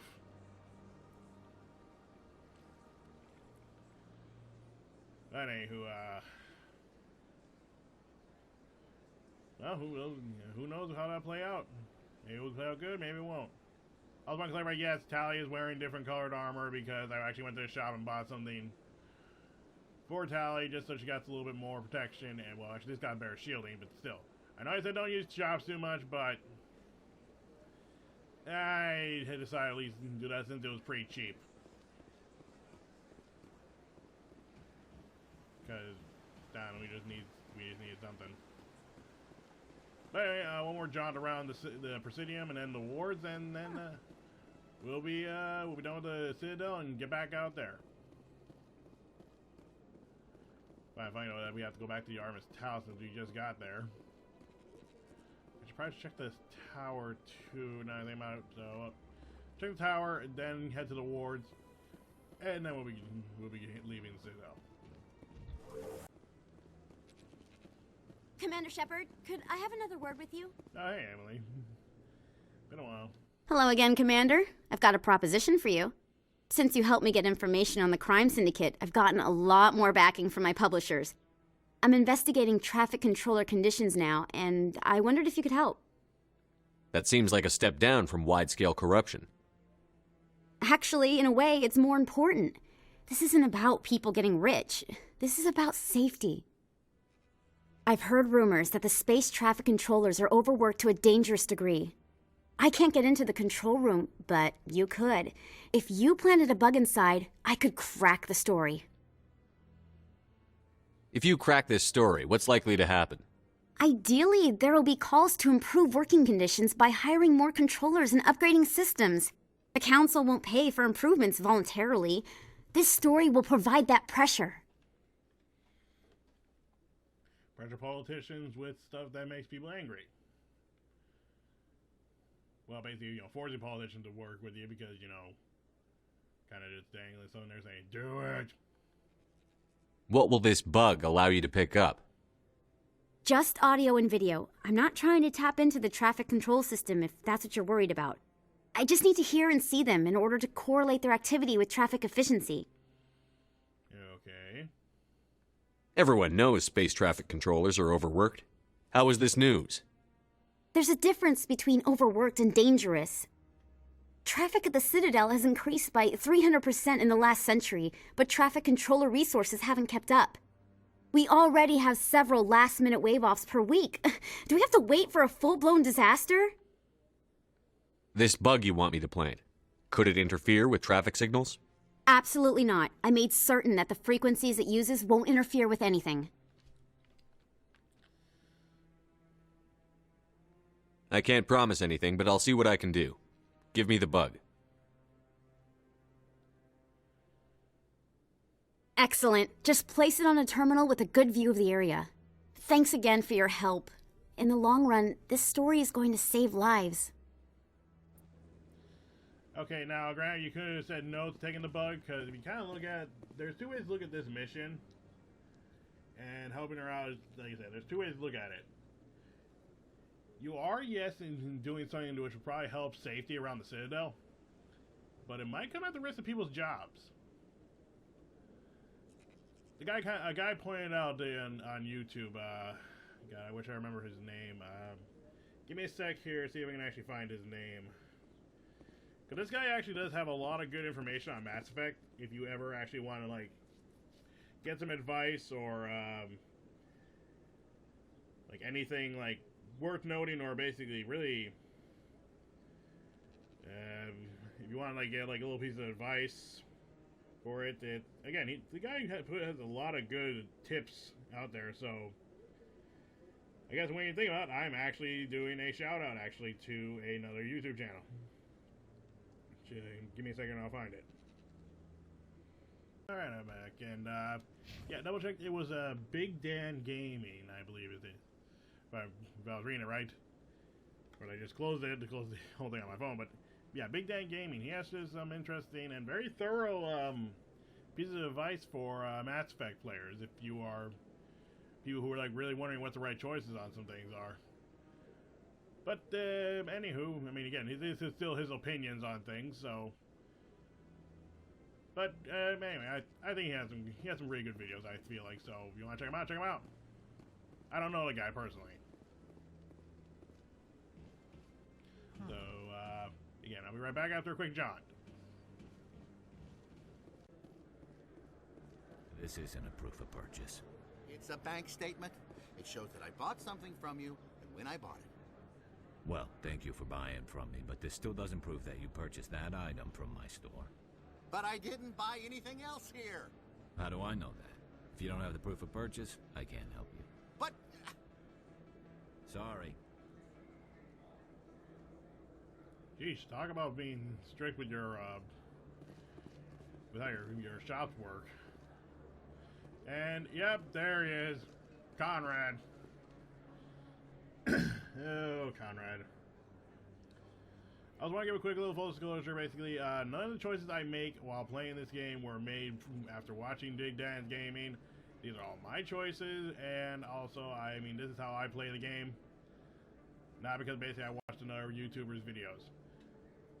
Again, I will admit he does have some good advice and also some interesting insights into the game, but again, I am not using any of his videos for advice on this playthrough or basically any other future playthroughs involving Mass Effect.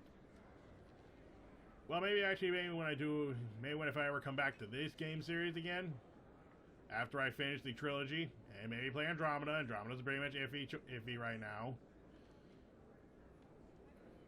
But I do want to make something clear is, this initial playthrough is going to be all me.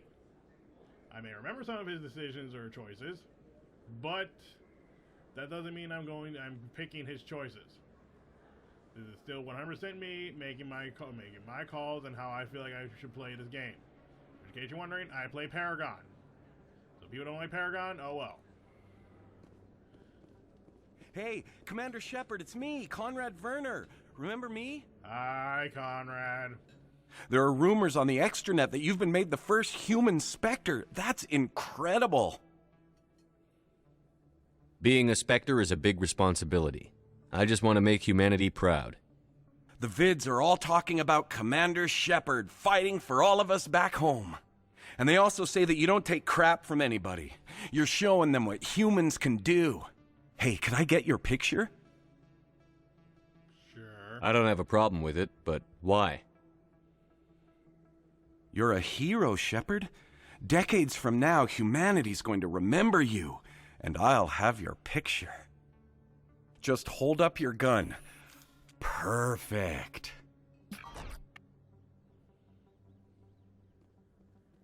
Thanks again, Commander. I'm gonna hang this in my living room. My wife will love it. Yeah, did anyone else weird when he says, and I'll have your picture? Did anyone else feel like that might sound a little creepy? And I did. I'm creeped out. Very, very creeped out. Anyway, I think there might be a few more things here in the ward. If not, then I guess we'll be back on the galaxy map. So, see you then. Oh, Finch. Is what I think it is. Yeah. a little bit into Shepard's past, but mostly because it is the Earthborn background. I think, if I remember right, for you pick Shepard for the whole background thing, you pick the Earthborn. You get very unique dialogue with this one. They told me it was you, but I didn't believe it. Shepard grew up and turned into a soldier.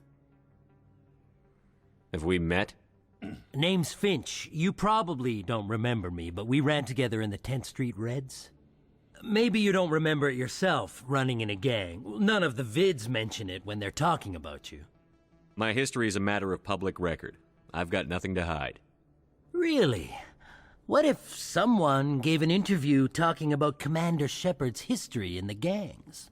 We're not trying to cause you trouble, Shepard. We just want a favor, for old time's sake. One of the Reds, Kurt Wiseman, got picked up by Turians. We'd like you to talk to the Turian guard in the bar and get Kurt out. What was this guy arrested for? Some stupid minor offense. Maybe he had a little red sand. You know how the Turians are. They declared him a problem, and they're shipping him back for a trial. First off, look over my right shoulder. Got a Turian right here, buddy. You're not asking me to break Wiseman out of jail, are you? Of course not. But word has it you've got some pull with the aliens. All we're asking you to do is pull a little for us. What was one of the 10th Street Reds doing in Turian space? Since your days, the Reds have expanded. We do some salvage, a little shipping here and there, that kind of thing. Yeah, I'm not helping you. My gang days are over, Finch. Get out of my way. Suit yourself, Shepard. If you change your mind, he's over in Cora's den. Take care of this, and you'll never see me again. And Shepard, you might not run with the Reds anymore, but you really don't want us as your enemies. I'll screw you too. And also, just on clarifying, even though, like you said, our gang days are over, you might want to stop at Cora's den because, like, before there's a Turian in here who's probably responsible for the whole transportation, so you might want to go in there and give him a heads up. And there he is right there. Can I help you? A human named Finch wanted me to use my authority as a Spectre to free Kurt Wiseman. The xenophobe? I should have known he'd have friends. Thank you for the information. We'll increase the guard on his cell. I knew you'd rat us out, Shepard. Now it's payback time. When we're through telling our story, the aliens will all know what the first human Spectre really is. I feel like if I do this, then basically, we got Ennis right here. I'm just gonna this. My bio is public record. Everyone knows that I ran with gangs as a kid. They don't know that the Reds target aliens specifically.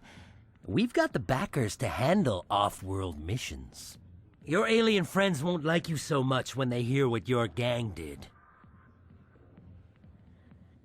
What do you want, Finch? What gets you out of my life? What do I want? I want aliens off of Earth. I want the Council to stay out of humanity's business. The 10th Street Reds was a gang, not an Earth First movement. They're a human movement now. You think the vids will make that distinction? I can find a dozen Reds who'll swear they saw you kill aliens for fun. Who's going to believe you then? If you want humanity to be strong, a smear attack on the first human Spectre is a bad idea. The Spectre is right. This is humanity's chance to prove itself. There's even talk of earning a council seat. Of course you'd side with Shepard. You want someone who's in bed with your kind. We need the other races, Finch. That's the best way to strengthen humanity. Fine, Shepard, you're right. You're not one of the Reds. Maybe you never were. That man is a xenophobe who thinks he can blackmail a Spectre. You should have killed him. That's not the way I work. Goodbye, human. It'll be interesting to see what kind of Spectre you turn out to be. Paragon, too. Nice. Kind of curious how much Paragon we get for that. I actually don't know how much the graph was, the gauge was before that, but I think that's a good amount of Paragon.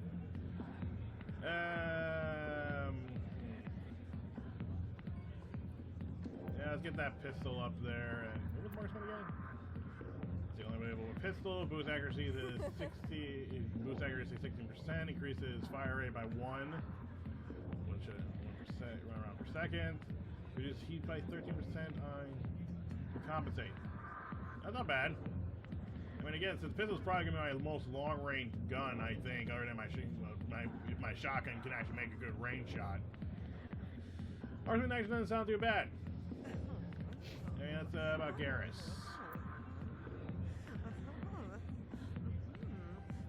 It's a little weird. I'm hearing all this giggling and all this in the background doing this, but get that rifle up and tally. Damaging's good, but get that hack up. Alright, I think that's everything, Cores, then. I got business here, but not with you. Oh, good, this asshole's still here. Alright, and let me clarify. You can see that red door, well, not red door, but the door with the red button? Yeah, we can't go into Fist's office ever again, so. Like I said, I think they stated this before, so you want to get that file on him at his office, on his computer? Yeah, you really want to do that when you're there.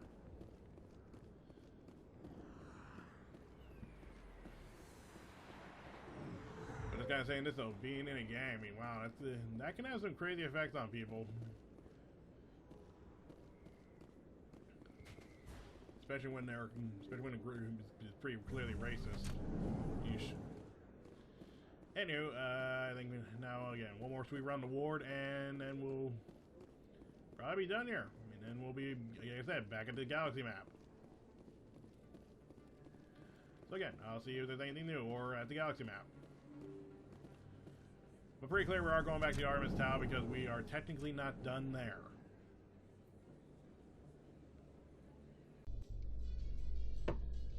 Garrus, if you do not mind me asking, how do you feel about hunting a Turian?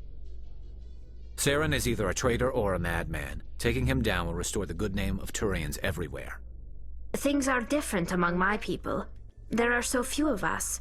We are expected to be loyal, even when it is difficult. Now, for example, how, different cultures work. But, that's how it is.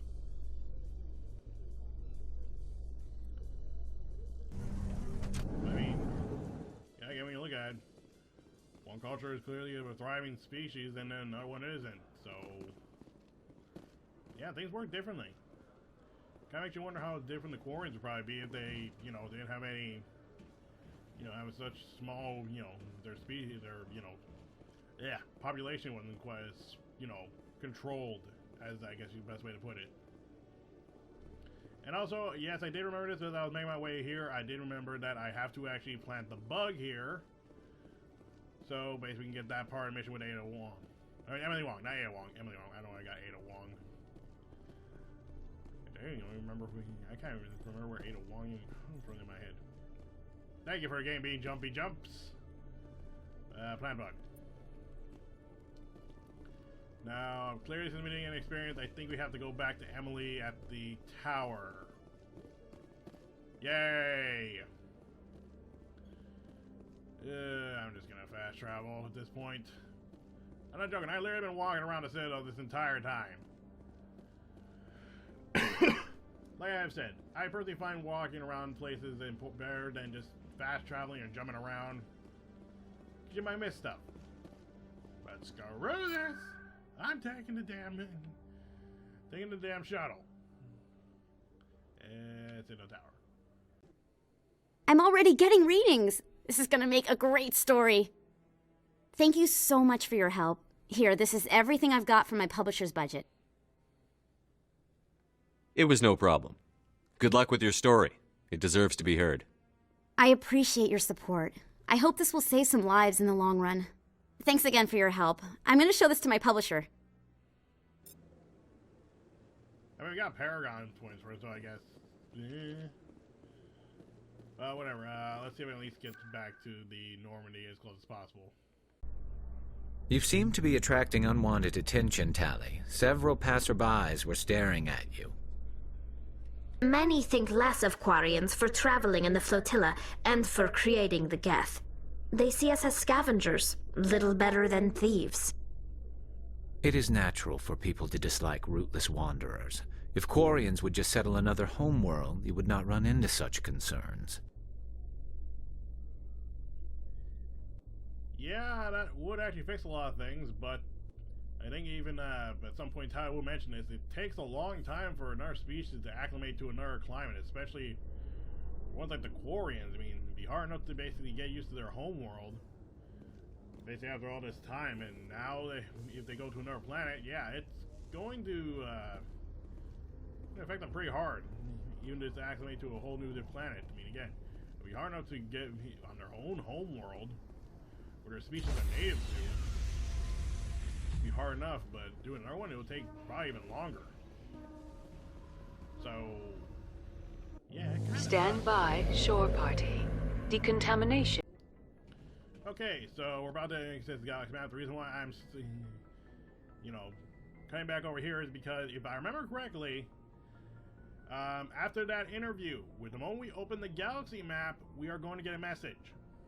So let's see. Message coming in. Patching it through. Commander, Ms. Al-Jalani's story on you just aired. She shouldn't have ambushed you like that, but you handled it pretty well. We had differences of opinion, sir. I hope she at least believed my sincerity. You handled yourself pretty well, Commander. She came across like a raving idiot. Just wanted to let you know what the response was back home. I won't keep you any longer. Fifth Fleet out. Okay, and like I said before, if we mention Saren, then we would actually get a little bit in trouble for that. But anyway, let's head back to Artemis Tau and actually wrap up what we can do over there. Where is that again? Anyhow, that's like on the edge of our galaxy. Do they actually have names for some of these things? I know we got the whole space station that shows what our Milky Way looks like, but are these actual names for some of the actual systems? I mean, obviously there's not a system called Asteroid X57 or Pharaohs and all that. But yeah, like Artemis Tau, and then we got Hades Gamma, the Voyager Cluster, Gemini Sigma, Argos Rho, Kepler Verge, Armstrong Nebula, Hawkins Est, Horsehead Nebula. That one still makes me laugh. That one's called Horsehead Nebula. Exodus Cluster.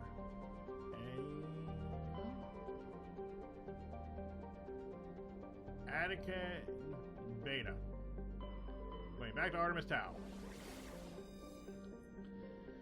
So yeah, we're gonna be going back to these clusters, and I'll meet you back here on a planet I probably haven't read yet, or when we're gonna be going on a mission on the planet itself. So be right back.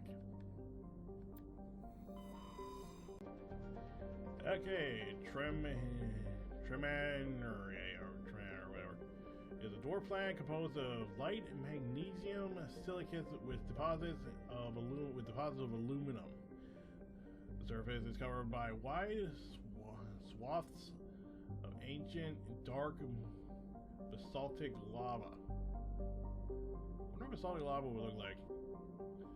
Possibly indicating the world was created through an impact with some other body in the system. Let's see, whatever this last name is. Magnetic field is non-existent. This makes it impossible for ships to dump drive charge from orbit. That said, whatever minuscule gravity allows even cruiser-sized vessels to land safely for direct landing. Orbit period 1.0 Earth years. Radius is 1,528 kilometers. Day length is 1.0 Earth years. Let's see,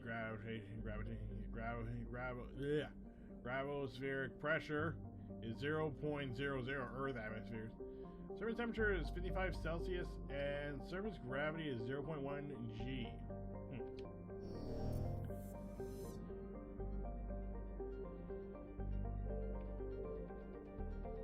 Oh, there we go. Nice, so we got another asteroid. Let's see, what do we... Oh, wait. Normandy. Oh, we probably already found that, so we guess we've been through here thoroughly. Or not, who knows? Altaia is unusually large terrestrial world with trace atmosphere of methane and ammonia. The surface is frozen and maintains composed of sandstone and other sedimentary rocks with deposits of iron and chlorides. Let's see, judging by the sedimentary composition of the crust, it appears that Altaia, whatever, once possessed an atmosphere thick enough to support some form of liquid. Let's see, what cataclysm stripped the atmosphere and left the planet to freeze is not currently known. The orbital period is the 18.1 Earth years. Radius was 1,100. Wait, 11th. Yeah, it's 11,190 kilometers. Day length is 47.2 Earth hours. The atmospheric pressure is 0.20 Earth atmospheres. Surface temperature is negative 136 Celsius. And surface gravity is 1.7 G. Interesting.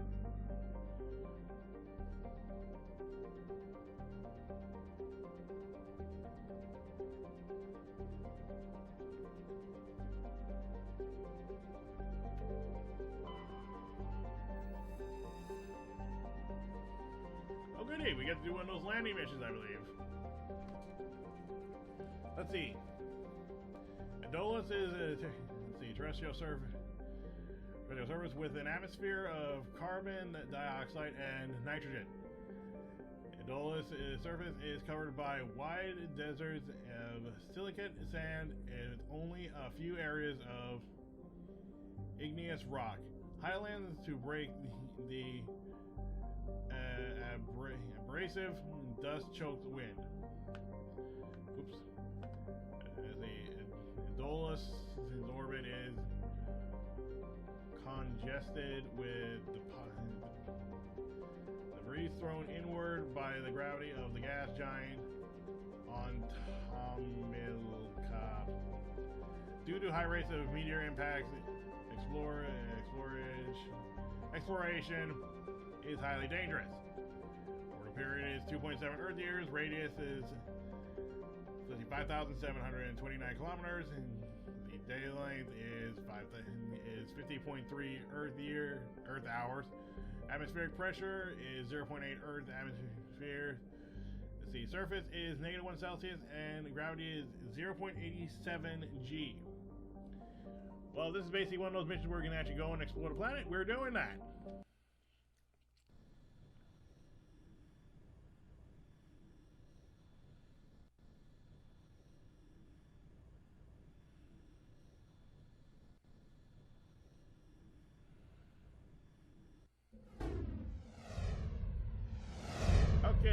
Basically, when we choose these missions, it's very highly recommended to use a squad mate that has high electronics.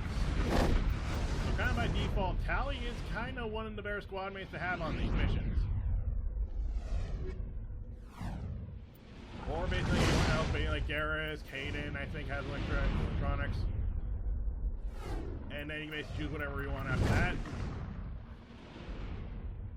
But I'm never going to stick with Tally because, again, she's one of our better techs. I kind of want to take Garrus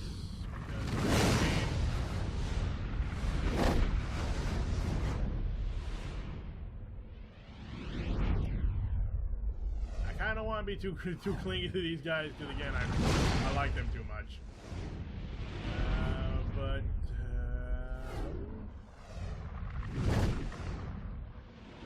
yeah, let's get Rex.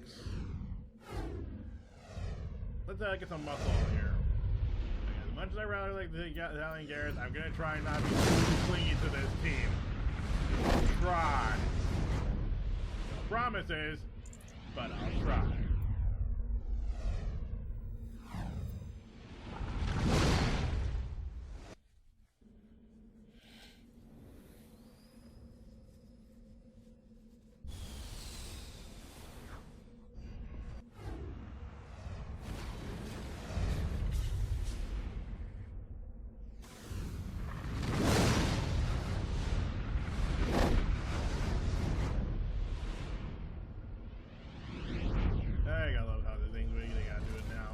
Okay, so let me just pull the map here real quick. Is there a map here? Yeah, here we go, map. Okay, so we can see we got deposit, distress signal, anomaly. Basically, do not just focus on these. Actually explore around the map because you can actually find things lying around that actually could give you some extra experience points and something a little extra along the way, like extra things that give you credits and stuff. And also this lets you return to Normandy too. Since we're here, let's get squad and get Rex some points. Boom, there's his face.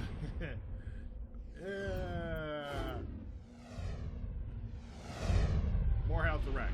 Make him as durable as possible.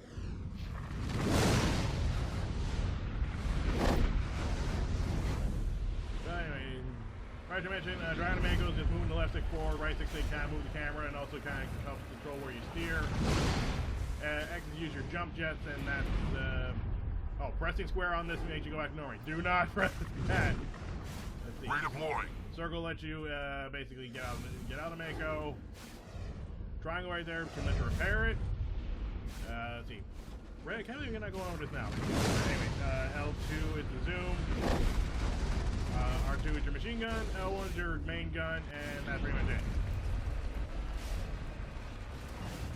So let's get a little check around here, see what we can find.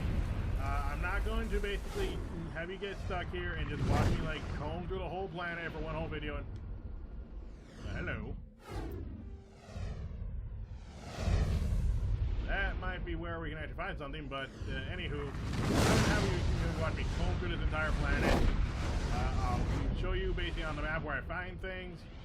I don't know if these are randomly generated for where you can find things, but you'll soon find out if you actually play the game yourself. So let's go check out what's over here and just go from there. Also, I like using the jump jets to just throw myself off a mountain. Also, I know I mentioned about meteors falling, but you don't have to worry about meteors hitting you while you're doing these, so you'll be fine. Alright, let's see what's going on here. Also, on another side note, there are plans to have some hazardous environments, so be prepared for that. And what you can do, click on, that's a little weird. Let's get moving. Yeah, I'm starting to think that, Rex, because I don't see why this is not clickable. Oh well, back to the Mako. Oh, wait. That was his tally, wasn't it?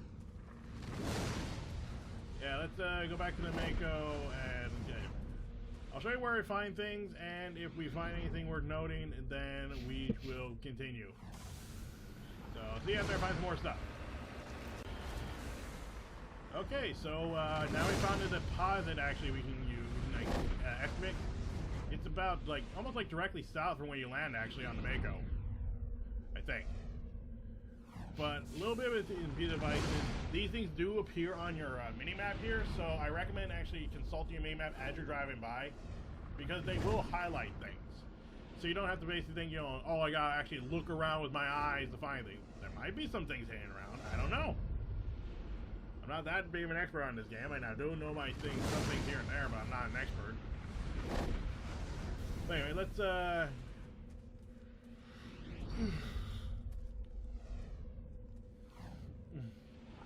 Alright, palladium deposit. Let's survey this.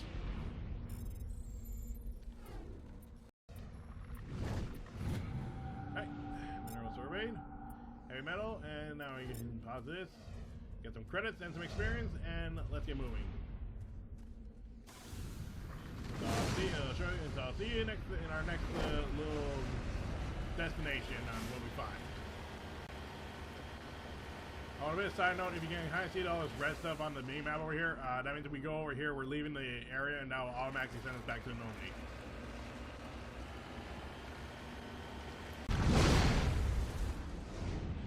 I'm on my way. Okay, we got another deposit here. Polonium. And let's see, that is right over here. A little bit to the southwest, I think, where we land. I might be using where we land at reference point, I don't know. Maybe I'm wrong. But as you can tell, I'll show you on the map, this is where you can probably find it.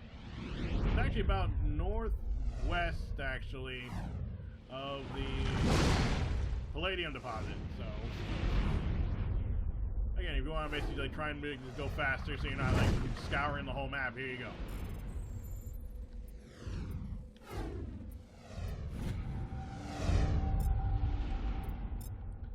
Alright.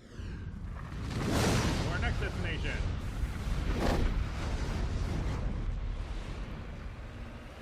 I think now we're pretty much close to that anomaly, or stress beacon, actually stress beacon. Let's go check that out. Frazier's just too bad. Oh, hello!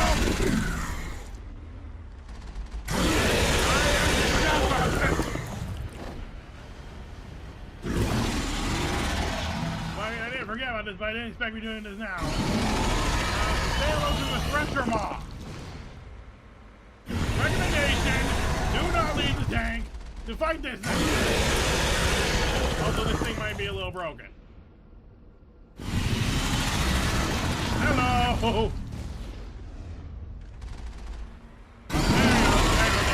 Not stacking.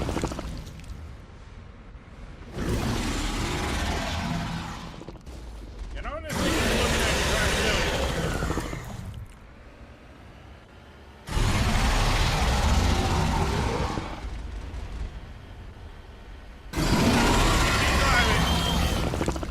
Yeah, again, I think this thing's really bugged right now.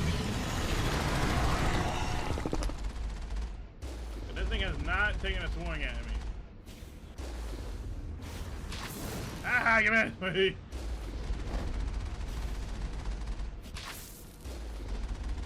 Yes, keep peppering this thing. Okay, that does it. Ooh. Commander.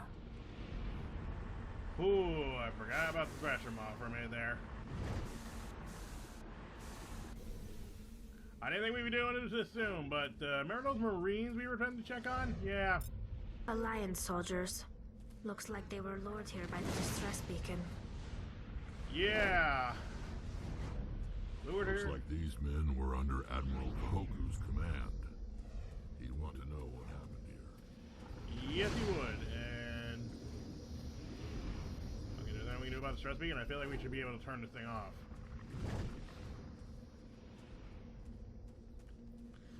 But yeah, that was I mentioned I forgot that they were at the Artemis Tau cluster. Also, if you notice that our tank is a little on the red, can probably be a little hard to see, but our tank actually took damage because the thresher maw spits acid, and that will eat away at your tank. So if you press triangle here, you can actually get a repair. It took 15 Omni Gel to fix the tank, and also you can't move when you're repairing. So keep that in mind. You know, we went from 92 to 77. I feel like it would take more and a lot longer to fix up your tank if you had people with, you know, lower electronics. So again, keep that in mind again when you're doing these missions. Make sure you have people with electronics, and also, like I always say, for every mission have someone with decrypting. Please, for the love of God, bring someone with decrypting, because you will need it.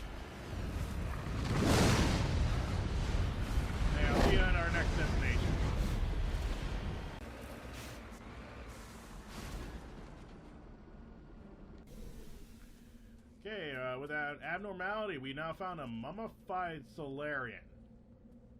I mean, it doesn't really look mummified now, but ugh. That'd be creepy. Let's retrieve that artifact.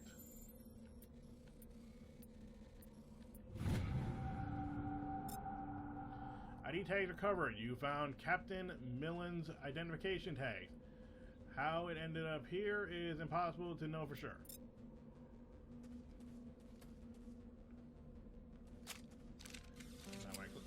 Click that. Oh, I might as well actually really quickly show us in the journal. But as you can see, this actually will give you an idea about how many items you need to find in those whole missions where you find stuff. Like, you know, we got 1 of 7 Prothean artifacts, Legion ID tags, Solarian ID tags. Legion medallions, not ID tags. Asari writing, the actual how many deposits you can find around here. Almost got all the gas ones, that's nice. And then the Turian emblems, you know. Like, they'll actually show you what it is, and, you know, clear with the whole missing marine things, we actually gotta go talk to Admiral Kahoku.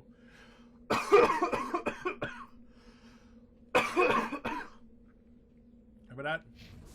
That means we have to go back to the Citadel, but I'm gonna wait until we got a little bit more reason to go there than just deliver bad news about dead marines.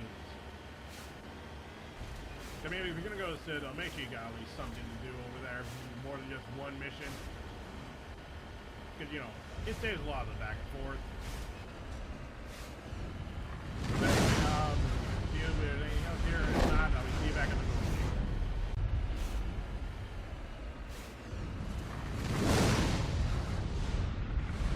I'm on my way.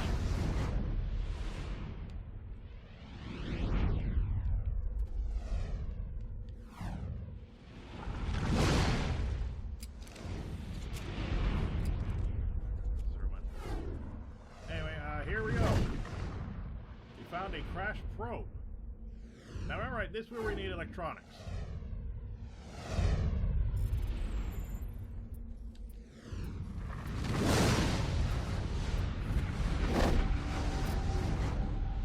Yeah, these things recoil damage and everything.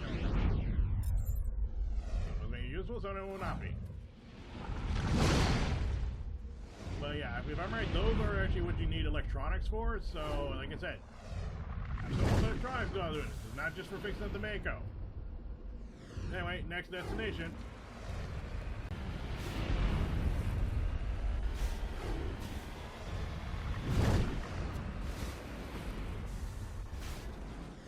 Damn it.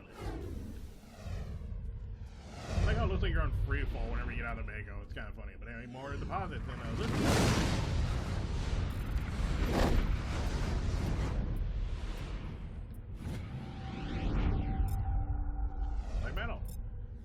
Also, just want to clarify, I think you don't have to worry about failing those. You can just do them as many times as you want, I think. So there's no actual penalty for failing those. Anyway, that's done. One more start, one more quick sweep, and then we'll be back at the normal. Okay, so now we're back in the Normandy. I'm thinking about doing a quick little once around, real quick. And see if the crew has anything to say, and if not, then we'll go on to the galaxy map. Yeah, I now remember. Yeah, sorry, I had to take a minute here. Yeah, we do have to talk to Kahoku at the Citadel. We can't just simply just message him and just do that, even though I think we should just message him, and we save us some time, but nope, we gotta go talk to him. Okay, I'll give you a quick once around the ship, and then we'll see, basically, if the crew has anything else to say. Because again, I think they do wind up saying something differently on some occasions. If you do stuff like this, I'm not 100% sure. We'll see. Shepard? Rex? Okay, and now we're back. So, yeah, it's basically after I do a little check around. Yeah, the squad will have nothing new to say, so it's, I guess pretty much, yeah, it does solidify that it's mostly just main story missions that usually will result in the squad having something new to say. So let's get moving and get the rest of this taken care of now. Alright, so now let's get out of here. And let me just see.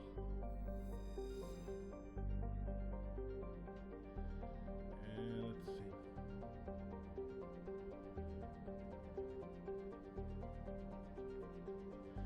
double checking here. Let's see.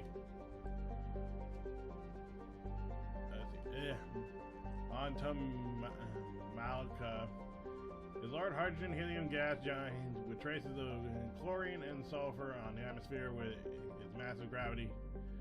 Well, tugs many asteroids from the outer belt inward, passing the orbit of Altaia.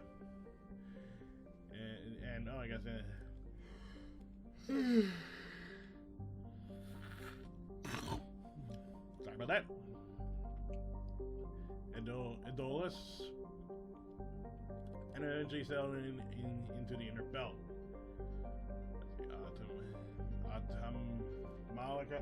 Malika orbit is congested with hundreds of the captured moons. Most last only a few thousand years before being ejected, dragged down into the atmosphere, or ripped apart by tidal forces and adding to the gas giant's immense rings. Attempting to navigate this chaotic environment is hazardous at best. Ships without military-grade kinetic barriers are likely to suffer cataclysmic impact. Orbit period is 39.1 Earth years. Radius is 72,492 kilometers. Day length is 17.7 Earth hours. Pretty strong gravitational pull when you think about how it affects how the solar system kind of looks, you know, the outer ring, the inner ring, and all that.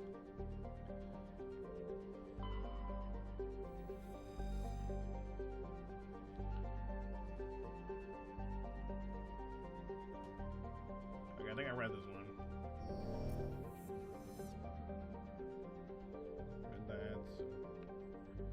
Tried that, but I didn't. Yeah, asteroid codes, I come back here and yeah, they won't let me take nothing. Let's see. I don't think I checked the belt yet. Let me just go quick ones over.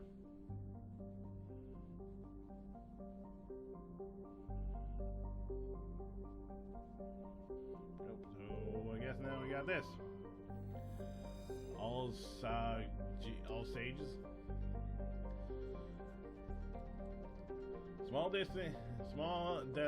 Distant outsage is a small terrestrial with a trace of atmosphere of methane and argon.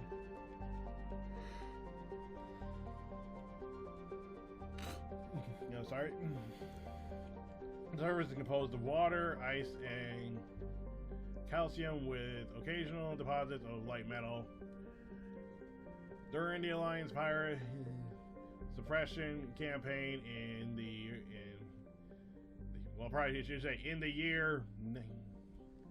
2160s, or I guess in the 2160s. Never mind, I guess. Because that would be correct pronunciation. In the 2160s,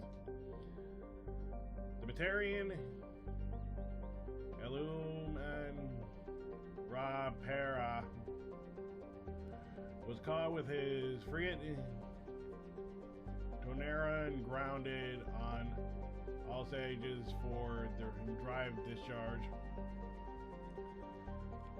When challenged by the cruiser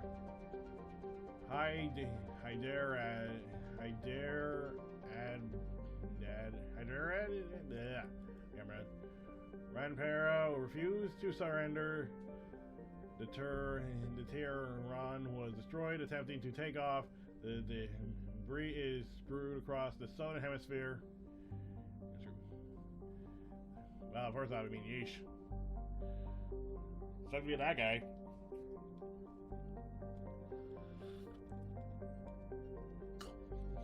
And puncture all the yawning.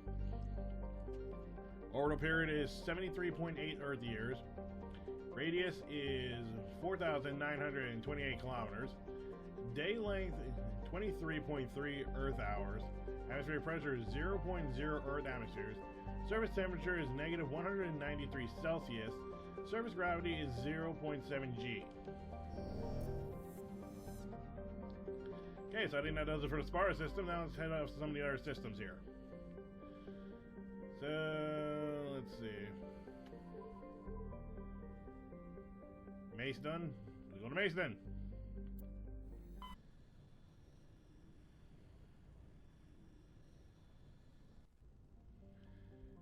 And also, just be fair and clarification, if I have already read some of these planets, then I will be editing it out. If I've read them before, that is. Or maybe when I'm skimming the belt, now I think about it. Oop. There you are. Metallic asteroid. Let's see what we get. Light metal. Nice. So let's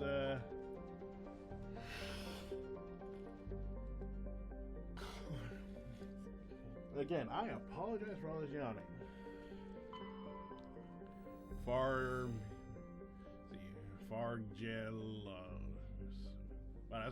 Wow, that is short. Fargelus. I know. Is a standard hydrogen helium gas giant with an abundance of airborne hydrocarbons. Orbit period is 111.7 Earth years. Radius is 4,394 kilometers. Day length is 19.1 Earth hours. Kind of crazy after all that reading I've been doing.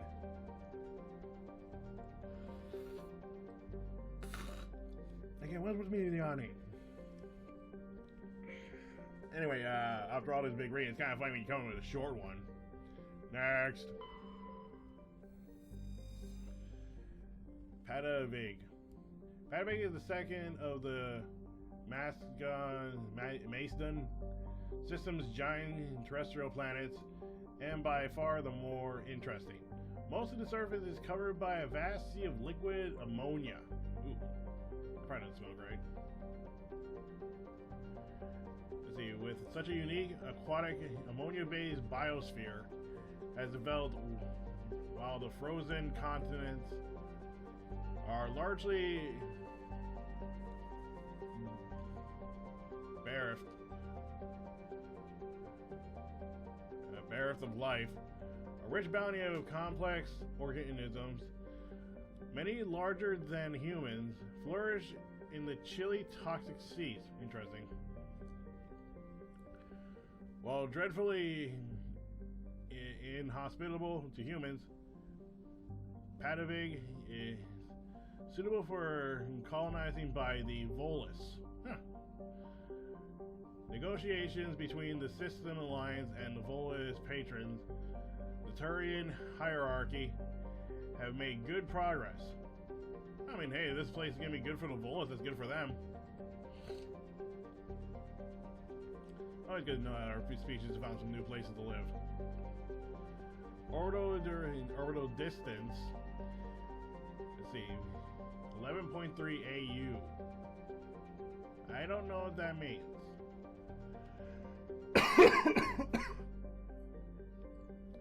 Orbital period, 69.8 Earth years. I know someone's gonna get a giggle out of that. Radius, 10,529 kilometers. Day length, 30.4 Earth hours. Atmospheric pressure is 22.4 Earth atmospheres. Surface temperature is negative 130 Celsius. And surface gravity is 1.6 G.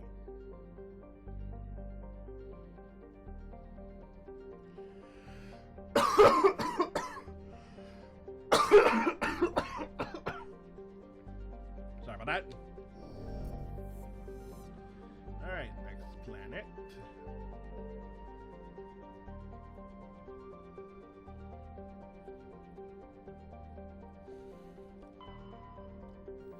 Let's see. Portland. Portland is an enormous terrestrial planet, half again the size of Earth. Despite its thick atmosphere, the weak output of the red dwarf Macedon, leaves its surface a bit biting cold. The crust is mainly composed of silica, but significant deposits of iron and other industrial metals are present. These lodes may prove rich enough to be profitable mining deposits. Despite the heavy gravity. Orbit period is 21.0 Earth years. Radius is 9,749 kilometers. Day length is 45.4 Earth hours. Atmospheric pressure is 1.4 Earth atmospheres. Surface temperature is negative 197 Celsius. Surface gravity is 1.5 G. And finally, the last one. Sharjila.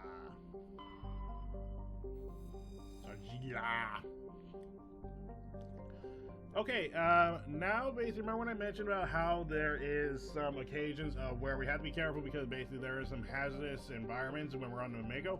Well, there's your example of one here in Sharjila. That was the reason why it made me think of Godzilla for some reason. Godzilla! I would have bet $5 somewhere is gonna, if there was any point in the future. I bet someone's gonna find some way to name a planet Godzilla. I would not doubt it in the slightest, if it has not been named already. Sharjila has a very dense atmosphere of ammonia and oxygen. Its temperate surface is mainly composed of alumina, with deposits of sulfur and common buoys. Oh, combuoys. Work with me, brain. Combuoys in the system have recently logged a number of unregistered vessels operating nearby. Ooh, slow down. Sharjila has extremely. Come on, work with me. There we go. Extensive silicon-based oxygen breathing ecology. Heavily populated areas are covered with fine silicon dioxide dust, the respiratory byproduct of the world's higher animal forms. High-speed surface winds often laden with abrasive silica dust present a hazard. In the areas where the wind deposits a great deal of silica, footing can be treacherous. EVAs are discouraged. Orbital period is 1.0 Earth years. Radius is 5,693 kilometers. Day length is 40.6 Earth hours. Atmospheric pressure is 39.16 Earth atmospheres. Surface temperature is 25 Celsius. Let's see, surface gravity is 0.9 G. And since this is the planet we can land on, we're going to be landing here.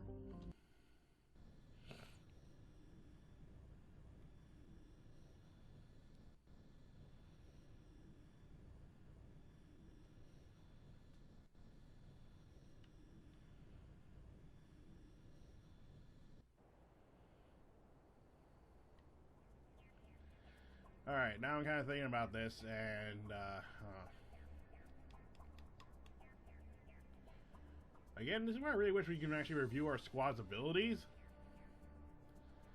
Because I'm kind of gapping on what I have for squad points right now. I know Garrus doesn't have anything in electronics right now. Can't remember if Caden had any.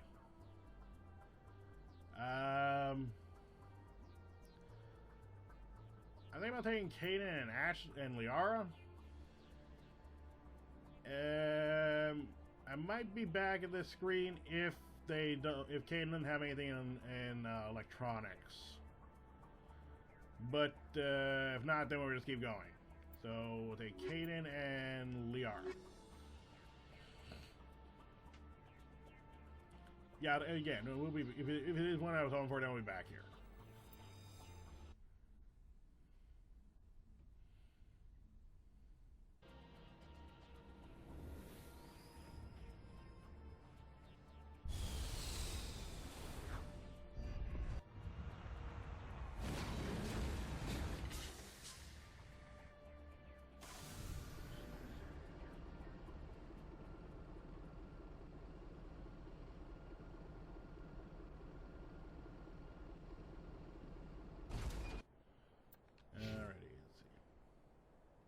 Okay, so getting another electrons. Good, good.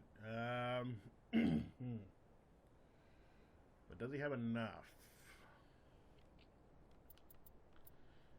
We were doing no final first aid and medicine, so I mean, let's see. What about Liara? Yeah, she has some electronics.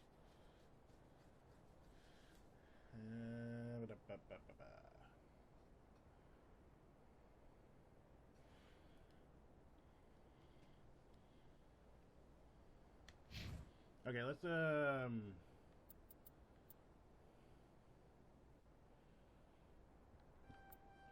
a little bit more here, just in case, and just put a little more in Liara, because at least again with her with more squads with electronics, then you know these are gonna be good. These characters will be good for Mako missions. I think Liara's got a good spread on her abilities right now, to a degree, so I think we're fine. You know, 8 points for me, obviously, so I think we should be good. Alright. So, yeah, as you can see, we have level 1 hazard. So, let me show you how when we get out. Heading out. See there, we got that little bar filling up. This will be bad for us if that gets full. But you can see, when we're in the Mako, we're perfectly fine. So basically just saying, this is where you might want to not, you know, constantly get out of the Mako, you know, be out of the Mako for too long. So let's see what we got for a map. Stronghold. So yeah, that's what I figured. This is basically probably where we're going to find Sari's sister. We can go rescue her, and then we got like debris and weird anomaly. Like before, I am going to go buzz around to different locations and, you know, see what I can find, other than those main locations, and then after that, we'll head right to the stronghold. But I'll be sure to show you where I find. Cover me. Okay, so right now, basically, if you take it south and go a bit to the east, well, pretty much on this mountain right here, right over here, you'll be able to find a deposit here. So let's get that taken care of. Magnesium, okay.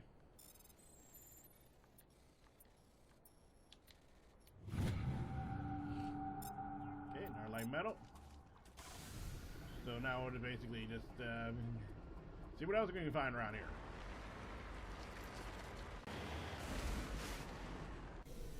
Okay, well, we came across that the debris and found a crashed probe. Okay, let's try and get to that bypass.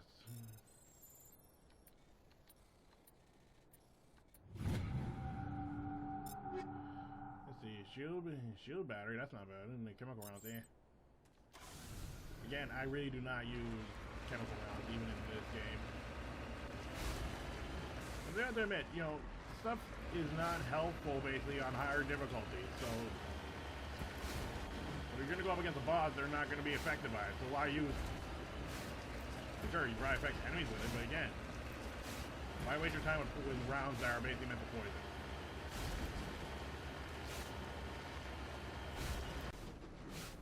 Okay, so now just north of that anomaly that I mentioned, we can Over find there. What is it we're shooting at? I guess that's the stronghold, but there's no reason to be shooting that.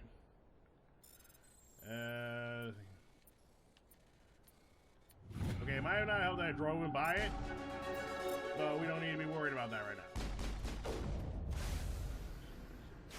Did I really just hear a sniper rifle come off of the Liara that she was trying to snipe with it? I was not meant to use a sniper rifle, because she is not trained in it. She is an adept. I mean, she is only good with Negative contact, Shepard.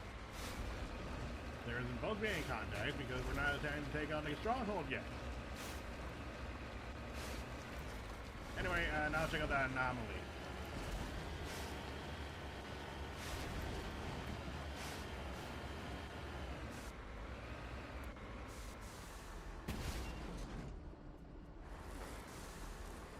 And how many people can say they can stick that landing?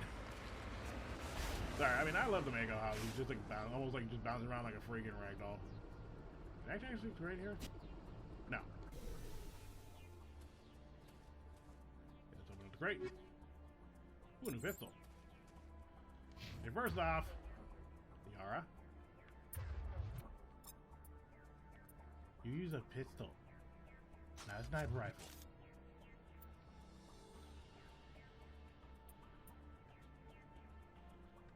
Ain't no better than mine, no better than mine. But it's better than yours. So there. Wait. Oh yeah, I guess we did level up, yeah. Yeah, gapped on that. And there we go, now my shotgun can be more deadly. And let's just bounce that out. Liara. So you can base take out shields. Why not? Let's check out that anomaly. Here. And let's see what we find. An Asari capsule. Let's grab that artifact then.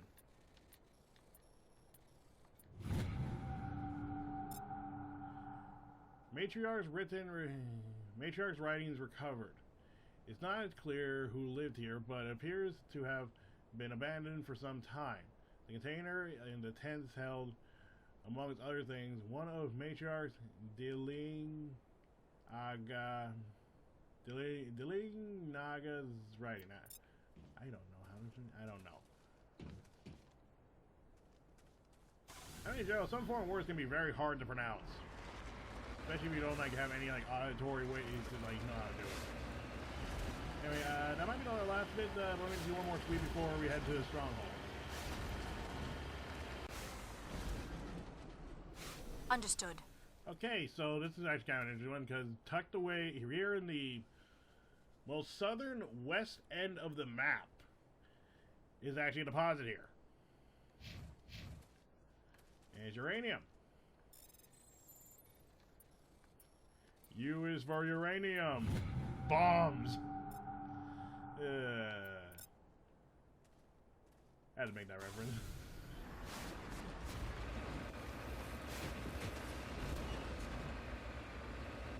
Alright, so I think that's about everything. Now we see you over at the stronghold. Alright, now we're approaching the stronghold. Let's do this. So, little heads up, you saw that red light real quickly, that means they have snipers. Make sure you're careful with them even when you're in the Mako. There we go. Yep.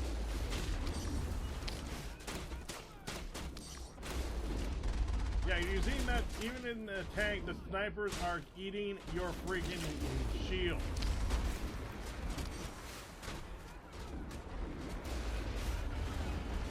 So, basically, you need to, like, what I'm doing is just rush the heck out of this place. Hold the line! Hull compromise. Ooh, yeah, that's not good. Under fire. Taking hits.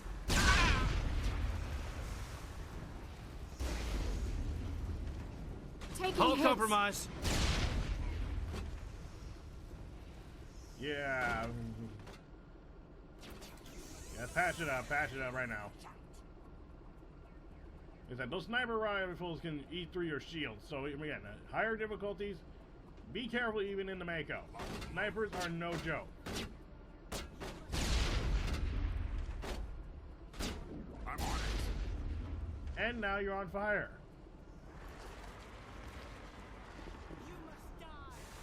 No, you must take Under some fire. tank round to your face. Okay, you can take a tank round. If I can just aim it. Under fire. You get a tank round. You get a tank round. And you get a tank round. Alright, let's park this and park our Mego at the front door. Let it recharge its shields, cause good God, they ate our shields up. Let's head inside and take care of those pirates. Also, we don't have to worry about the hazardous environment when we go inside. This is like a like sterile environment, so we're safe. See if we can we can take off our helmets. And no reason to hold back. We're going to be taking our guns. And the R, I swear to God, I see. But maybe just in case, maybe we can talk this out. Who knows? Take cover! Go! Nope, we're not talking. You watch out! Go, go, go! That works. I wasn't aiming for that.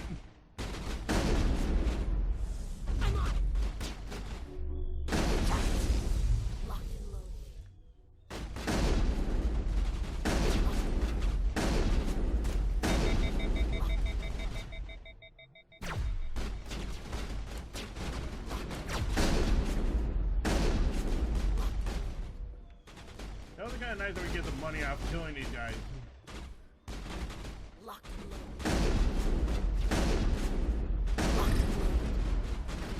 Oh boy. I'm on. Go, go. He can hold on to this.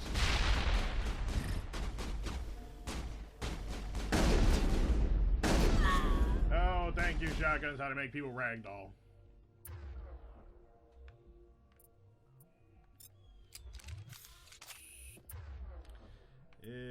Let's try this one. No. No. Yes. Try a marksman. Go, go, go! And then we have faster rate of fire on a pistol. Enemy is everywhere! Pretty much shot him in the leg, but he's probably fine. Let's see.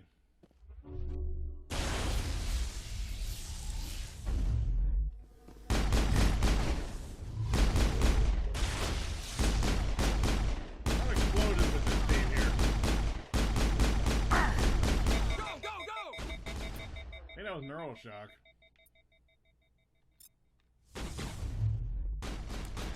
And I with that. You must die. No, I must live, and you must die. You must die. No, no, no, no. You must die. Oh no, no, no, no, no, no, no. No, to you, person who is a sniper. You must die. You must die. Yeah, you can die too, because I get annoyed hearing you constantly say that. You know, I'm a reticle right here. Jeez, finally.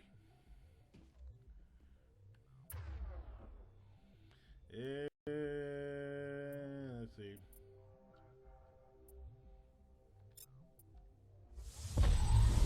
Go, go, go! Nope. And we'll try doing a overload.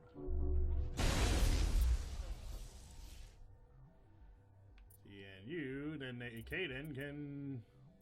What? No. Neural shotgun. They didn't know a neural shotgun was falling out. I mean, I guess when you think about this, it's a nervous system, so yeah, it makes sense. Big mistake is your knee. You leave your knee exposed. And now you're dead.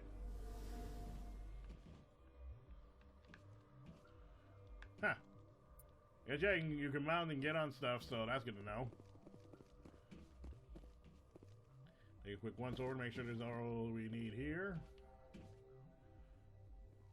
There's only one more pirate, but I have a strange feeling it's going to be interesting. Oh, fuel tank. That'll be fun.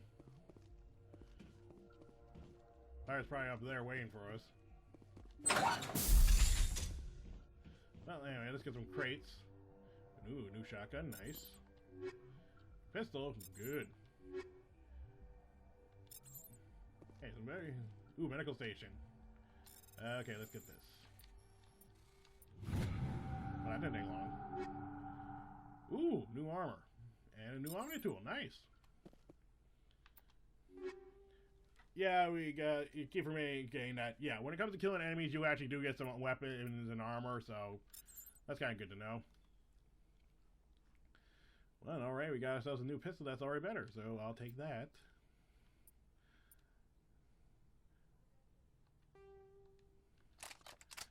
And about a shotgun. Ooh, the katana. Oh, baby. Yeah, that's a good shotgun.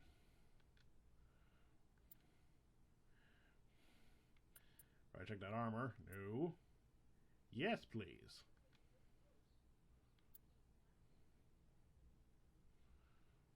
Nice.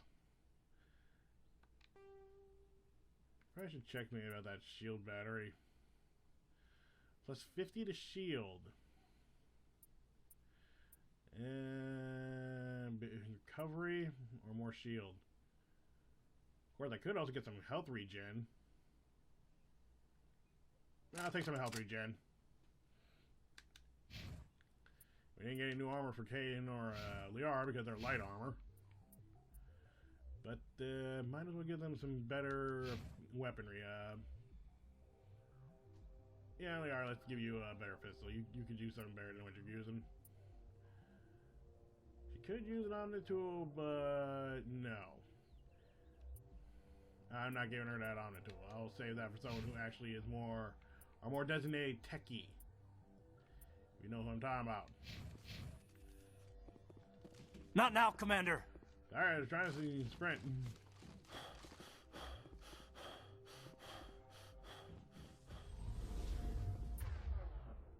Oh good, I got through the second layer of shielding. Nice. Alrighty.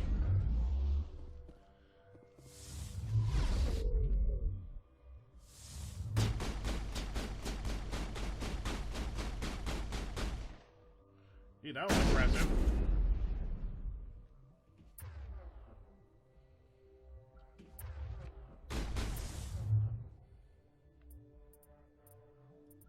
Come on.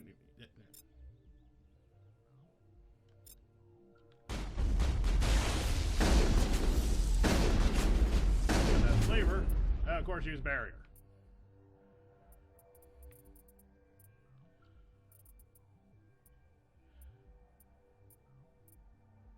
But I wonder, does barrier get affected by an overload? Because she did replenish some of her shields right there.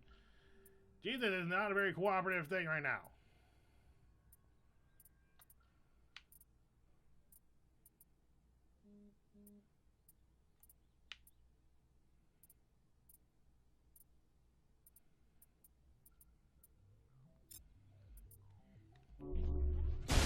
Soft kill deployed.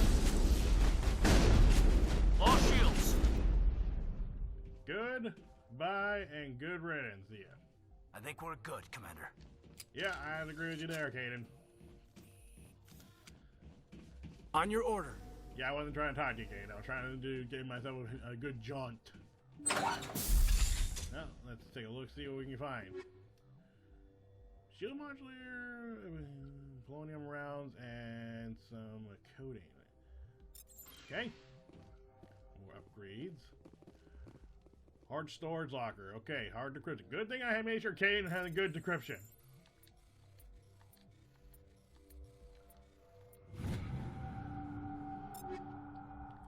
Ooh, another shotgun. And some more in a scanner. Nice. Before I activate this, let's get that wall safe. And done. Proton rounds and cryo. Let's see about that desk here. You discover evidence that the Asari leading the slavers and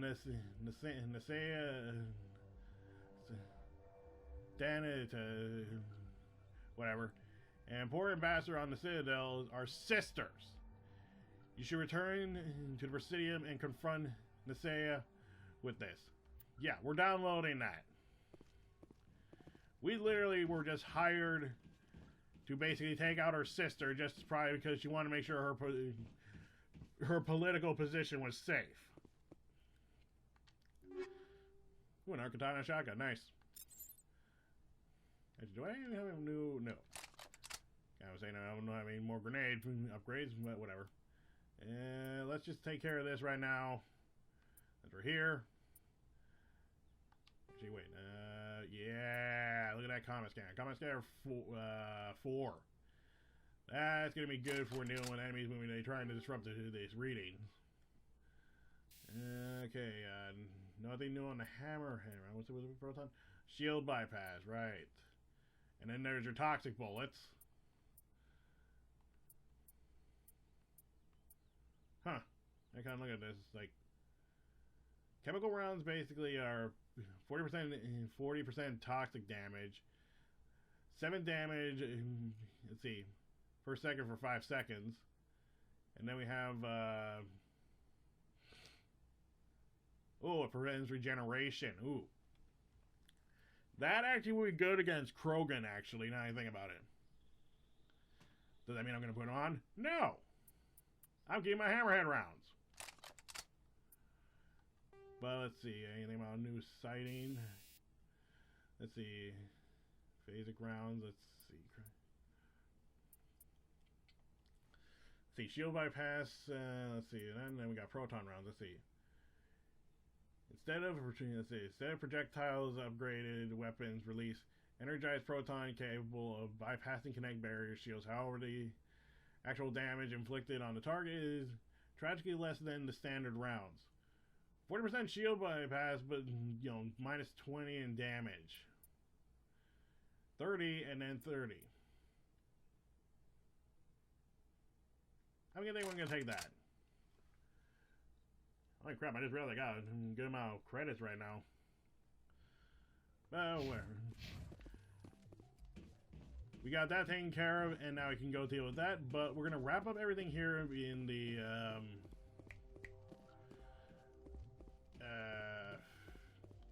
Artemis Tau cluster. Ooh, incendiary rounds. Who doesn't love good old fire rounds? But anyway, yeah, also, remember right, fire rounds I think are also good against Krogans because that also kind of is like damage over time, so that probably hurts their regen. I don't remember, but we'll take care of Artemis Tau first, then we'll go back to the Citadel, deal with Nisea, or Nisana, whatever the lady's name is. Deal with everything here in the Artemis Tau, and then we'll go back to the Citadel, take care of her, and then we'll just wrap it up. And there's my Mako, right where I left her. Well, since now we're done here, I guess we'll head back and get on the Normandy. That was everything there.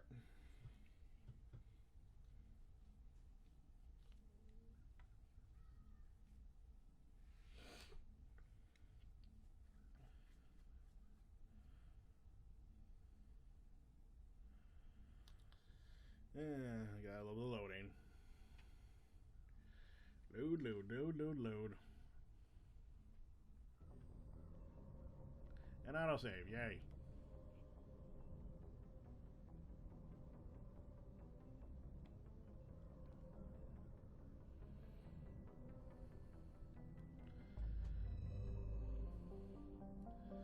So alright, now let's leave here. Check all the plants here, and just gotta go quick once around the ring, just again if I did have or have not done it yet.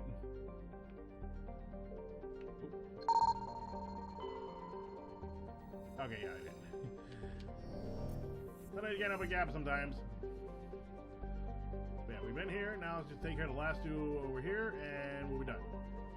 Okay, yeah, now I know you remember. Yeah, I have been through these, but I'm pretty sure I haven't actually did the landing missions on them, like the ground missions on some of the planets.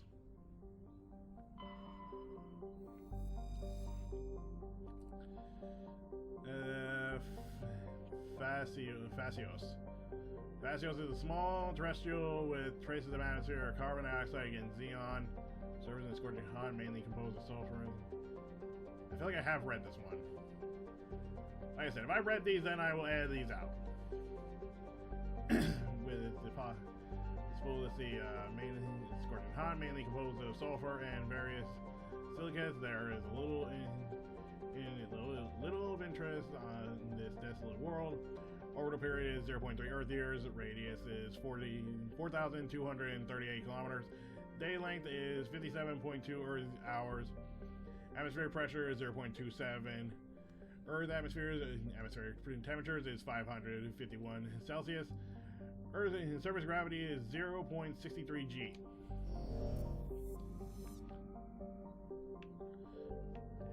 Scan. Yeah, I haven't been through here because obviously I found this asteroid already. There, yeah, okay, yeah. This is where we found Liara. So I definitely probably have read these. Okay, yeah, I definitely read this one, I'm pretty sure, because I remember seeing something about the thing with Krypton. And if I didn't, then you better be ready, because there's going to be learning! Artemis, let's see. Agile has been developed. Artemis, let's see. Artemis is a hydrogen helium gas giant. Artemis has been developed fully featured for Mars. Stop over ships and hauling. Yeah. That. Let me just give one more quick check on some of these other ones. Zacron. I think I read this one yet. Zacron is a terrestrial planet with a nitrogen methane atmosphere, contains traces amounts of hydrocarbon. Its frigid surface is mainly composed of water, ice, and hydrocarbon slush. Most of the surface is not solid enough to support a landing ship. If approached, it is necessary to use. Okay, never mind. I did read that one. We got Therum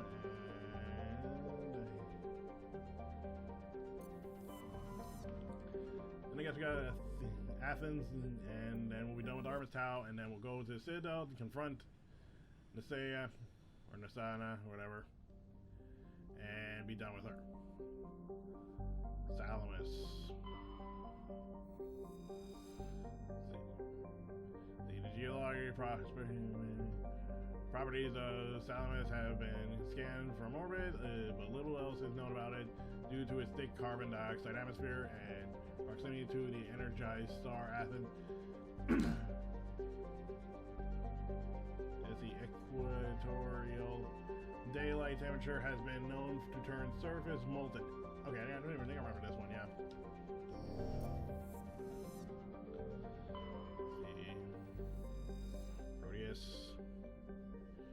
See, like the Hanar home where Proteus was more than 9% oceanic cover, the incredible heat it throws off the Athens, raising global humidity to 100%, creating constant cloud cover. However, coastal typhoons rage across the surface year-round.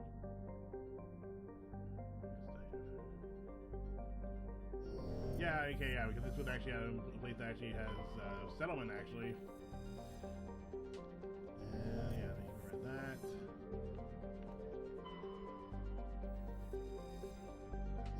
Yeah, we read that, so wait. Okay, so I guess we're done with Artemis Tau. We'll go and then, like I said, we'll head back to the Citadel, confront what's in. And pretty much after that, we'll be going to basically, again, all these other places and taking care of the side quests and, like, other situations there. And also, we got a report about those dead soldiers, too, to Kahoku. So, we'll go take care of that, too. So, we'll go back to the Citadel, report those two problems dealt with. And then we'll just basically go from there. And whoosh. Okay.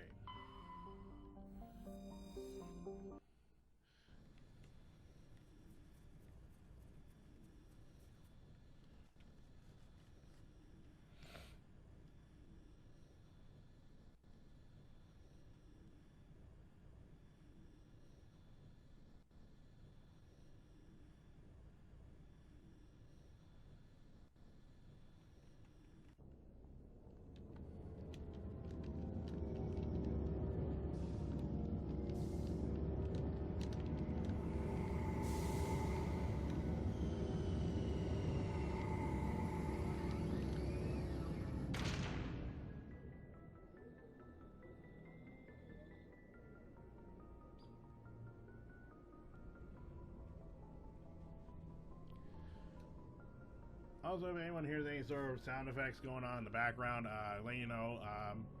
I have a window open, you know.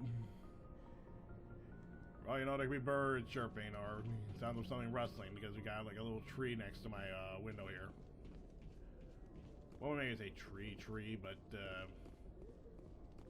we have like this tree in our backyard that basically produces a lot of seeds and they cause a lot of little trees to sprout up. It's really annoying. But we'll head over here and take care of all that. May give the Citadel a quick once-over just in case before we leave and end this video here. But if that is everything, then we shall call it a day. Okay, well, we haven't had Ashley here, so take Ash and Garrus.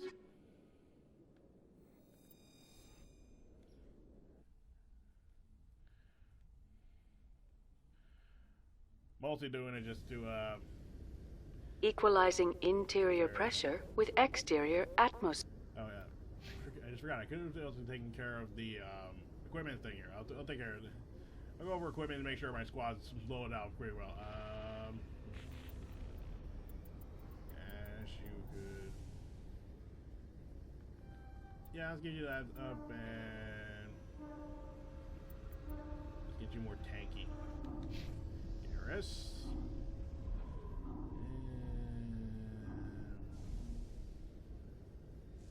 And now that you can complain about how I got you set up.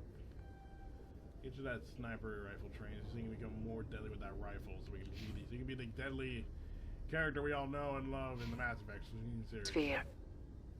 Alright, so try taking that equipment real quick. Give Garrus the tsunami. And yeah, give her the tsunami. For anything, make sure Garrus gets Naginata for Garrus. And Ashton, she can use all this stuff. Yeah, we'll give her a hammer. Give her a better pistol. Not give her the katana. Maybe not the hurricane either. One sec. I'll be taking that. Thank you. I guess with that now you can have a hurricane. You got that taken care of. Let's see about new armor since we got some new heavy armor. Here is the duelist.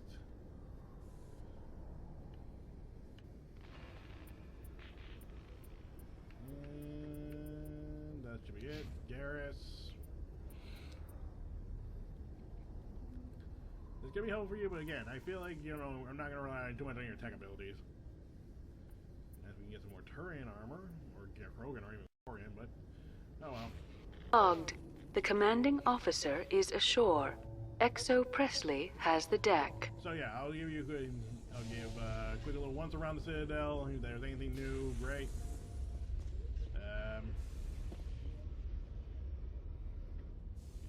Actually wondering. I kind of wonder if there might be responses if we come with certain characters to certain things. Yeah, screw it.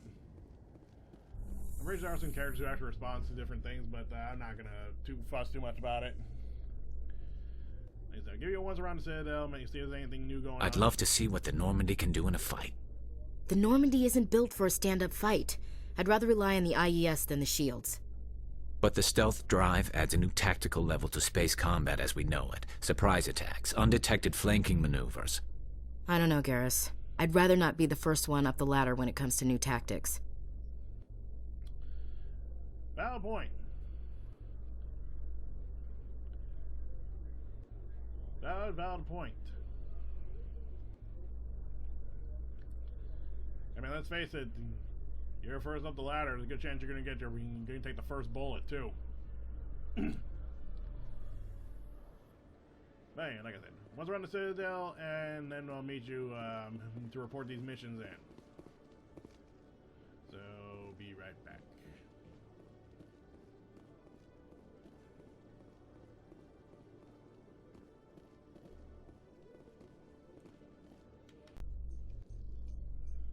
Reporter Kalisa Al-Jilani recently attempted to land an interview with Commander Shepard, the first human Spectre. Commander Shepard answered difficult questions, demonstrating that under that military uniform is a keen diplomatic mind. We'll have exclusive footage later today. Well, at least that went well.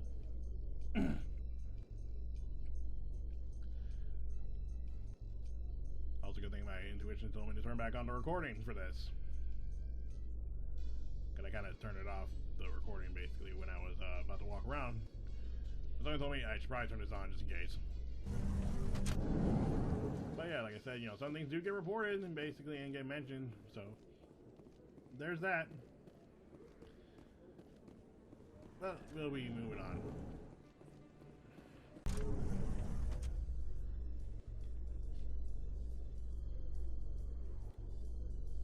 Do you feel that your training in the human military prepared you well for your duties, Gunnery Chief? Trying to take down a rogue Spectre and his army of synthetics? No, they didn't cover this in basic. Be terrifying if they did. That's a little too thorough.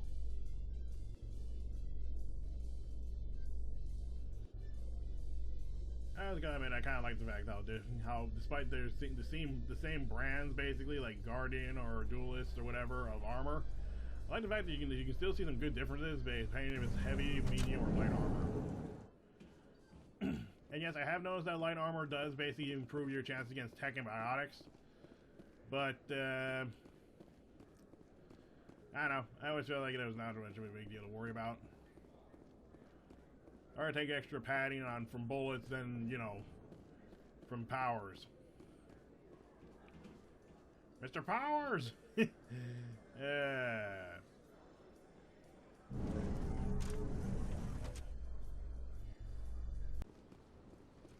Yes, Shepard?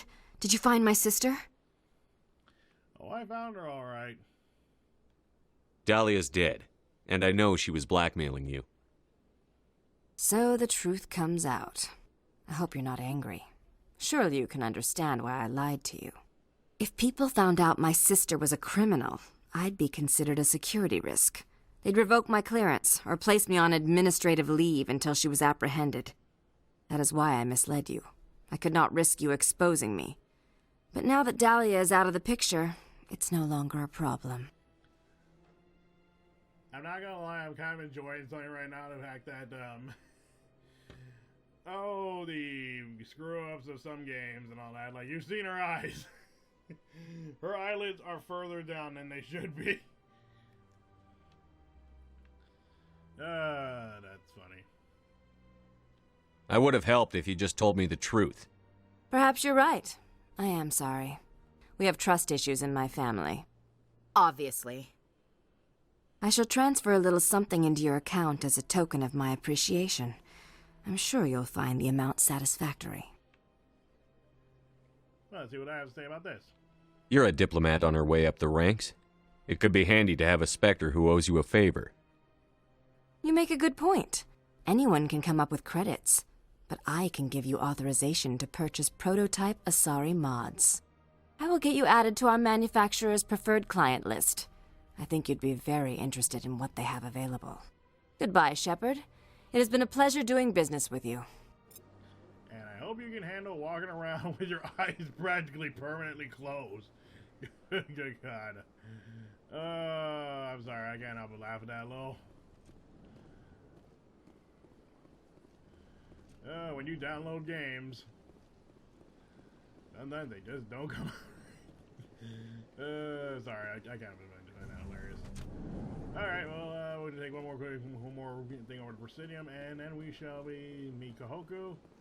I'll meet you outside Normandy, and we should be done for this episode.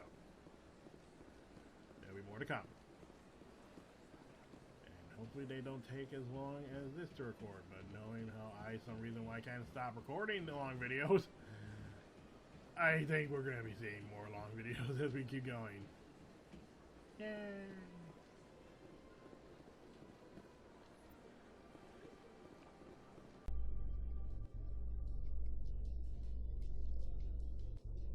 I'm surprised to see you on the front lines, Chief Williams. Most women I've observed in your alliance military serve in support roles.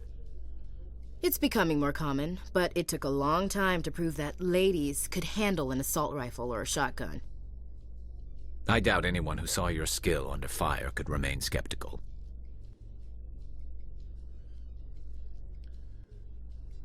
At least they're showing these two are showing mutual respect. I mean, Garrett's at least saying she received. Very clear, Garrett respects her for her skills with a rifle.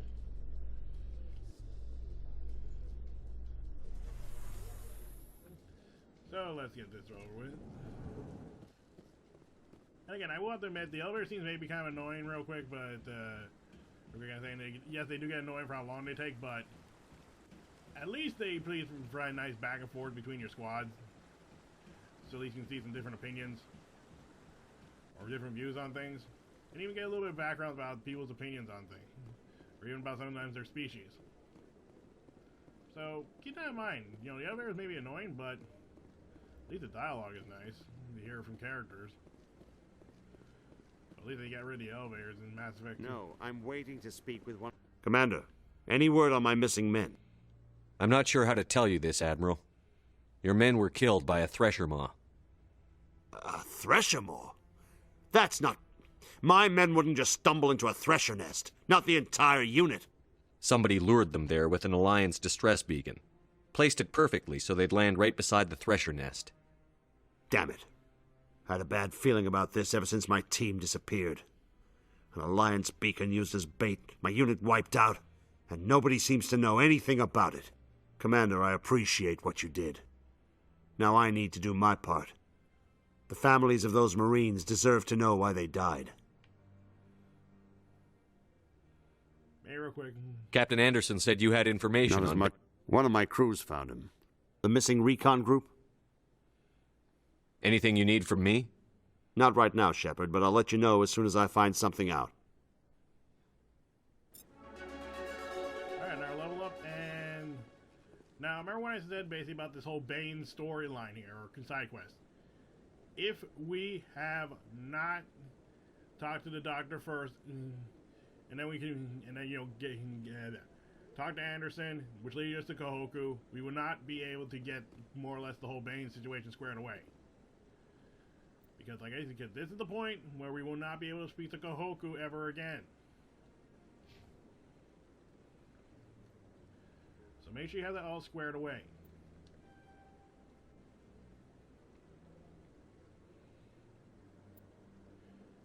Oh yeah, better accuracy with a shotgun? Who could say no to that? Alright, let's see, now let's see. Beefy.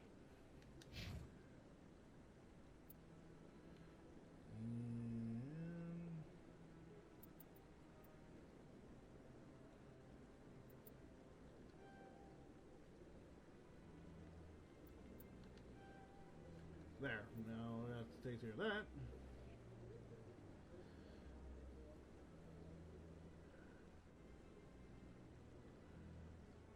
Or tactical armor, we get to pick, you know, wear light armor.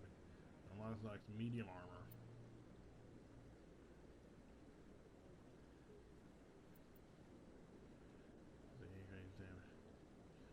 Yeah, with sniper rifle. Again, lady is saying again, you know, Garrus is still basically again the guy you want with the sniper training. Don't give it to Ashley or anyone else. Again, Ashley can do sniper training, right?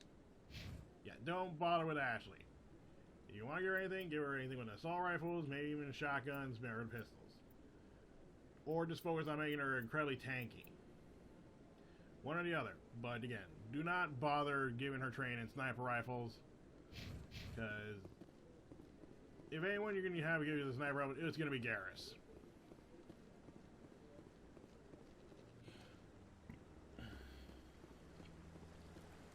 Anywho, that's it. So I'll meet you at the Normandy, and we shall.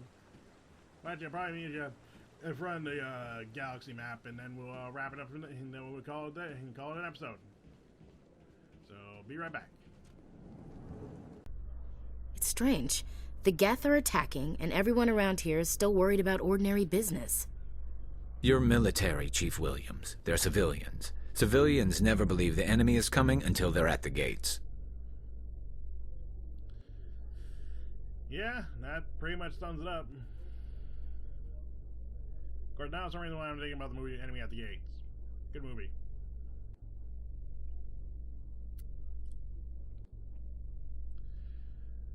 Yeah, military has more things to worry about than what a civilian has to worry about.